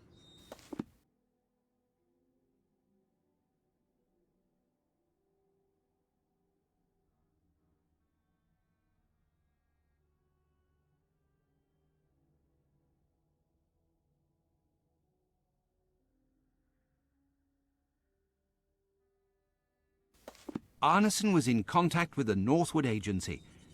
He wanted to inform them about the activities of Ashmat. But why? Because his servant was secretly selling the same stolen jewellery sought by this agency. How is she, Watson? It will be difficult for her to speak for some time. She had a narrow escape. Can she walk? Yes, but why? Come with me. Your brother is behind this door, miss. He is wounded, but only superficially. It is extremely urgent that he opens this door. Can you call to him? Perhaps it will draw him out. David. David. Young man, I know that you can hear and understand me. We are here at the request of your sister, who is with us now. She is very worried about you, and rightly so. The man with me is a doctor. He is going to look at your wound and ease your suffering. Please come out. Everything will be all right. Open the door, Davy. These gentlemen talk true. Come on now. Open up the door for Eula. Miss, you should go and get some food for your brother. He must be very hungry. Have you finished, Watson? Well, yes. Very well. Please understand, my young lad, and you too, Miss Eula. We are here to solve an affair that risks many people's lives. Furthermore, we have very short time to save them. As for you, young man, you know some very important things. You must tell us everything and leave nothing out. But what are you going... Listen to me. I will tell you a story. Davy, 5 days ago, at night, you were woken up by noises from the dining room. First, you heard the voice of the gardener, and then a loud blow to the floor. You got up and took the candle, which was lit. Then you went to the dining room. On your way, you found something on the floor and picked it up. It was likely a piece of paper. Afterwards, you went to the door of the dining room and saw the dead body of Colin the gardener soaking in a pool of blood. You also saw Ashmat, the other servant, dragging Mr. Arnson, who seemed dead, towards the door. Ashmat saw you, struck at you with his knife, and caught you in the arm. Seeing that this blow had not killed you, he raised his knife to strike again and eliminate the only witness to his heinous crime. But something stayed his hand. The item you picked up was far more important. He paused to snatch it up, giving you time to run away and barricade yourself in your room. But if you were there, why didn't you do anything? Mr. Holmes was not there, miss. But if he tells you that things have happened in such a way, you should believe him without any doubt. Then you are a kind of hoodoo man. In some way. David, do this man tell it true? Is this what happened? The good man saved us both. Do what he tells you, Davy. Listen to your sister, young man. Now, Davy, can you recall what was on that piece of paper? Think hard now.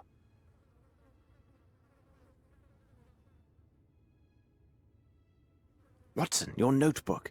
Be attentive to everything he draws and copy it down exactly.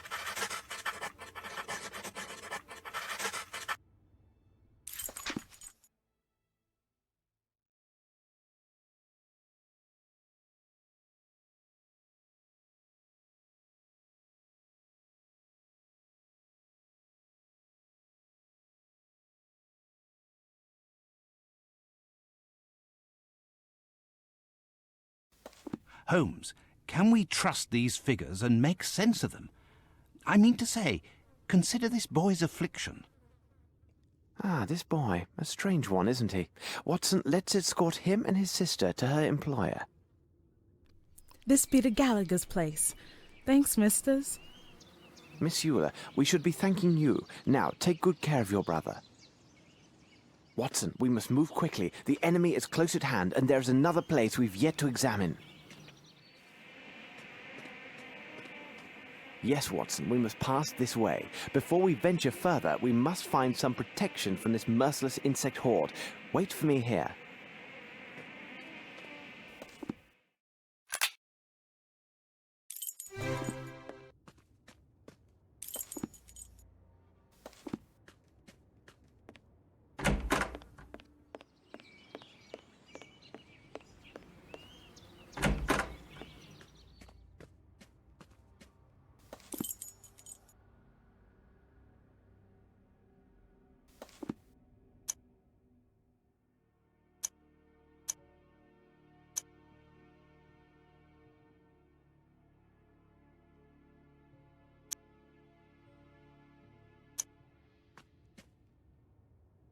This should prove useful.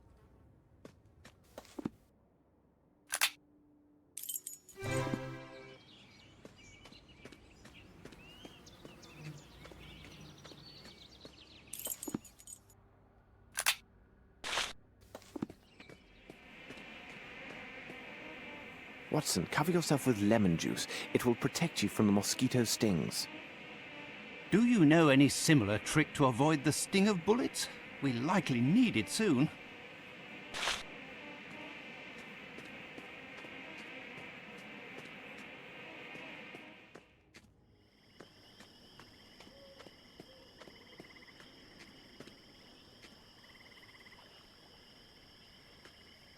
There are signs of a struggle here.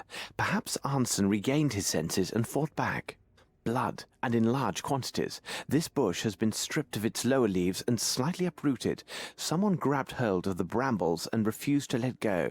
His adversary, unable to get him down due to the man's tight grasp, must have cut off his hand. I would say his right. What a horror! Rather, and quite determined.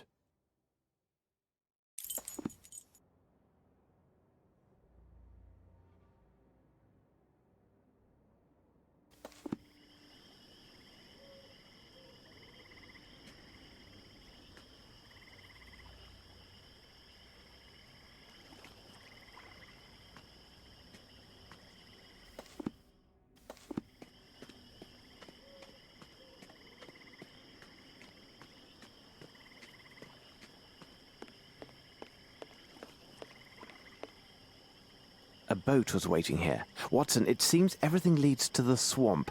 How can we get there? We must find that fisherman, the one at the docks who gave us information. He could help us. You're quite right, Watson. Besides, it would be wise to visit a young woman. A young woman?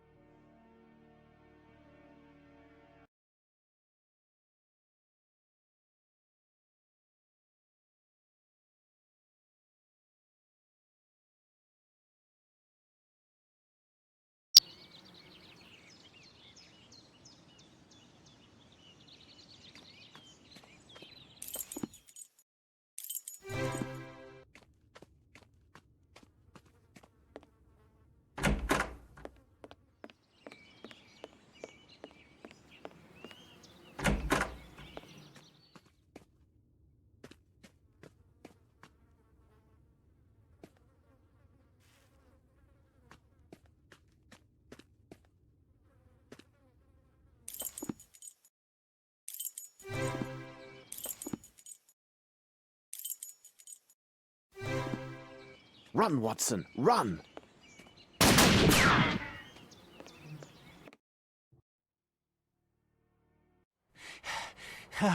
We outran them, Holmes. Surely not, Watson. They ceased their chase only when they saw we continued towards the port.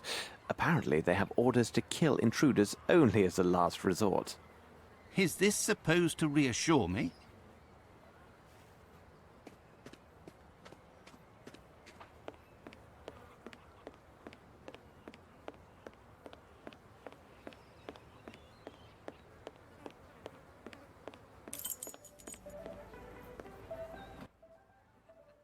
Good evening, my darlings.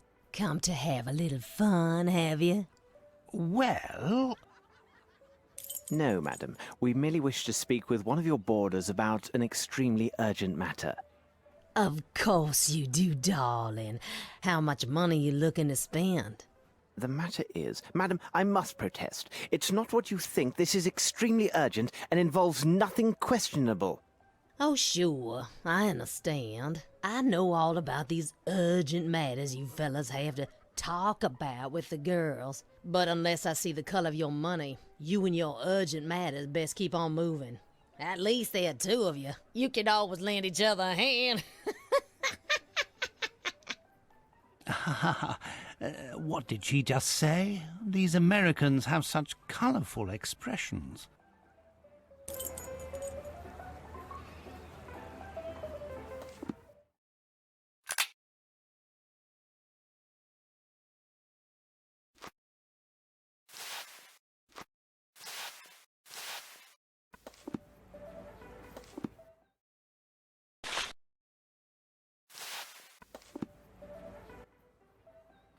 Good evening, my darlings. Come to have a little fun, have you? Well... No, madam. We came to give this bouquet to one of your boarders. You know who I'm talking about. We have something very important to say to her.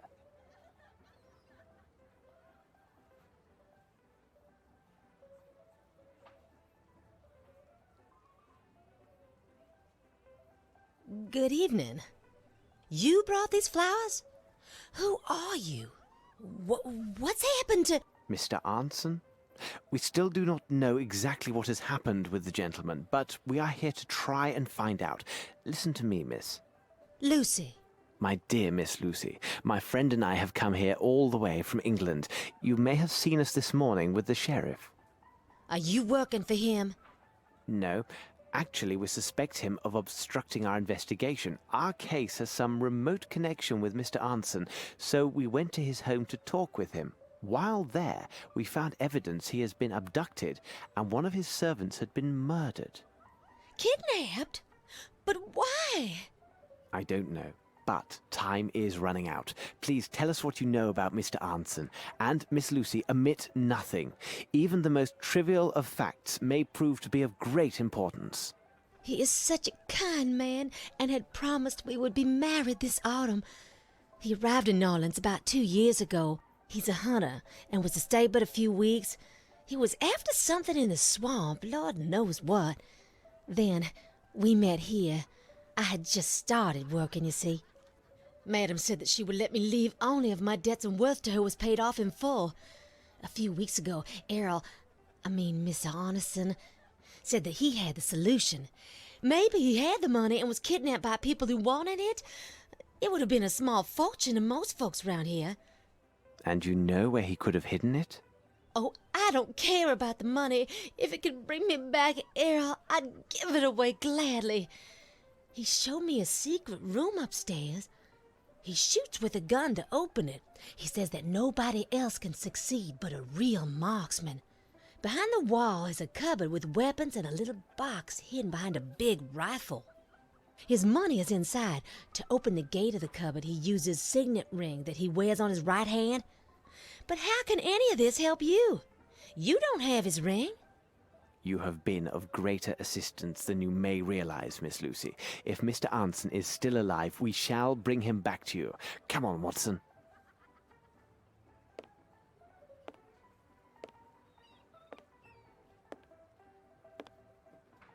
Now, Watson, let's explore this swamp. We must find that fisherman, the one at the docks who gave us information. He could help us.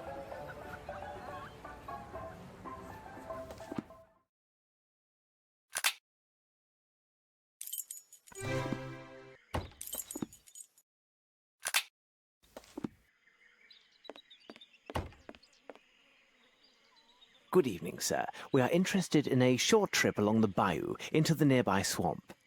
My mouth, nobody but some fool go in that swamp at night. Come back tomorrow. Champagne take you then for a fact. No, sir. It is of the gravest importance that we could go to the swamp, and tonight. No ways to get there.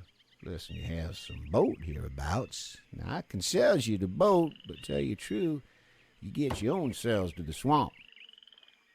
I believe we can find some manner of payment that you will find satisfactory. We shall return.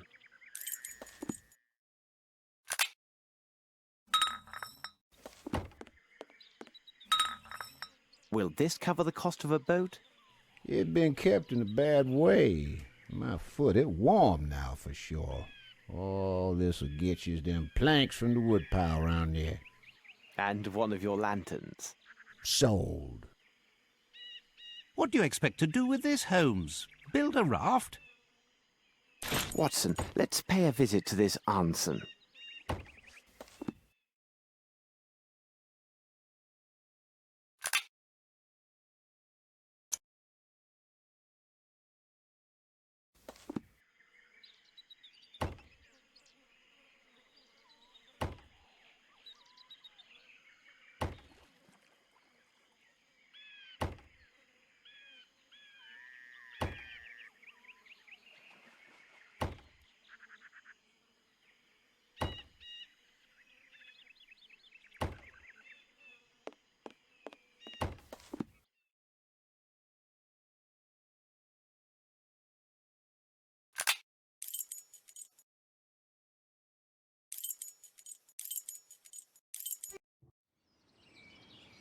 Would you be so kind as to explain to me why we are coming back with these wood planks? We are searching for a signet ring, Watson. And how do these planks help us find it? We must recover the hand that wears it, so we must find a way to lure its finder. But whom are you talking about, Holmes?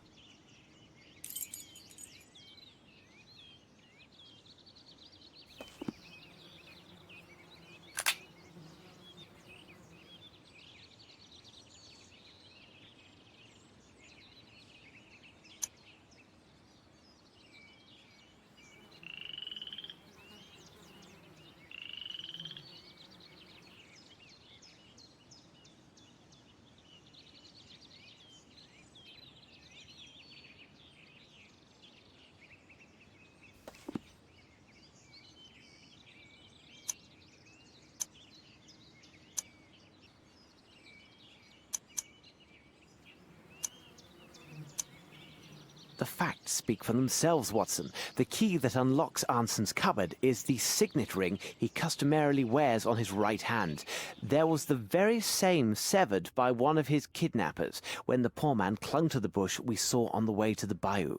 It so happens that raccoons are attracted by carrion and also are quite taken by shiny objects. No doubt one has made off with our missing hand and its ring.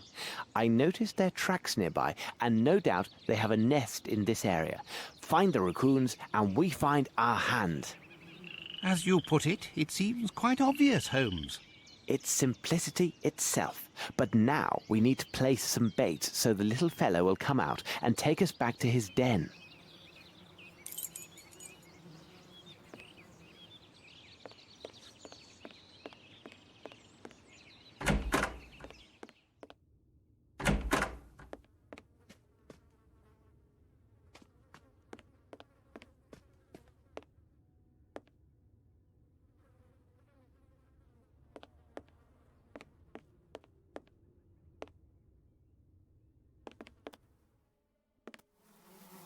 I'm going to set this outside to attract the little devil.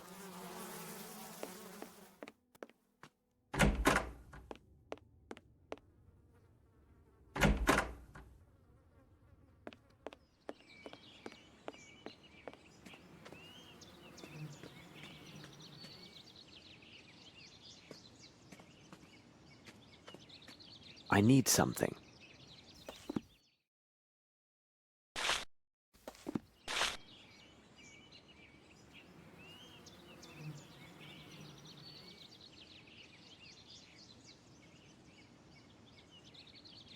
Watson, there's the nest. It's on the roof above the balcony.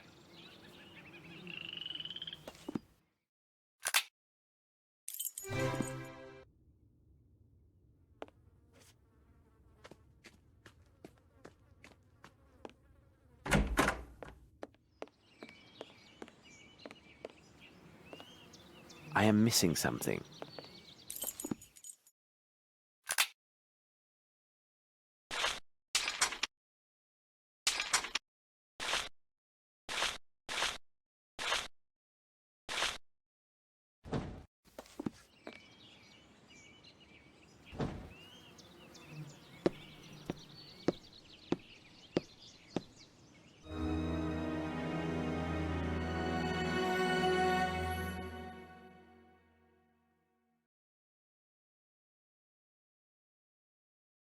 Excuse me, madam. I'm merely passing by with no wish to disturb you, although I'm sure you found Mr. Arnson to be a man of good taste.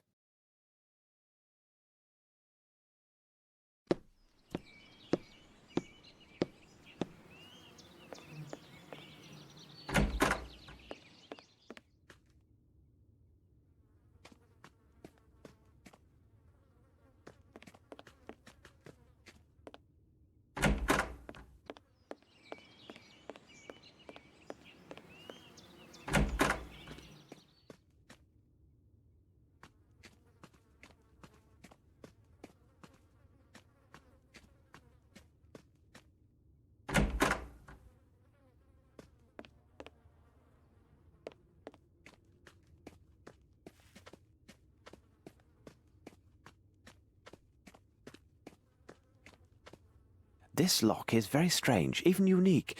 No way to pick it. I wonder, the key or object that opens it must be somewhere.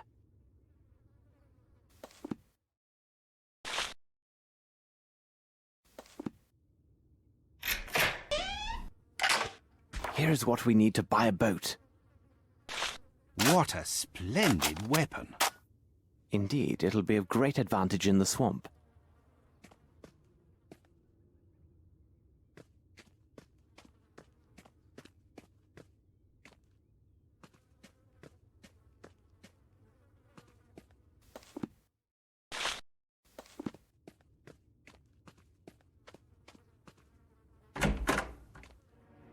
You should have listened to me, Mr. Holmes, and gone back on your boat.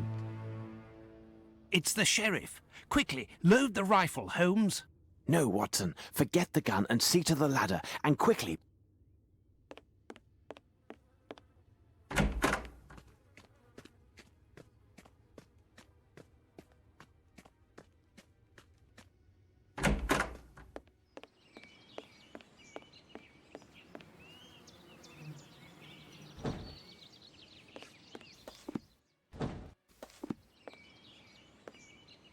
Let's go, Watson, to the port.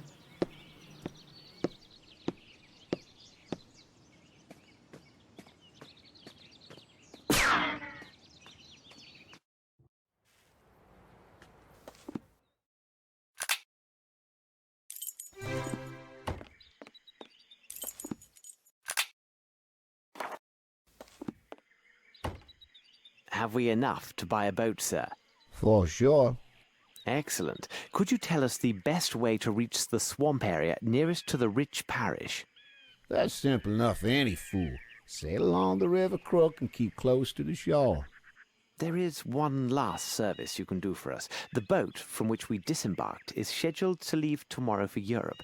Could you take a message to the crew for us? We may need for them to hold their departure until 8 o'clock in the morning. Will do. And one last thing. How may we identify Old Sam's racks from any others? Old Sam's racks be marked with blue and white tops.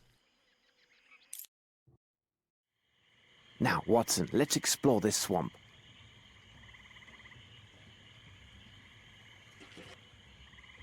Here is the hidden passage near Old Sam's racks. We are on the right course, Watson.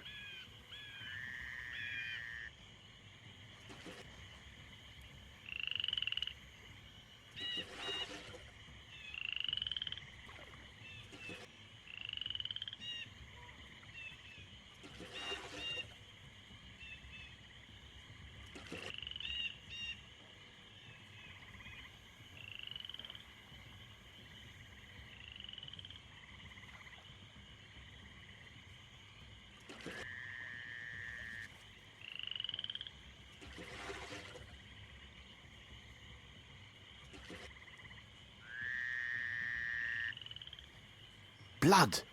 Here now, this is hardly reassuring.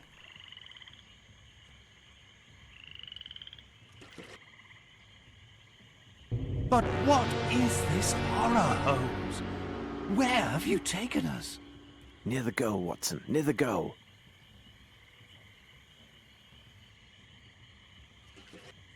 I can think of nothing useful. What are we to do, Holmes? Good God! Look in the water! What monsters! No, Watson, they are crocodiles, and apparently not very accommodating. I can think of nothing useful. What are we to do, Holmes? We must find some enticing food to lure them away from here, Watson. Let us think. Holmes, I fail to see how they feed these creatures, and do not rely on me to dive in.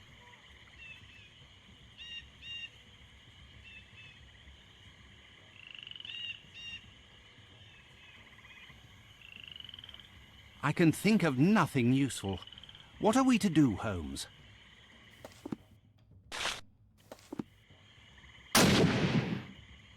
Bravo, Watson.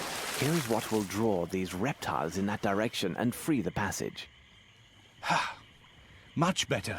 But let's hurry and get ourselves across before we become their next course.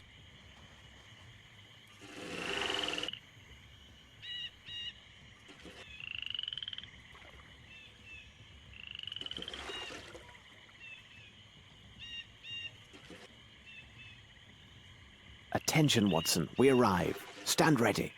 Here now, this is hardly reassuring.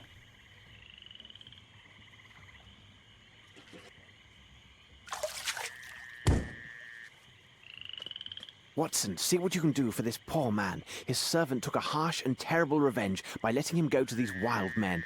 As for the others, I'm afraid we are too late. I haven't examined everything yet. Pitiable and blind fools! Are you not aware of the Great One's arrival? Even now, his servants are coming across his kingdom, and the enlightened will give up their flesh to him. All will be present for his awakening. Do not fight the calling! Soon he will end his dreaming, and your world will be swallowed whole. Bow down and give thanks. You are the food of his new world.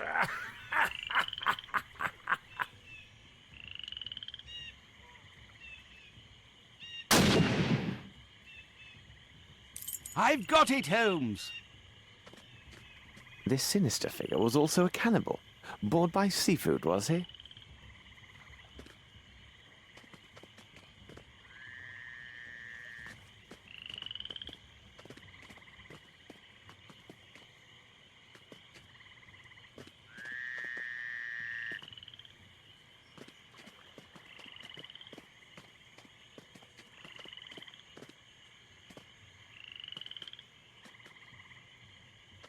I won't do that.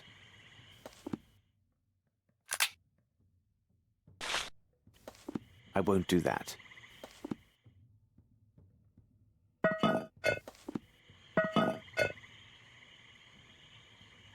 What a strange book. I've never seen these idioms before. How perfect. It'll provide welcome diversion during our return voyage.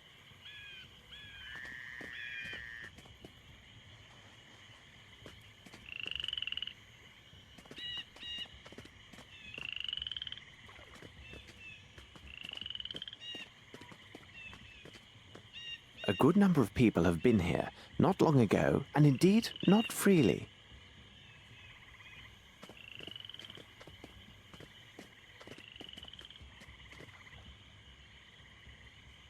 Holmes, help me to carry him to the boat. I really can't say if he will survive the voyage back.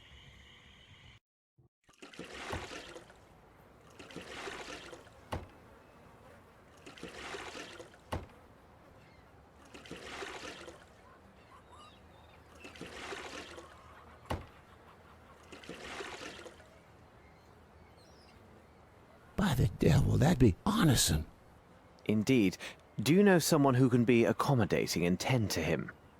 You takes yourselves round and seize that little Lucy what lives on the boat. I know where Lucy is. Please, help my friends to lift this poor man to the wharf, and I will go find Miss Lucy. What can we do for you, my pretty one? Dear madam, could you tell Lucy that we have found Mr. Arneson, and tell her to hurry? This may be her last chance to see him while he still breathes. Lucy! Lucy! Ah, here you are. This gentleman found you, fella. My God, can it be true? Sure enough, as he say.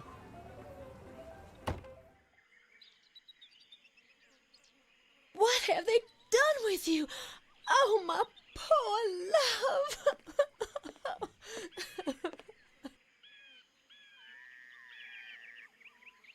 He has lost his hand and is in deep shock.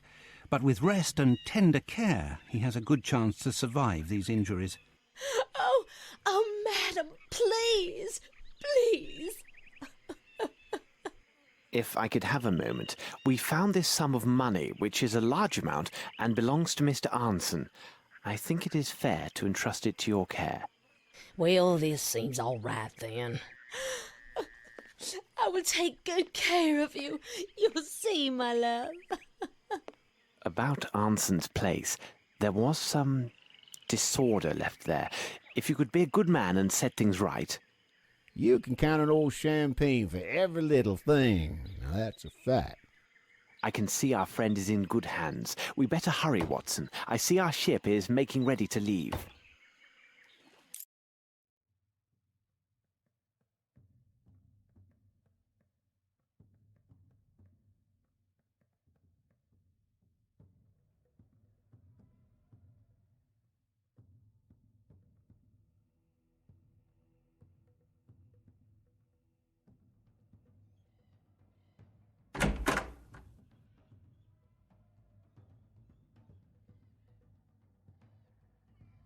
Watson, I have told you several times now, I am not to be disturbed.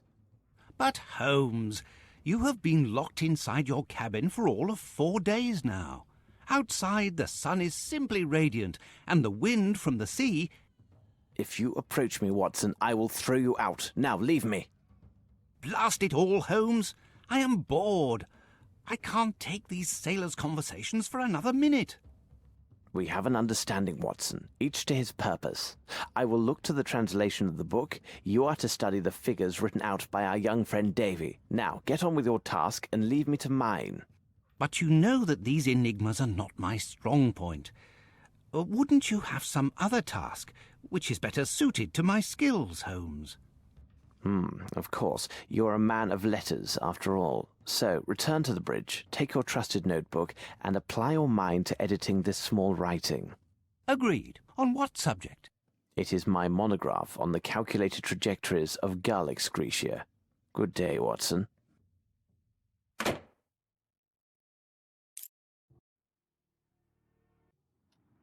I see we have received a message, undoubtedly from my brother Mycroft.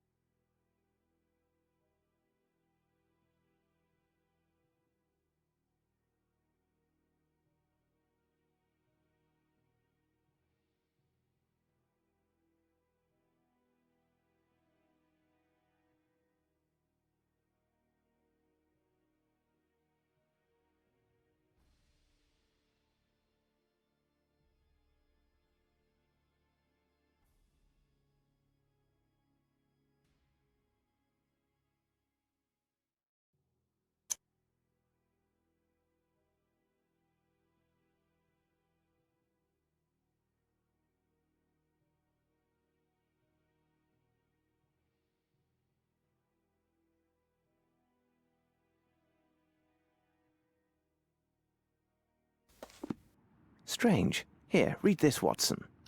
Indeed, but the possession of such a treasure is an end in itself. Why the devil go through with such an elaborate masquerade? Money is often the motive of the basest acts, but not in this case. These are deep waters indeed, Watson. These people follow some other dark purpose, so desperate that it justifies any sacrifice and great risk. You frighten me, Holmes. I know. Sometimes I frighten myself. Enough of idle speculations, Watson. I asked you to study the figures drawn by young Davy. No doubt they are some cipher. What do you make of them?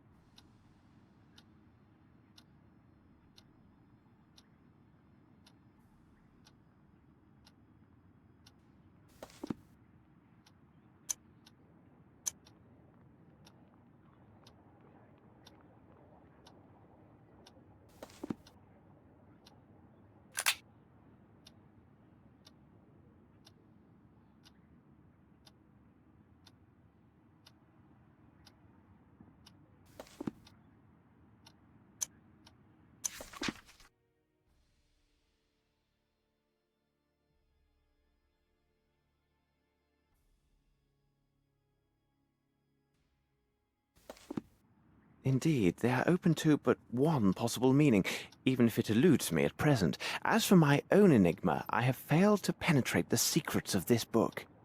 The language is archaic, and my own modest knowledge of ciphers is sorely tested. I have succeeded in drawing forth only insanities and other absurdities. According to this book, if my translation is exact, if one makes this mark with human blood, and then with conviction recites this illuminating verse, the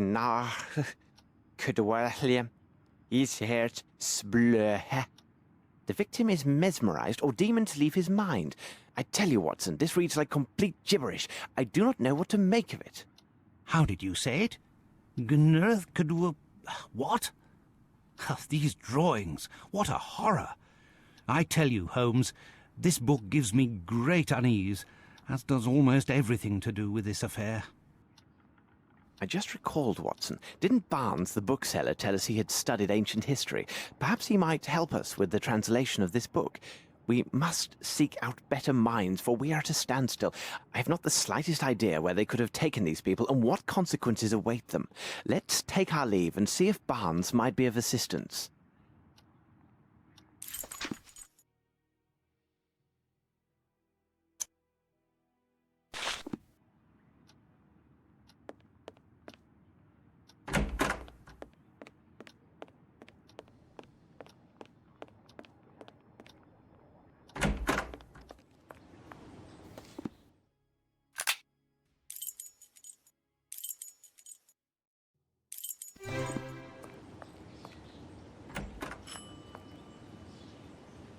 Mr. Holmes, Dr. Watson, a real pleasure to see you. I say, where have you been? You've stayed away for some months now. Indeed, we took a very long journey and barely made it back. However, we have more important matters to discuss. Didn't you say you have some knowledge of ancient people, their language, writings, and customs? Indeed I did, Mr. Holmes. Why do you ask?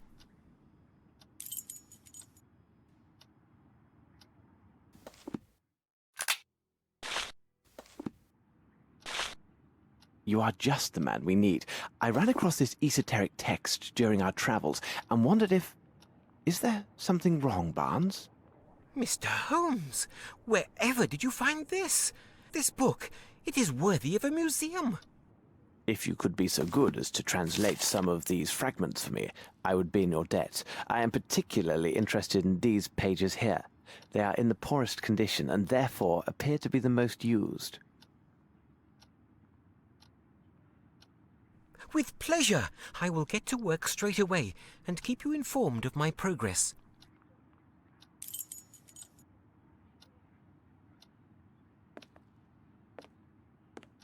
My word, this book contains powerful language, like some dark magic.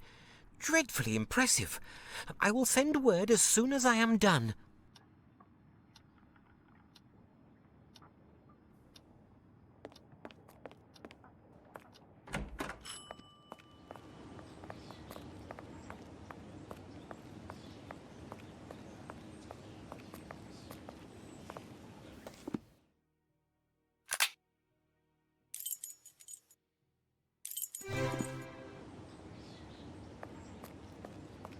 Strand!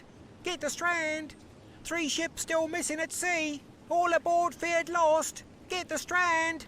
Latest word on the missing ships! Give me the latest edition. There's a good lad. Thank you, mister.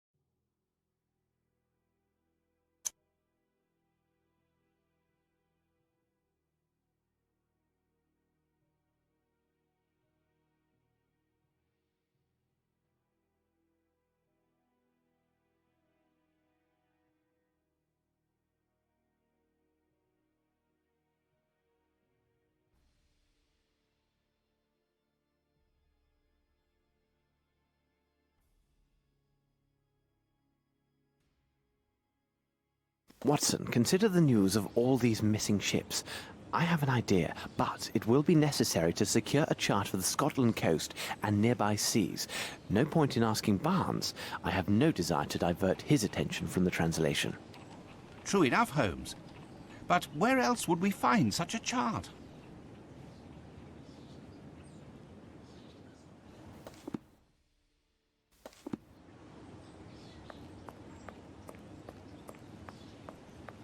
Look sharp, coachman. We must get to the warehouses near the Thames dockyards, and quickly. It's elementary. It is a sea chart we seek. We must go to the harbour.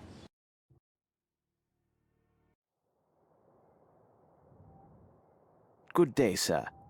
Good morning to you, gentlemen. Would you care for a pint, or perhaps something finer? Thank you, but at the moment I have need of information and will have to miss another glass of your fine ale.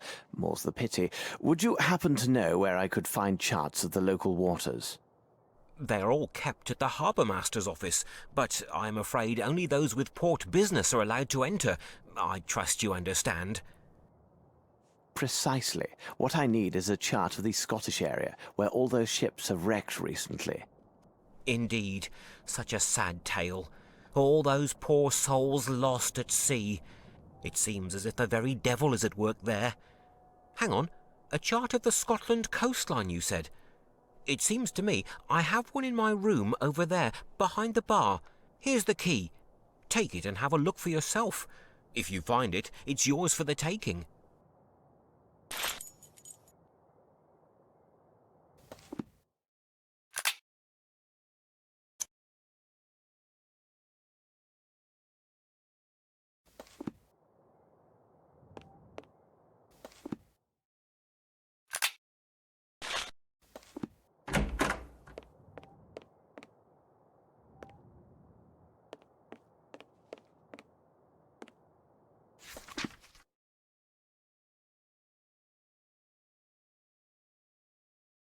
A photograph of Rochester as a young man.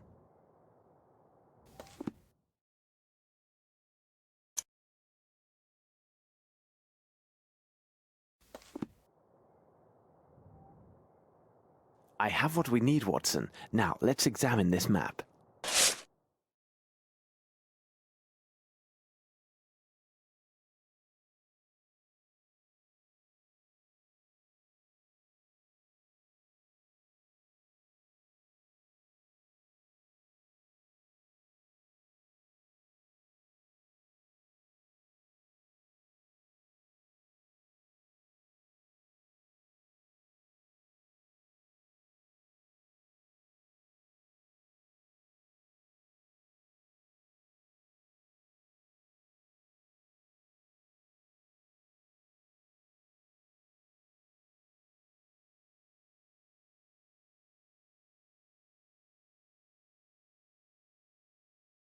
Watson, that's what those mysterious figures meant, longitude and latitude. They indicate a point along the Scottish coast called Ardnamurcombe. Let's bring back the key to the tavern keeper and see if he knows this place.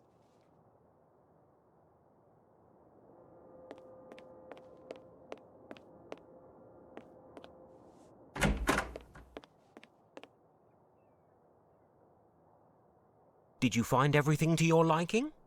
Indeed, you are as good as your word. I found the charts just as you said. Does the name Ardnamurcombe mean anything to you? Ah, yes. It's a lighthouse along that very coastline. Legend has it, the place was built over a pirate's hideaway. In fact, now that I think on it, that spot is right in the middle of the tempest that is taking down all those ships. Rather odd-looking building. They say the chap who built it, Stevenson I believe his name was, that he fancied up the entrance with foreign symbols, Egyptian obelisks and even a dog with wings. Strange fixings for a lighthouse, isn't it?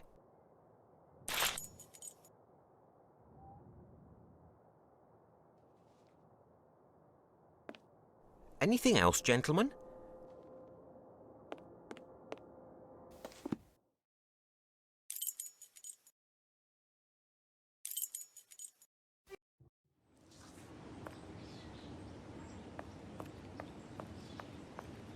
Mr. Holmes, that gent Barnes is looking for you. He says to come quick, most urgent news.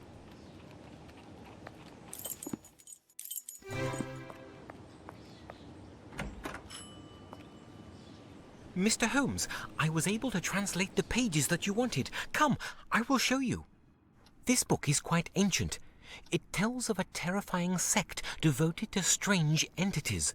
The descriptions are vague, but we can presume the origin of this myth arises from the destructive Leviathan represented in the Bible, a creature said to sleep and dream in a strange city under the sea. A nightmare sleeping within the sea. To be exact, the pages you asked me to translate are in fact a prayer or invocation to this entity and the description of the ceremony associated with it.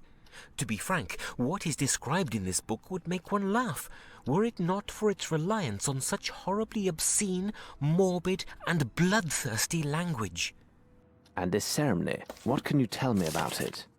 Promise me you will not laugh. The book says that hundreds or thousands of years ago, during a particular alignment of the stars, a priest performed these rites, invoking the name of a destructive Leviathan. The priest intoned his name and called for his return to this earth so his followers could give him his due. The priest then asked a representative of each nation on the earth to recite the invocation and sacrifice themselves to the sea from atop a colossal natural rock tower surrounded by water. All this is quite absurd, isn't it? Pray continue, Barnes. As you like. It goes on to say that the ceremony must be held under the image of the messenger of the outside gods. Nothing more exact is said on these entities. However, from their description, their messenger would have a form rather close to the Egyptian Sphinx, except that his face is without feature and jet black in colour. So an idol in its likeness must be present during the ceremony. But can you imagine that? Some so-called priest and an international crowd atop a tower singing in unison before some faceless winged stone lion? I can imagine it very well, Barnes. You say that these people are to throw themselves into the sea so that their god will have his due. But what is it about? What does this god seek?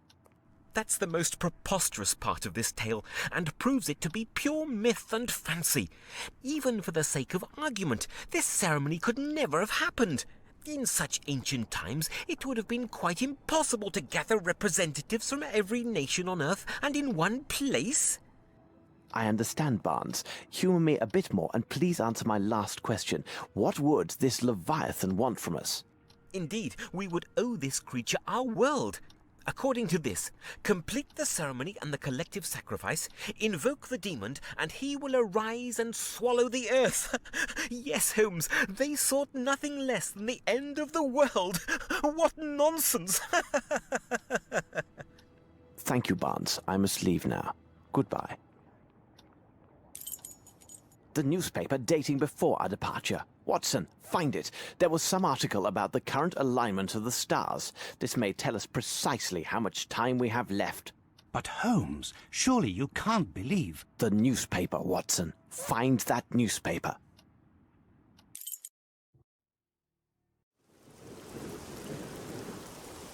Look, Watson! The light is barely lit. This explains the shipwrecks and recent disappearances.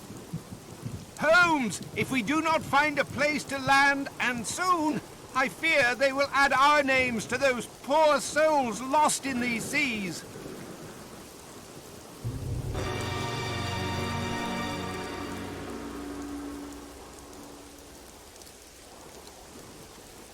Oh my God! Holmes! Look! The sea! It just swallowed him! Lambs for the slaughter! Watson, we must stop this!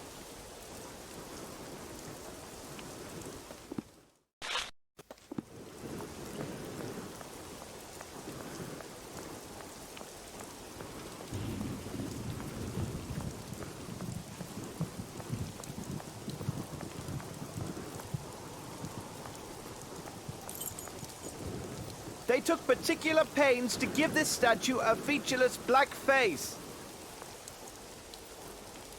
They took particular pains to give this statue a featureless black face. They took particular pains to give this statue a featureless black face.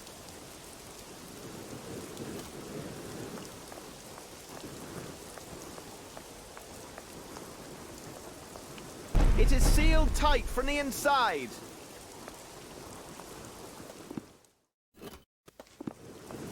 This door is designed to resist even the most furious of assaults. A millennium will pass before I find entry with this toothpick. Watson, we can't enter by the big door. Perhaps these pirate legends can help us.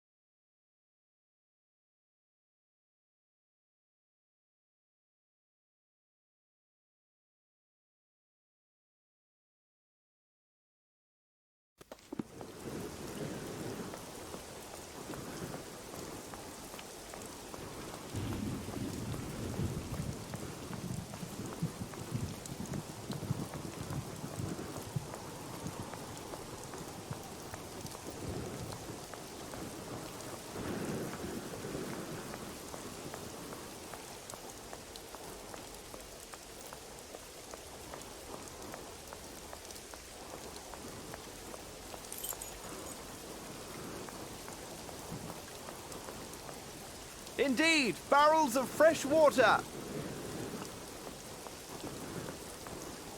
This rope is hardly reliable, but it's the best that we have.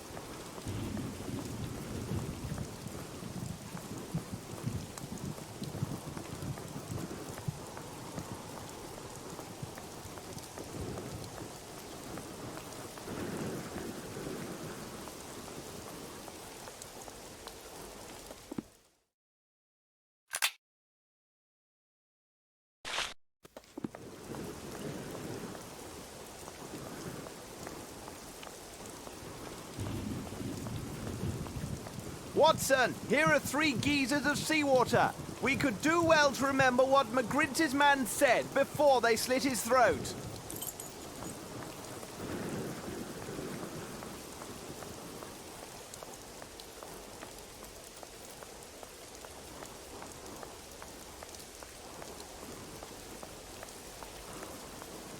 This must be the place. You know my methods, Watson. Let's examine the soil closely.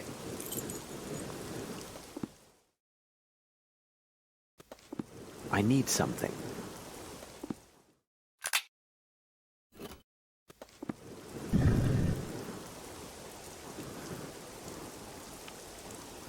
I begin to think those pirate tales are more than mere superstitions. You may well be right, Holmes. And about the ghost? Who knows, Watson? Who knows? Holmes! Come on, Watson. We are men of science, aren't we? A real danger waits for us in this lighthouse if we reach it. To reassure you, I will take the lead and go down first. Let's see. It seems to me it is rather an abrupt descent. How should we go about this?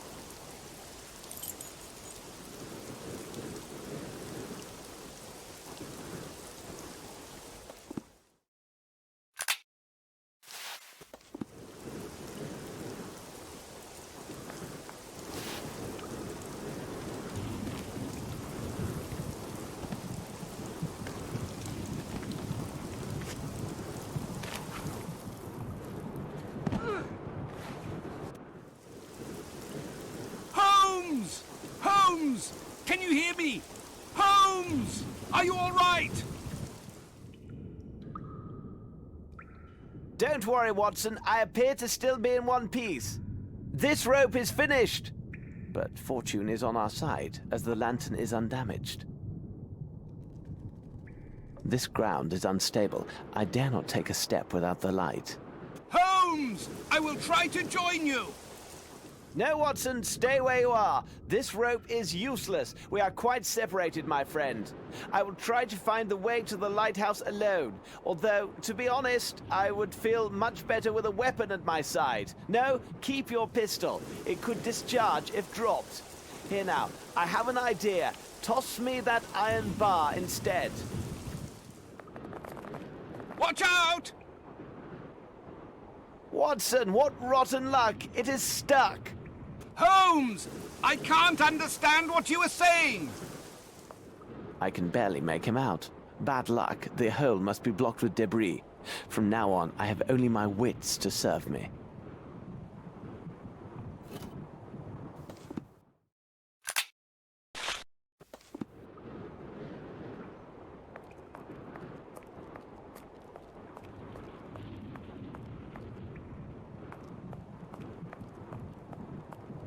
I need something.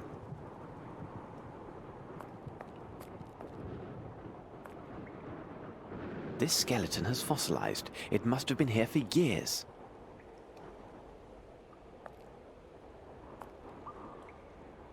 The only foe I could hope to beat with that is a serving of pudding, and even then only if it were lightly prepared.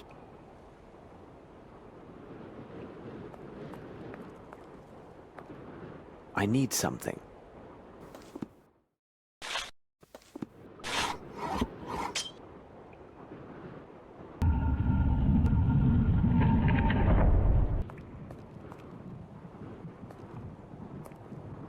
This skeleton has fossilized. It must have been here for years.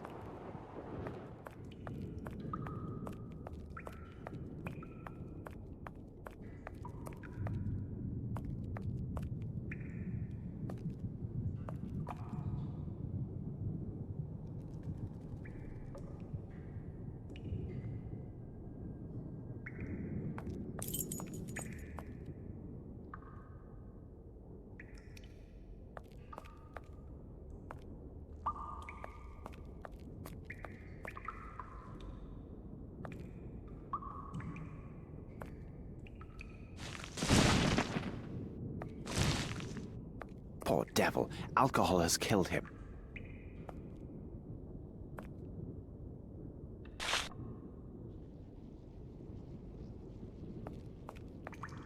Now it can't be used for anything.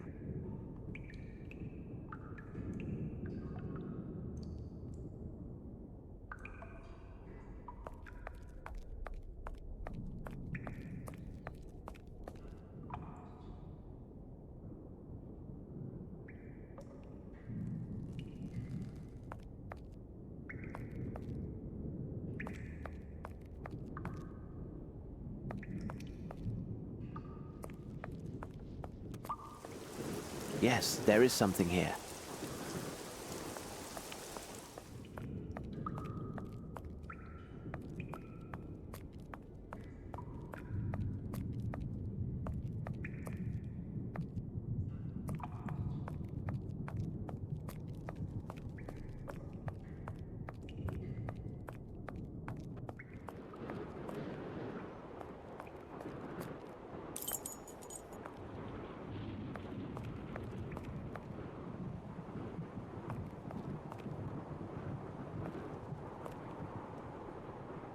He liked his drink.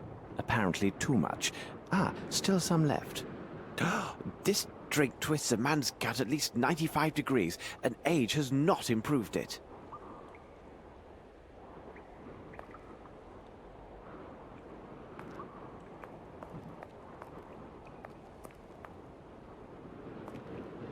This should prove useful.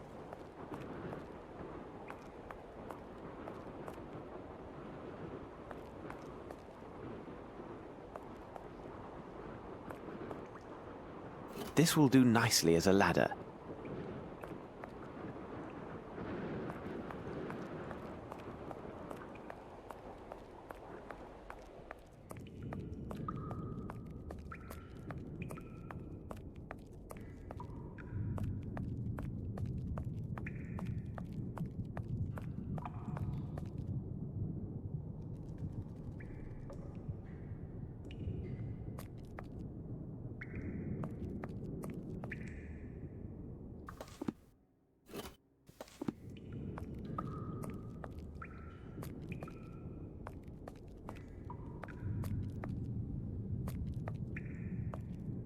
This box is almost untouched. Moreover, someone has taken care to seal it against the elements with a cover and tar.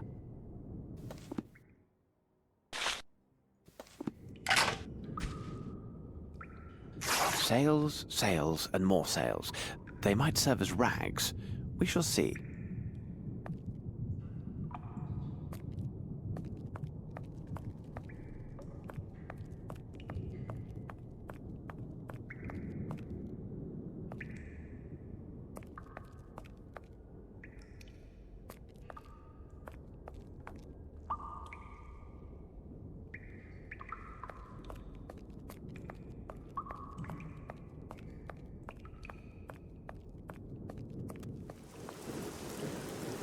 Yes, there is something here.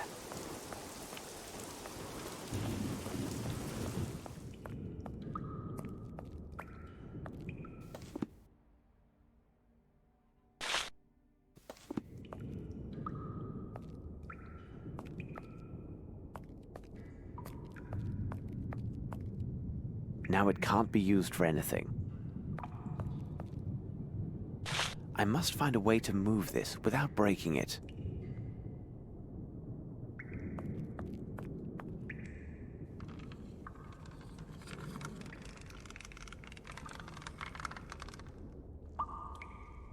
And there, it is done.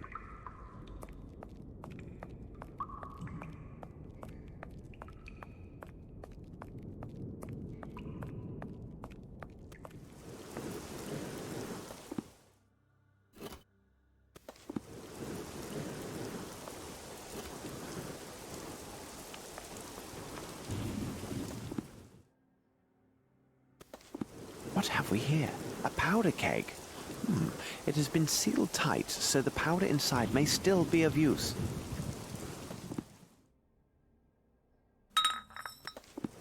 I cannot take this. It's too heavy. I cannot take this. It's too heavy. And there, it is done.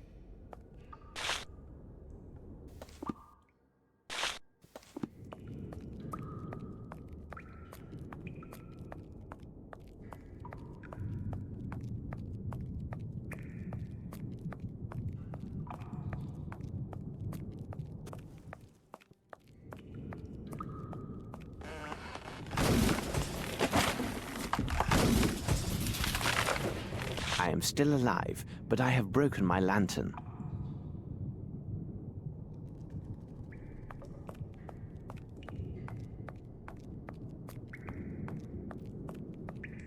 It is too dark in here. I must find a way to light this place.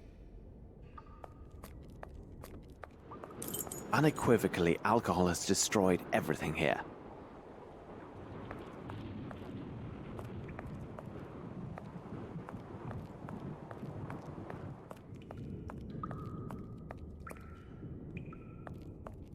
Perhaps if I call out, Watson will hear me. Watson! Watson! The storm no doubt drowns out my calls, but I need a light and only Watson can help me. I need something like a speaking cone. Watson! Watson! The storm no doubt drowns out my calls, but I need a light and only Watson can help me. I need something like a speaking cone.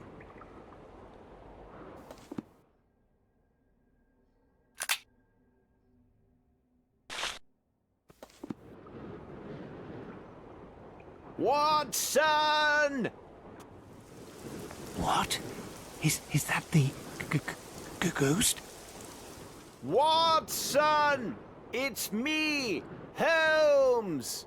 The ghost of Holmes? Whatever are you up to now?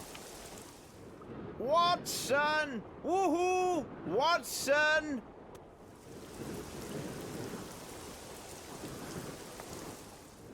Oh, good. Watson, here you are, at last. It is definitely me, Holmes. Don't worry, I am here at my post and steady as a rock. Rather hard of hearing lately. Sorry, my dear Watson. Would you happen to have some matches on you? Well, yes. Take these. Thank you, Watson. You've done all you can. Now go and find some shelter from this storm. I believe I'm on the right path now. No bother at all, Holmes. I will be close by. Just call out, and I'm your man. There's a good man. Where would I be without my Boswell?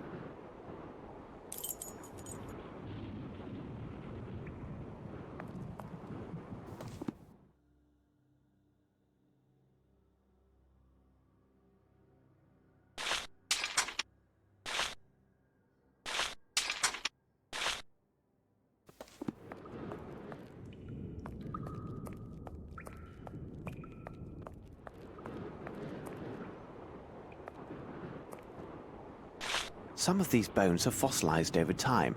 I could use them as torch handles.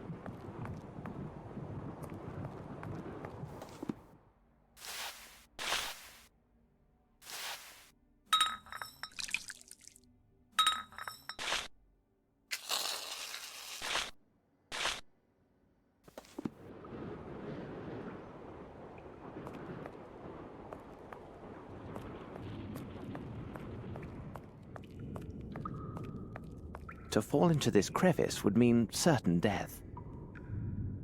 If I could move this rock, I believe I could go further. I need something.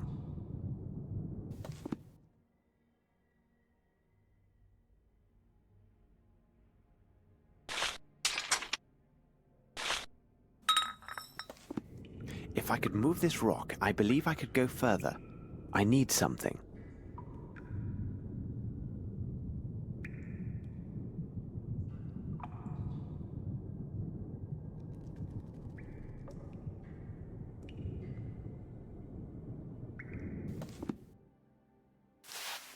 The bomb is ready.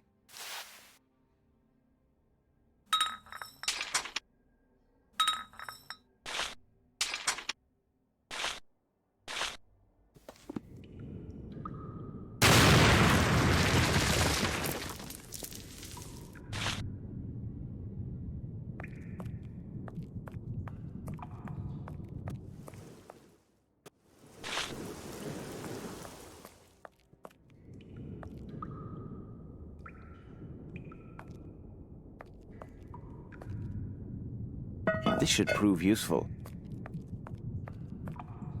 This lattice may be covered with rust, but it appears quite strong.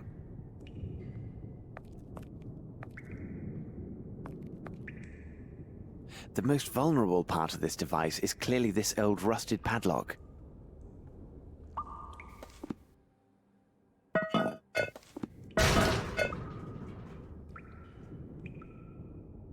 I need something.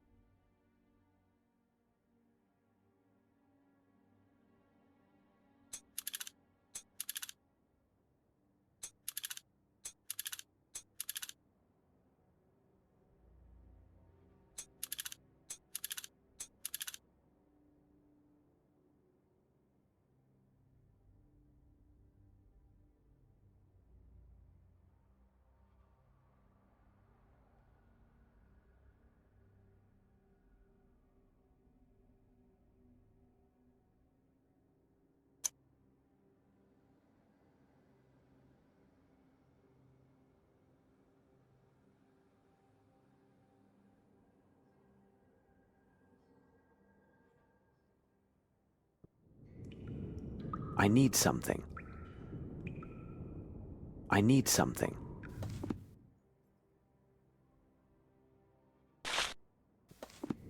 And there, it is done. This isn't right. Perhaps if I begin again.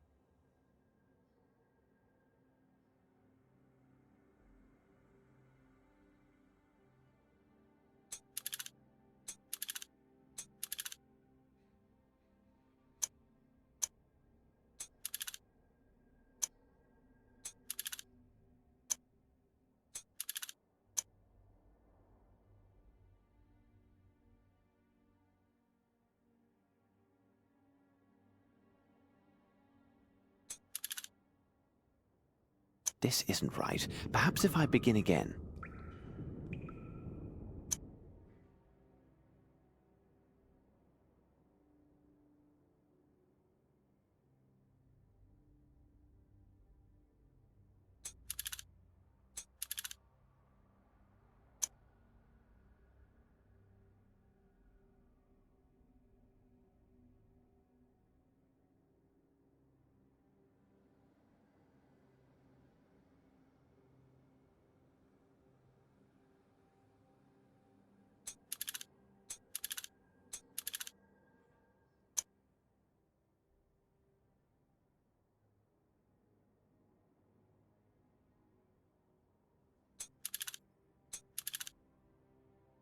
And there, it is done.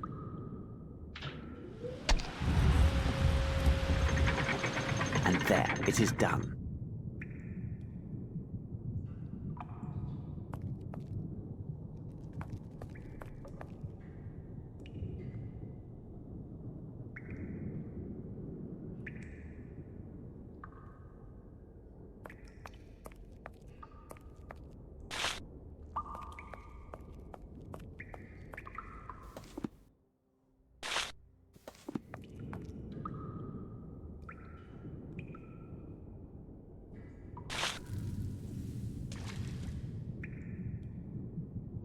Nothing.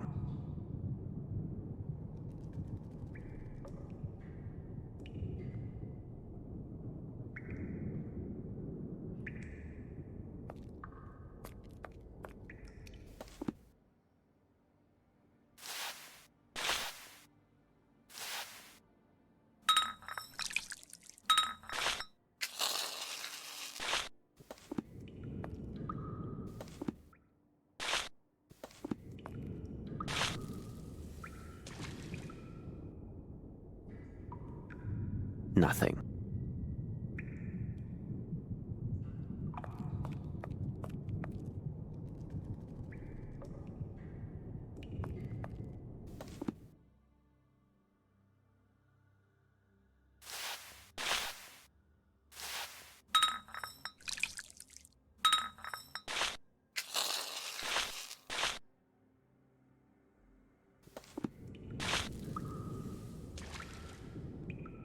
Nothing.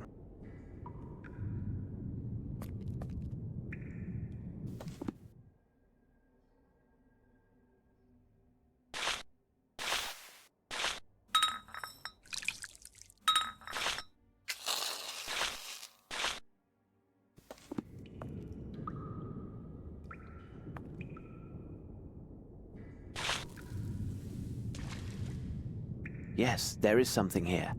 To fall into this crevice would mean certain death.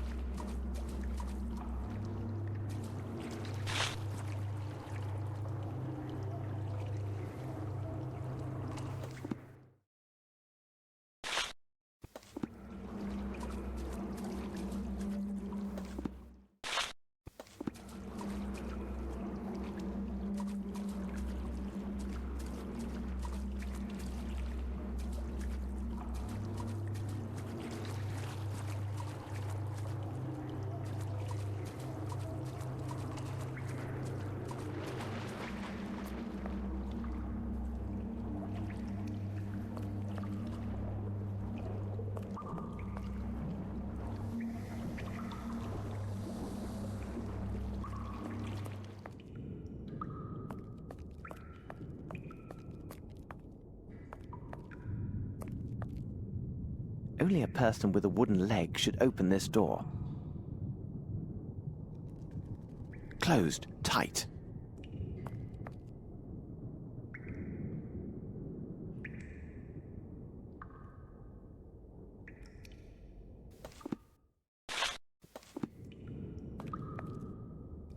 Only a person with a wooden leg should open this door.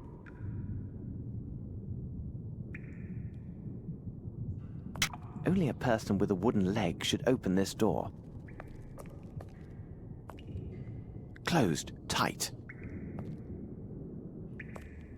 Only a person with a wooden leg should open this door.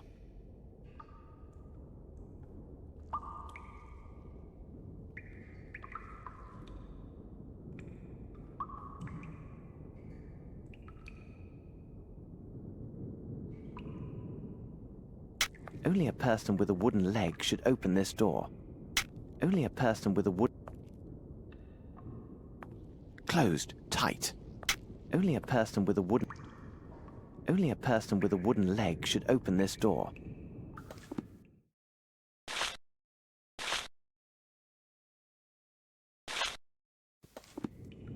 Only a person with a wooden leg should open this door.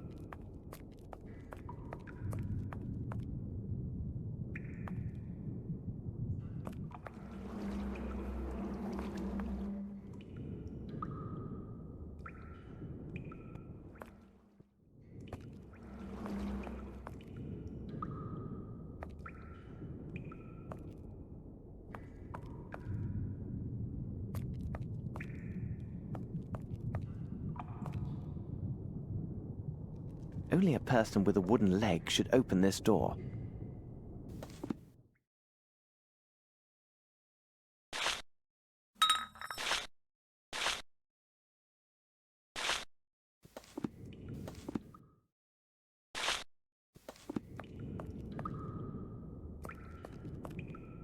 Only a person with a wooden leg should open this door.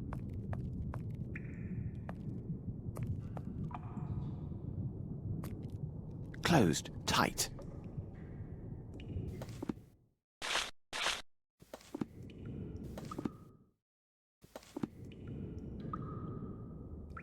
Only a person with a wooden leg should open this door. Closed tight.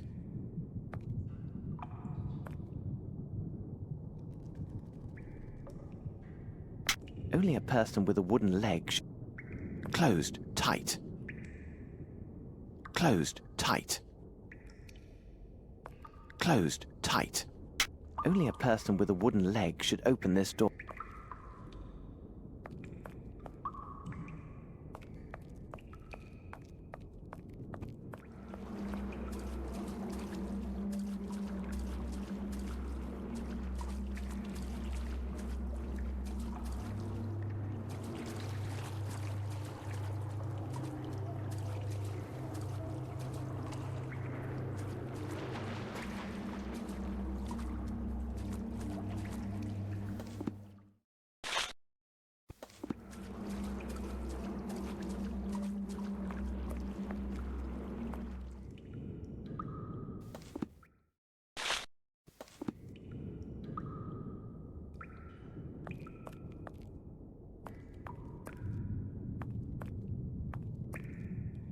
Closed tight.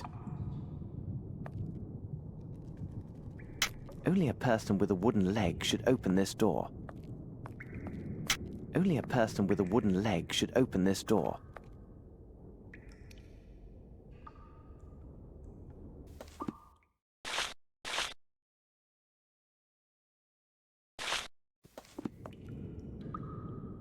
Impossible.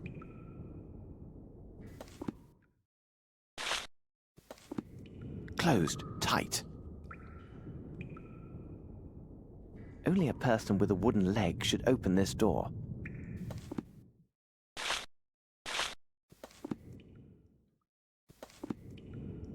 Closed tight. Closed tight. Only a person with a wooden leg should open this door. Closed tight.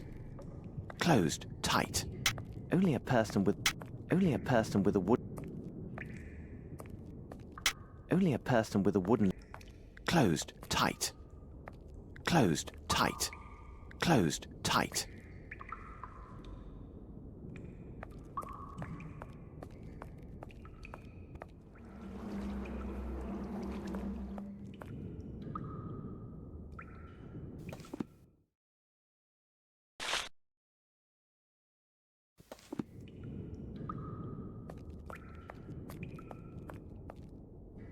Closed, tight.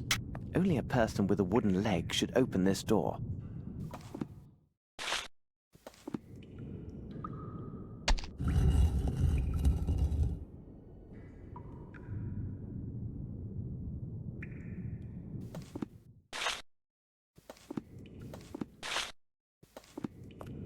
The treasure was poorly concealed after all. Why, even a child could have found it. Now we must move on to more serious concerns. Could this be a way back to the lighthouse? The treasure was poorly concealed after all. Why, even a child could have found it. Now we must move on to more serious concerns. Could this be a way back to the lighthouse?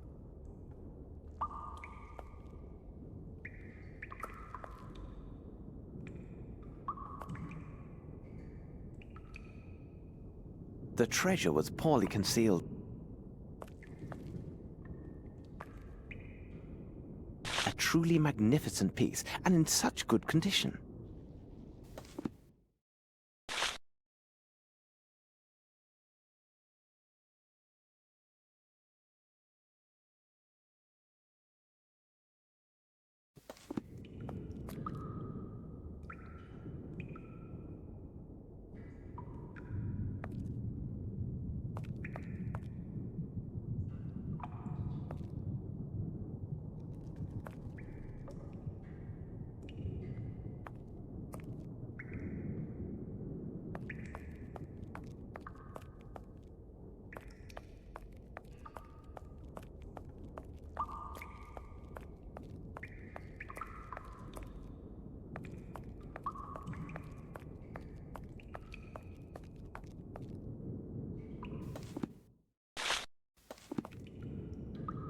I cannot leap across, as it is too far. Watson, where is my Boswell when I need him?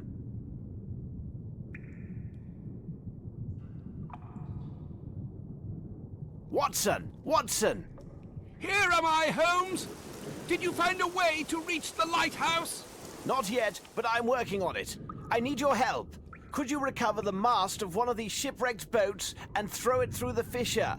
A mast, you say? Throw it through the fissure? I will do what I can, Holmes. Hurry, Watson!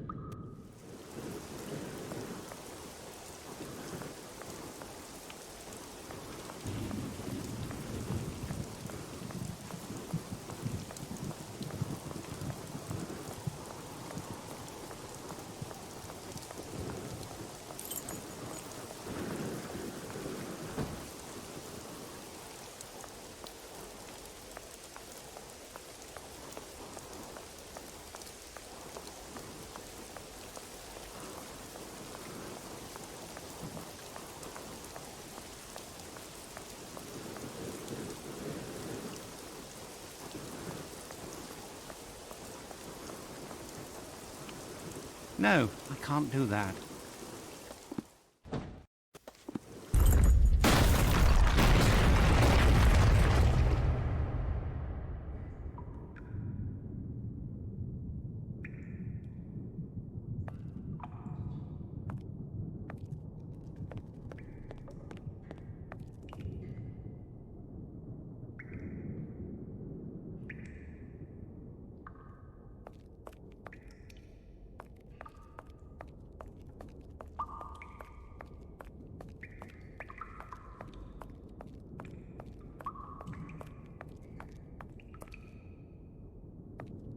This light must come from inside the lighthouse.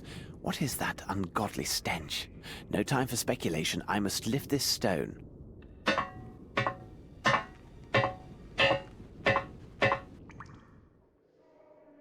Oh my God!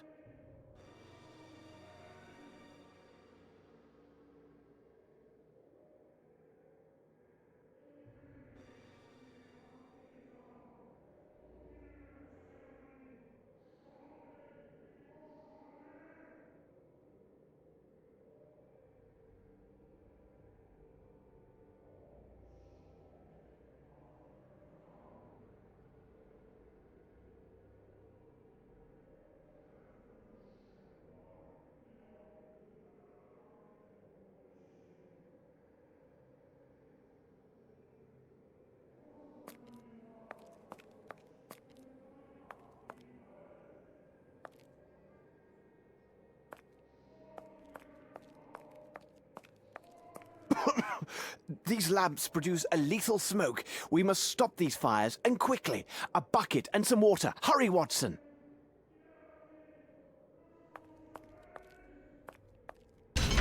I am very happy that...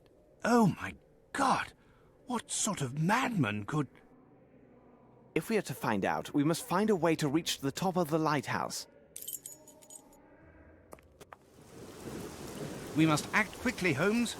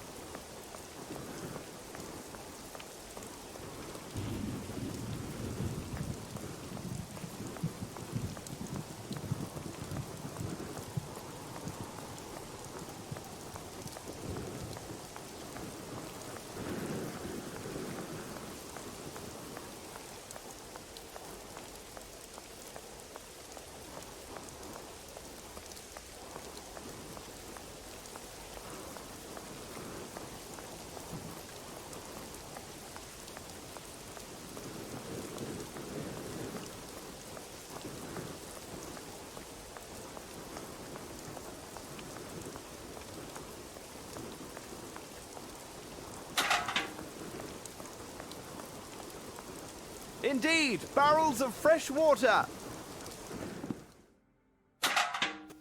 I shall take this. I must return to the lighthouse, and quickly.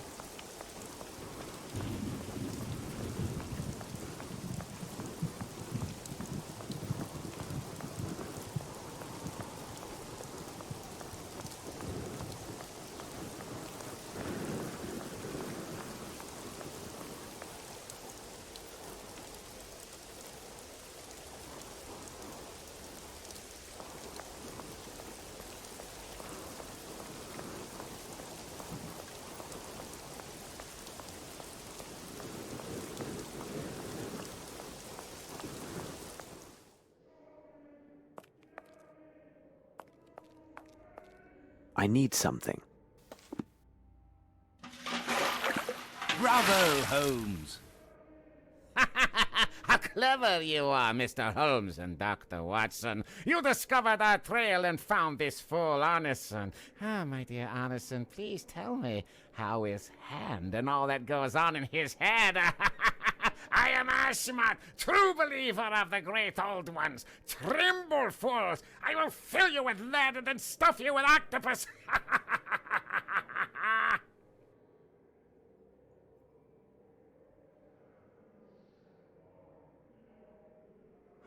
Very interesting.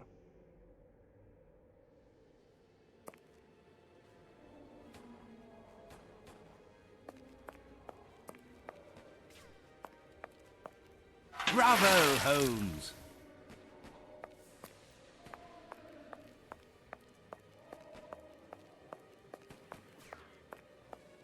Bravo, Holmes!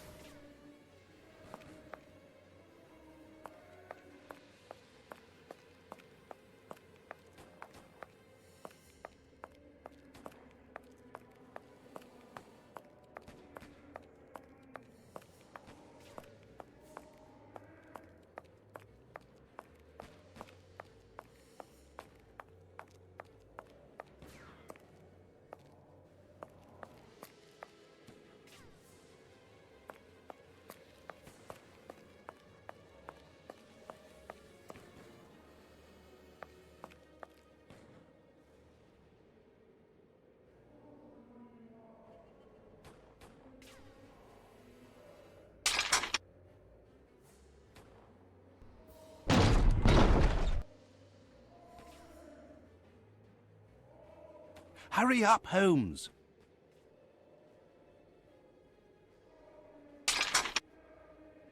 Nothing.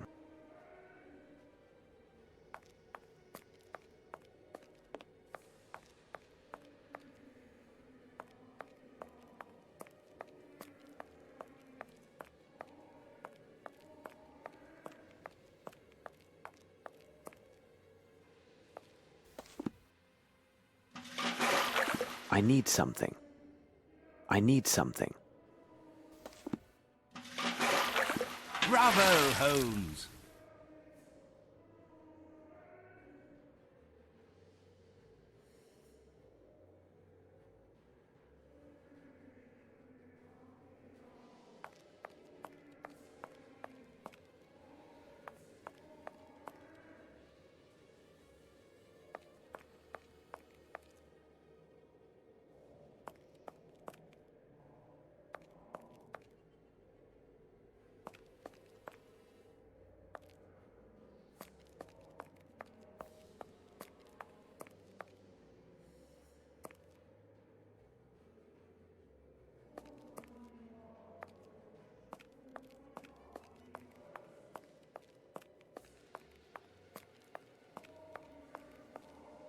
We must act quickly, Holmes.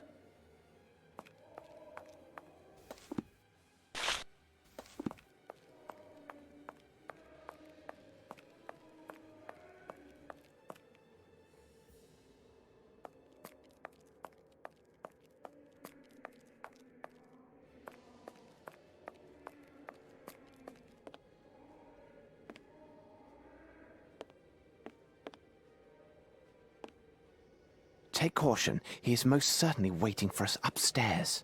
I will try to lure him into range, and this time take aim at his head. Holmes, but I have no more bullets. Then fate is against us, Watson, unless, if his belief is his strength, perhaps it is also his weakness.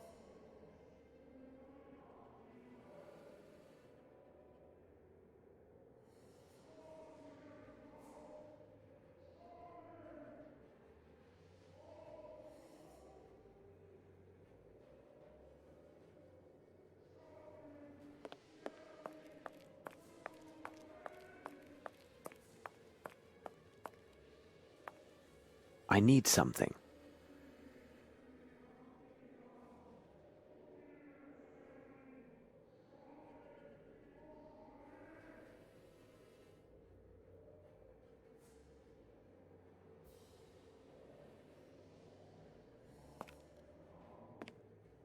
Here is the place. Now, to find some blood and draw the sign of the great old ones. I need something.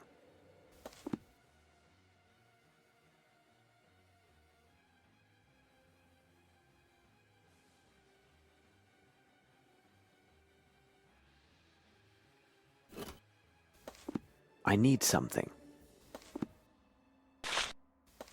I need something. I need something.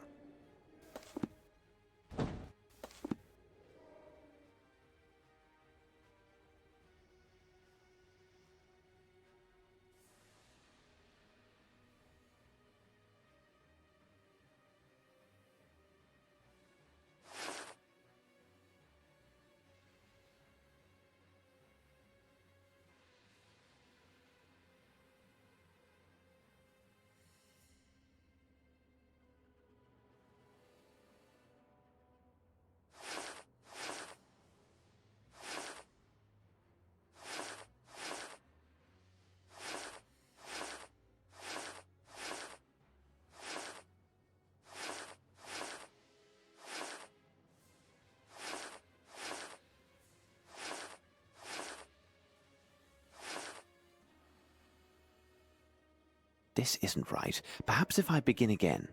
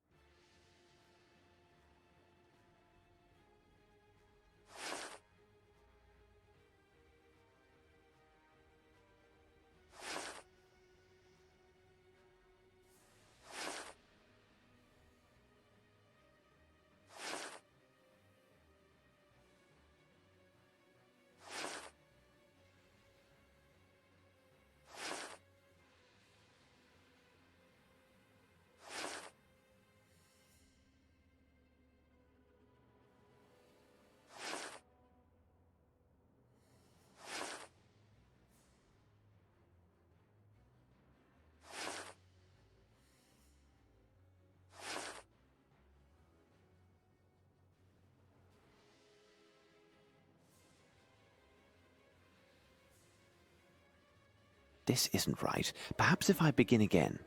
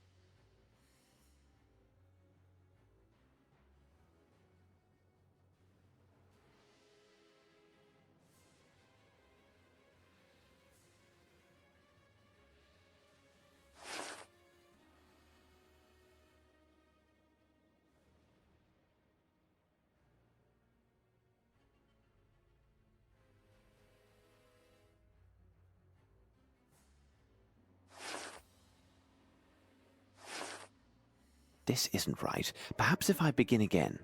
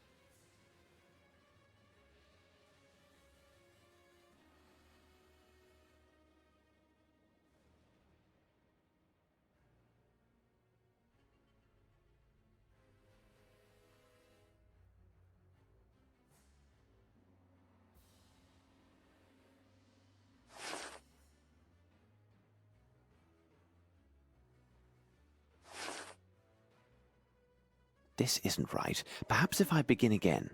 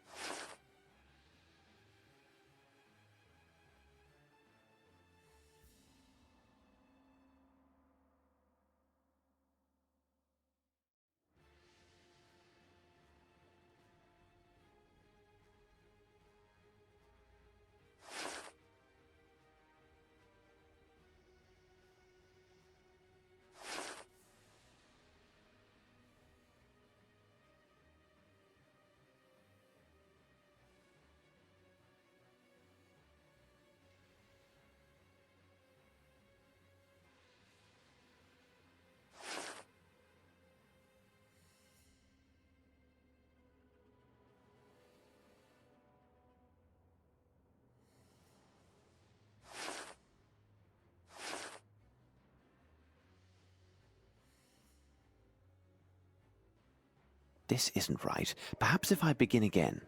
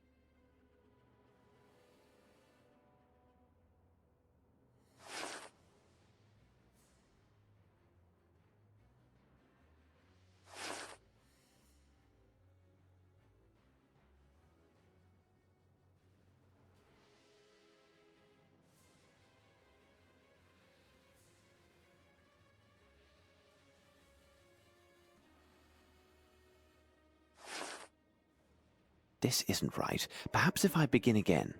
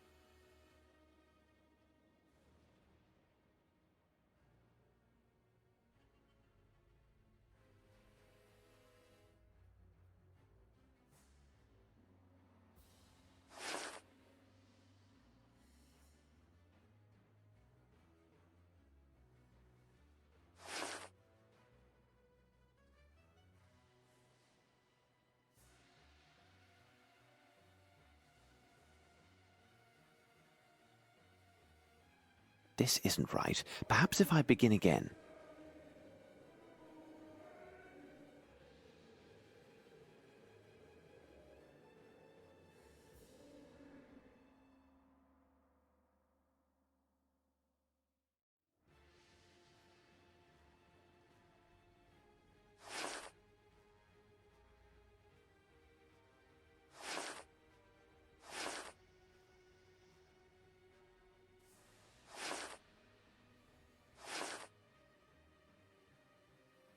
This isn't right. Perhaps if I begin again.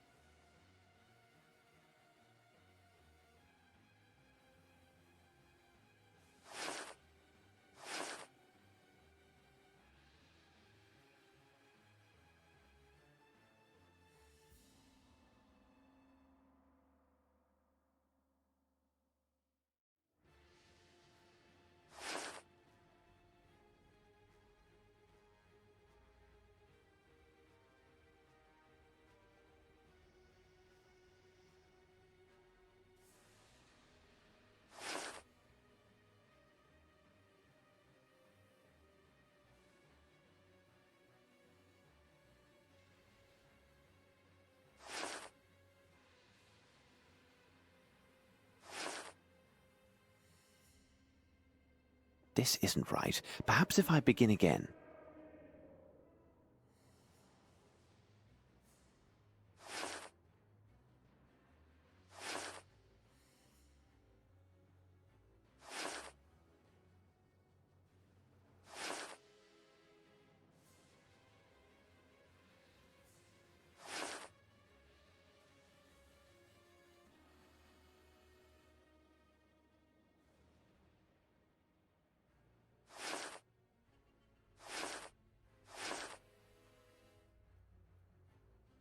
And there, it is done.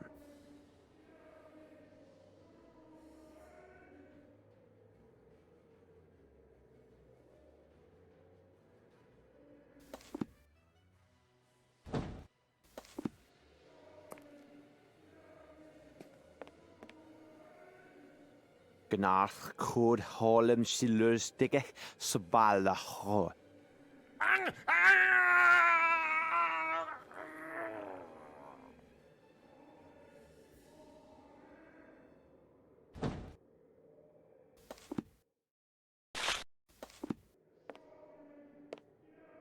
We must act quickly, Holmes.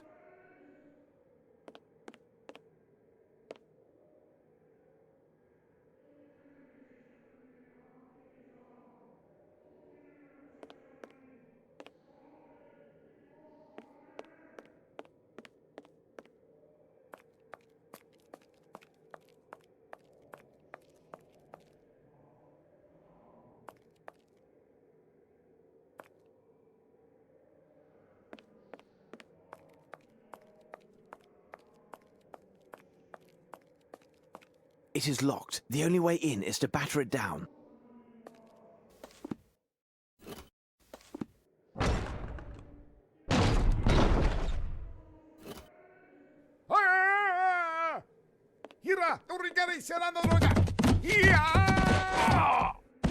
Your friend will have a hard time, and you too, my friend.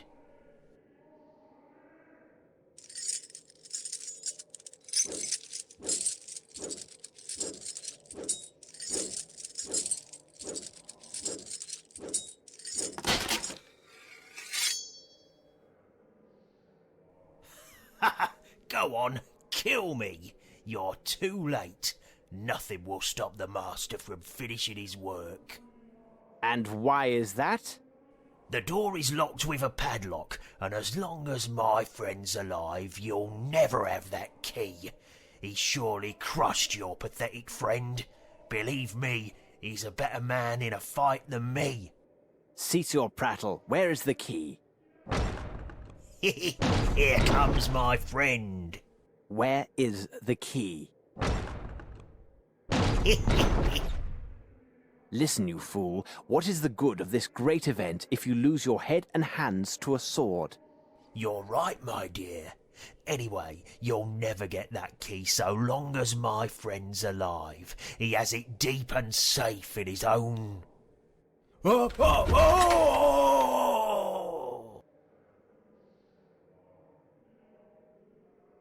Holmes, I am in time. As always, Watson, as always. I was quite fortunate. The fall broke the neck of my attacker, but I got off lightly, just some bruises. I am happy to see you safe and sound. Now, we must reach the top of the lighthouse.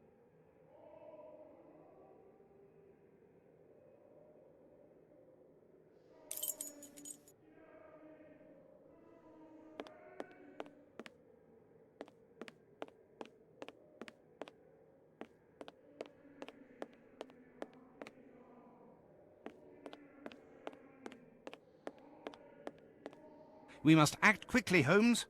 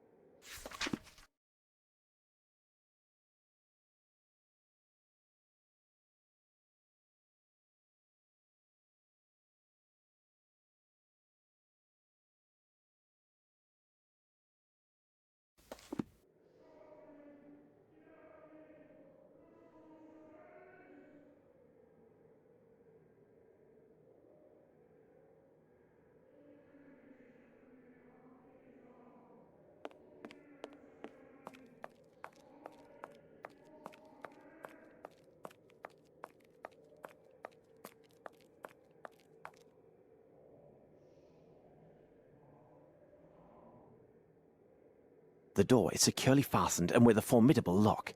The man over there, or rather down there, he told me that while this Hindi was alive, I couldn't have the key. Now, where could he have hidden it?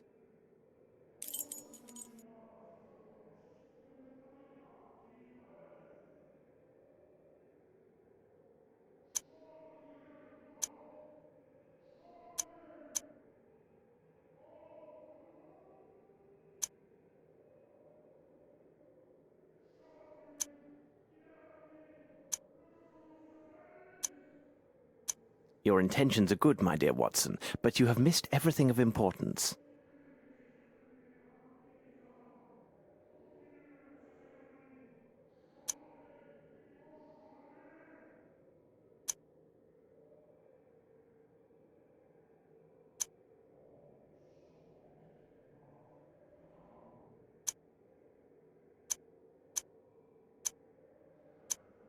You do not think that he could have... Yes, Watson, you once again grasped the obvious. He must have swallowed the key. I will have to... No, Holmes. I am the doctor here, and we have little time. Sword?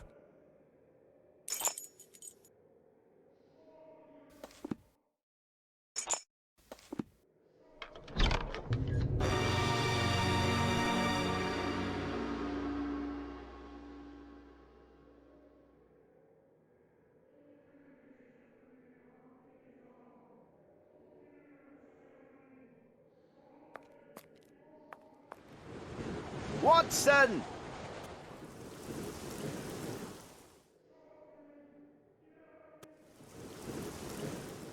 Holmes, at last here you are. Our informants did not lie. You are a most resourceful and cunning man. And you will have your reward, for you will be in the first box waiting his return. He is near. Can't you hear him?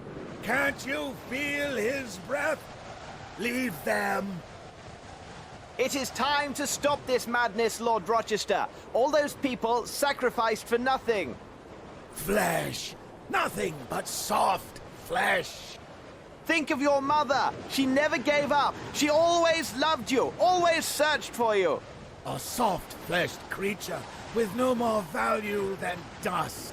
My true mother is the deep blue abyss where my master awaits. He summons me to join the light of abyss.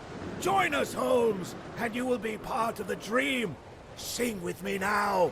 Sing! Do something, Holmes! I won't be able to keep them back for much longer. And, my God, the sea is rising! Holmes! Make haste, or we are lost! Stand firm, Watson. There may be a way. The light! I found it, Watson! Light dispels darkness. I must fire up the lighthouse.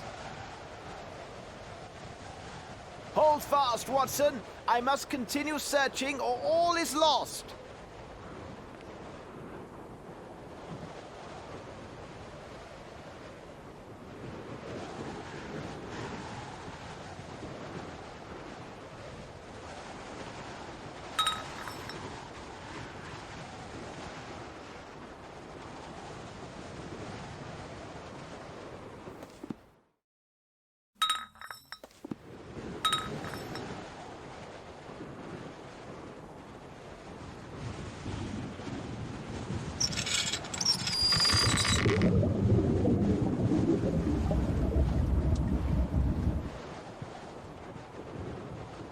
Impossible. Impossible.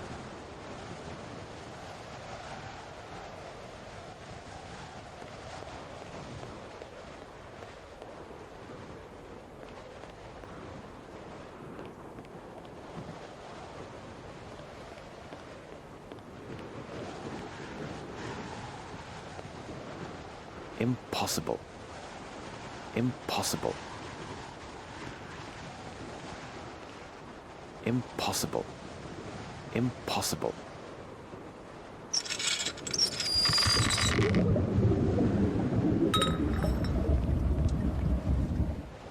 I need something.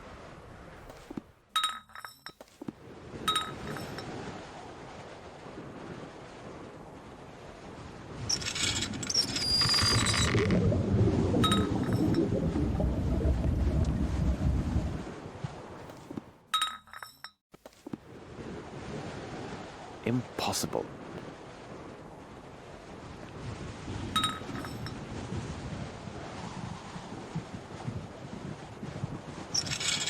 Bravo, Holmes! Ah, no! No! Cast out this light! Continue the ceremony! Sing! We must sing! You will never reach the end of your song, Rochester. Take heed as your choir is leaving. Come with me. This place is dangerous. You don't understand, Holmes. He is here. He has come. Rochester! I called you. You came. Take me. I belong to you. The world is yours. Oh, great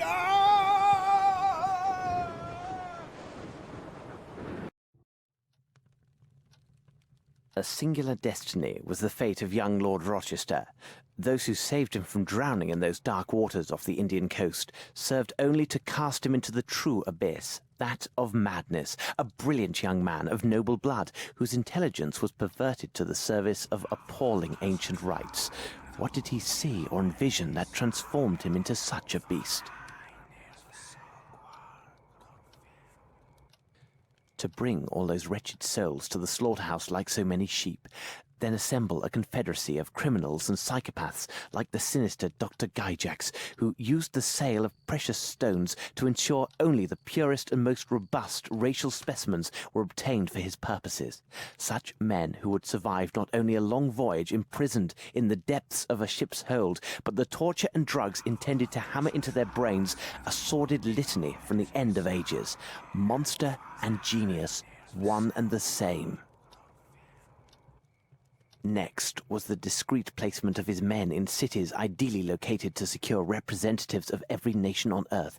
Blacks and Chinese gathered in the Americas, the people of Oceania and Asia in London, Eastern and Central Europeans gathered in Switzerland. Their delivery timed to the exact moment and place dictated by ancient rites and a precise stellar alignment. Finally, to find the only building perched over the water, where the builder had the convenient caprice to install Egyptian statues, and then to eliminate the lone occupant, taking their place by posing as their nephew and traditional heir to the post. Did genius create the evil, or evil the genius?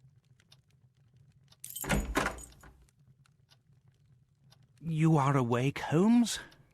Your moans got the better of my sleep, Watson. I assume you had the nightmare again? Indeed, Holmes. And this time the memories of that dreadful adventure were so vivid and real. Everything came back to me, as if it were happening again. All the better, Watson. It is because you had begun to forget. The best therapy would have been for you to write on the subject, but what we saw and endured must never be revealed. True, Holmes. We have never even spoken on it. But do you believe that had we failed, if we had not arrived in time, if this strange ritual had seen its end? Who knows, Watson? Who knows? But you speak of the past. What troubles me more is the future. Whatever do you mean? We eliminated, or have every reason to think so, a formidable threat to our society. But by doing so, we resurrected another, a hidden danger, one laden with hate and moved by vengeance, a ticking bomb, waiting. And a danger wearing a face I know far too well.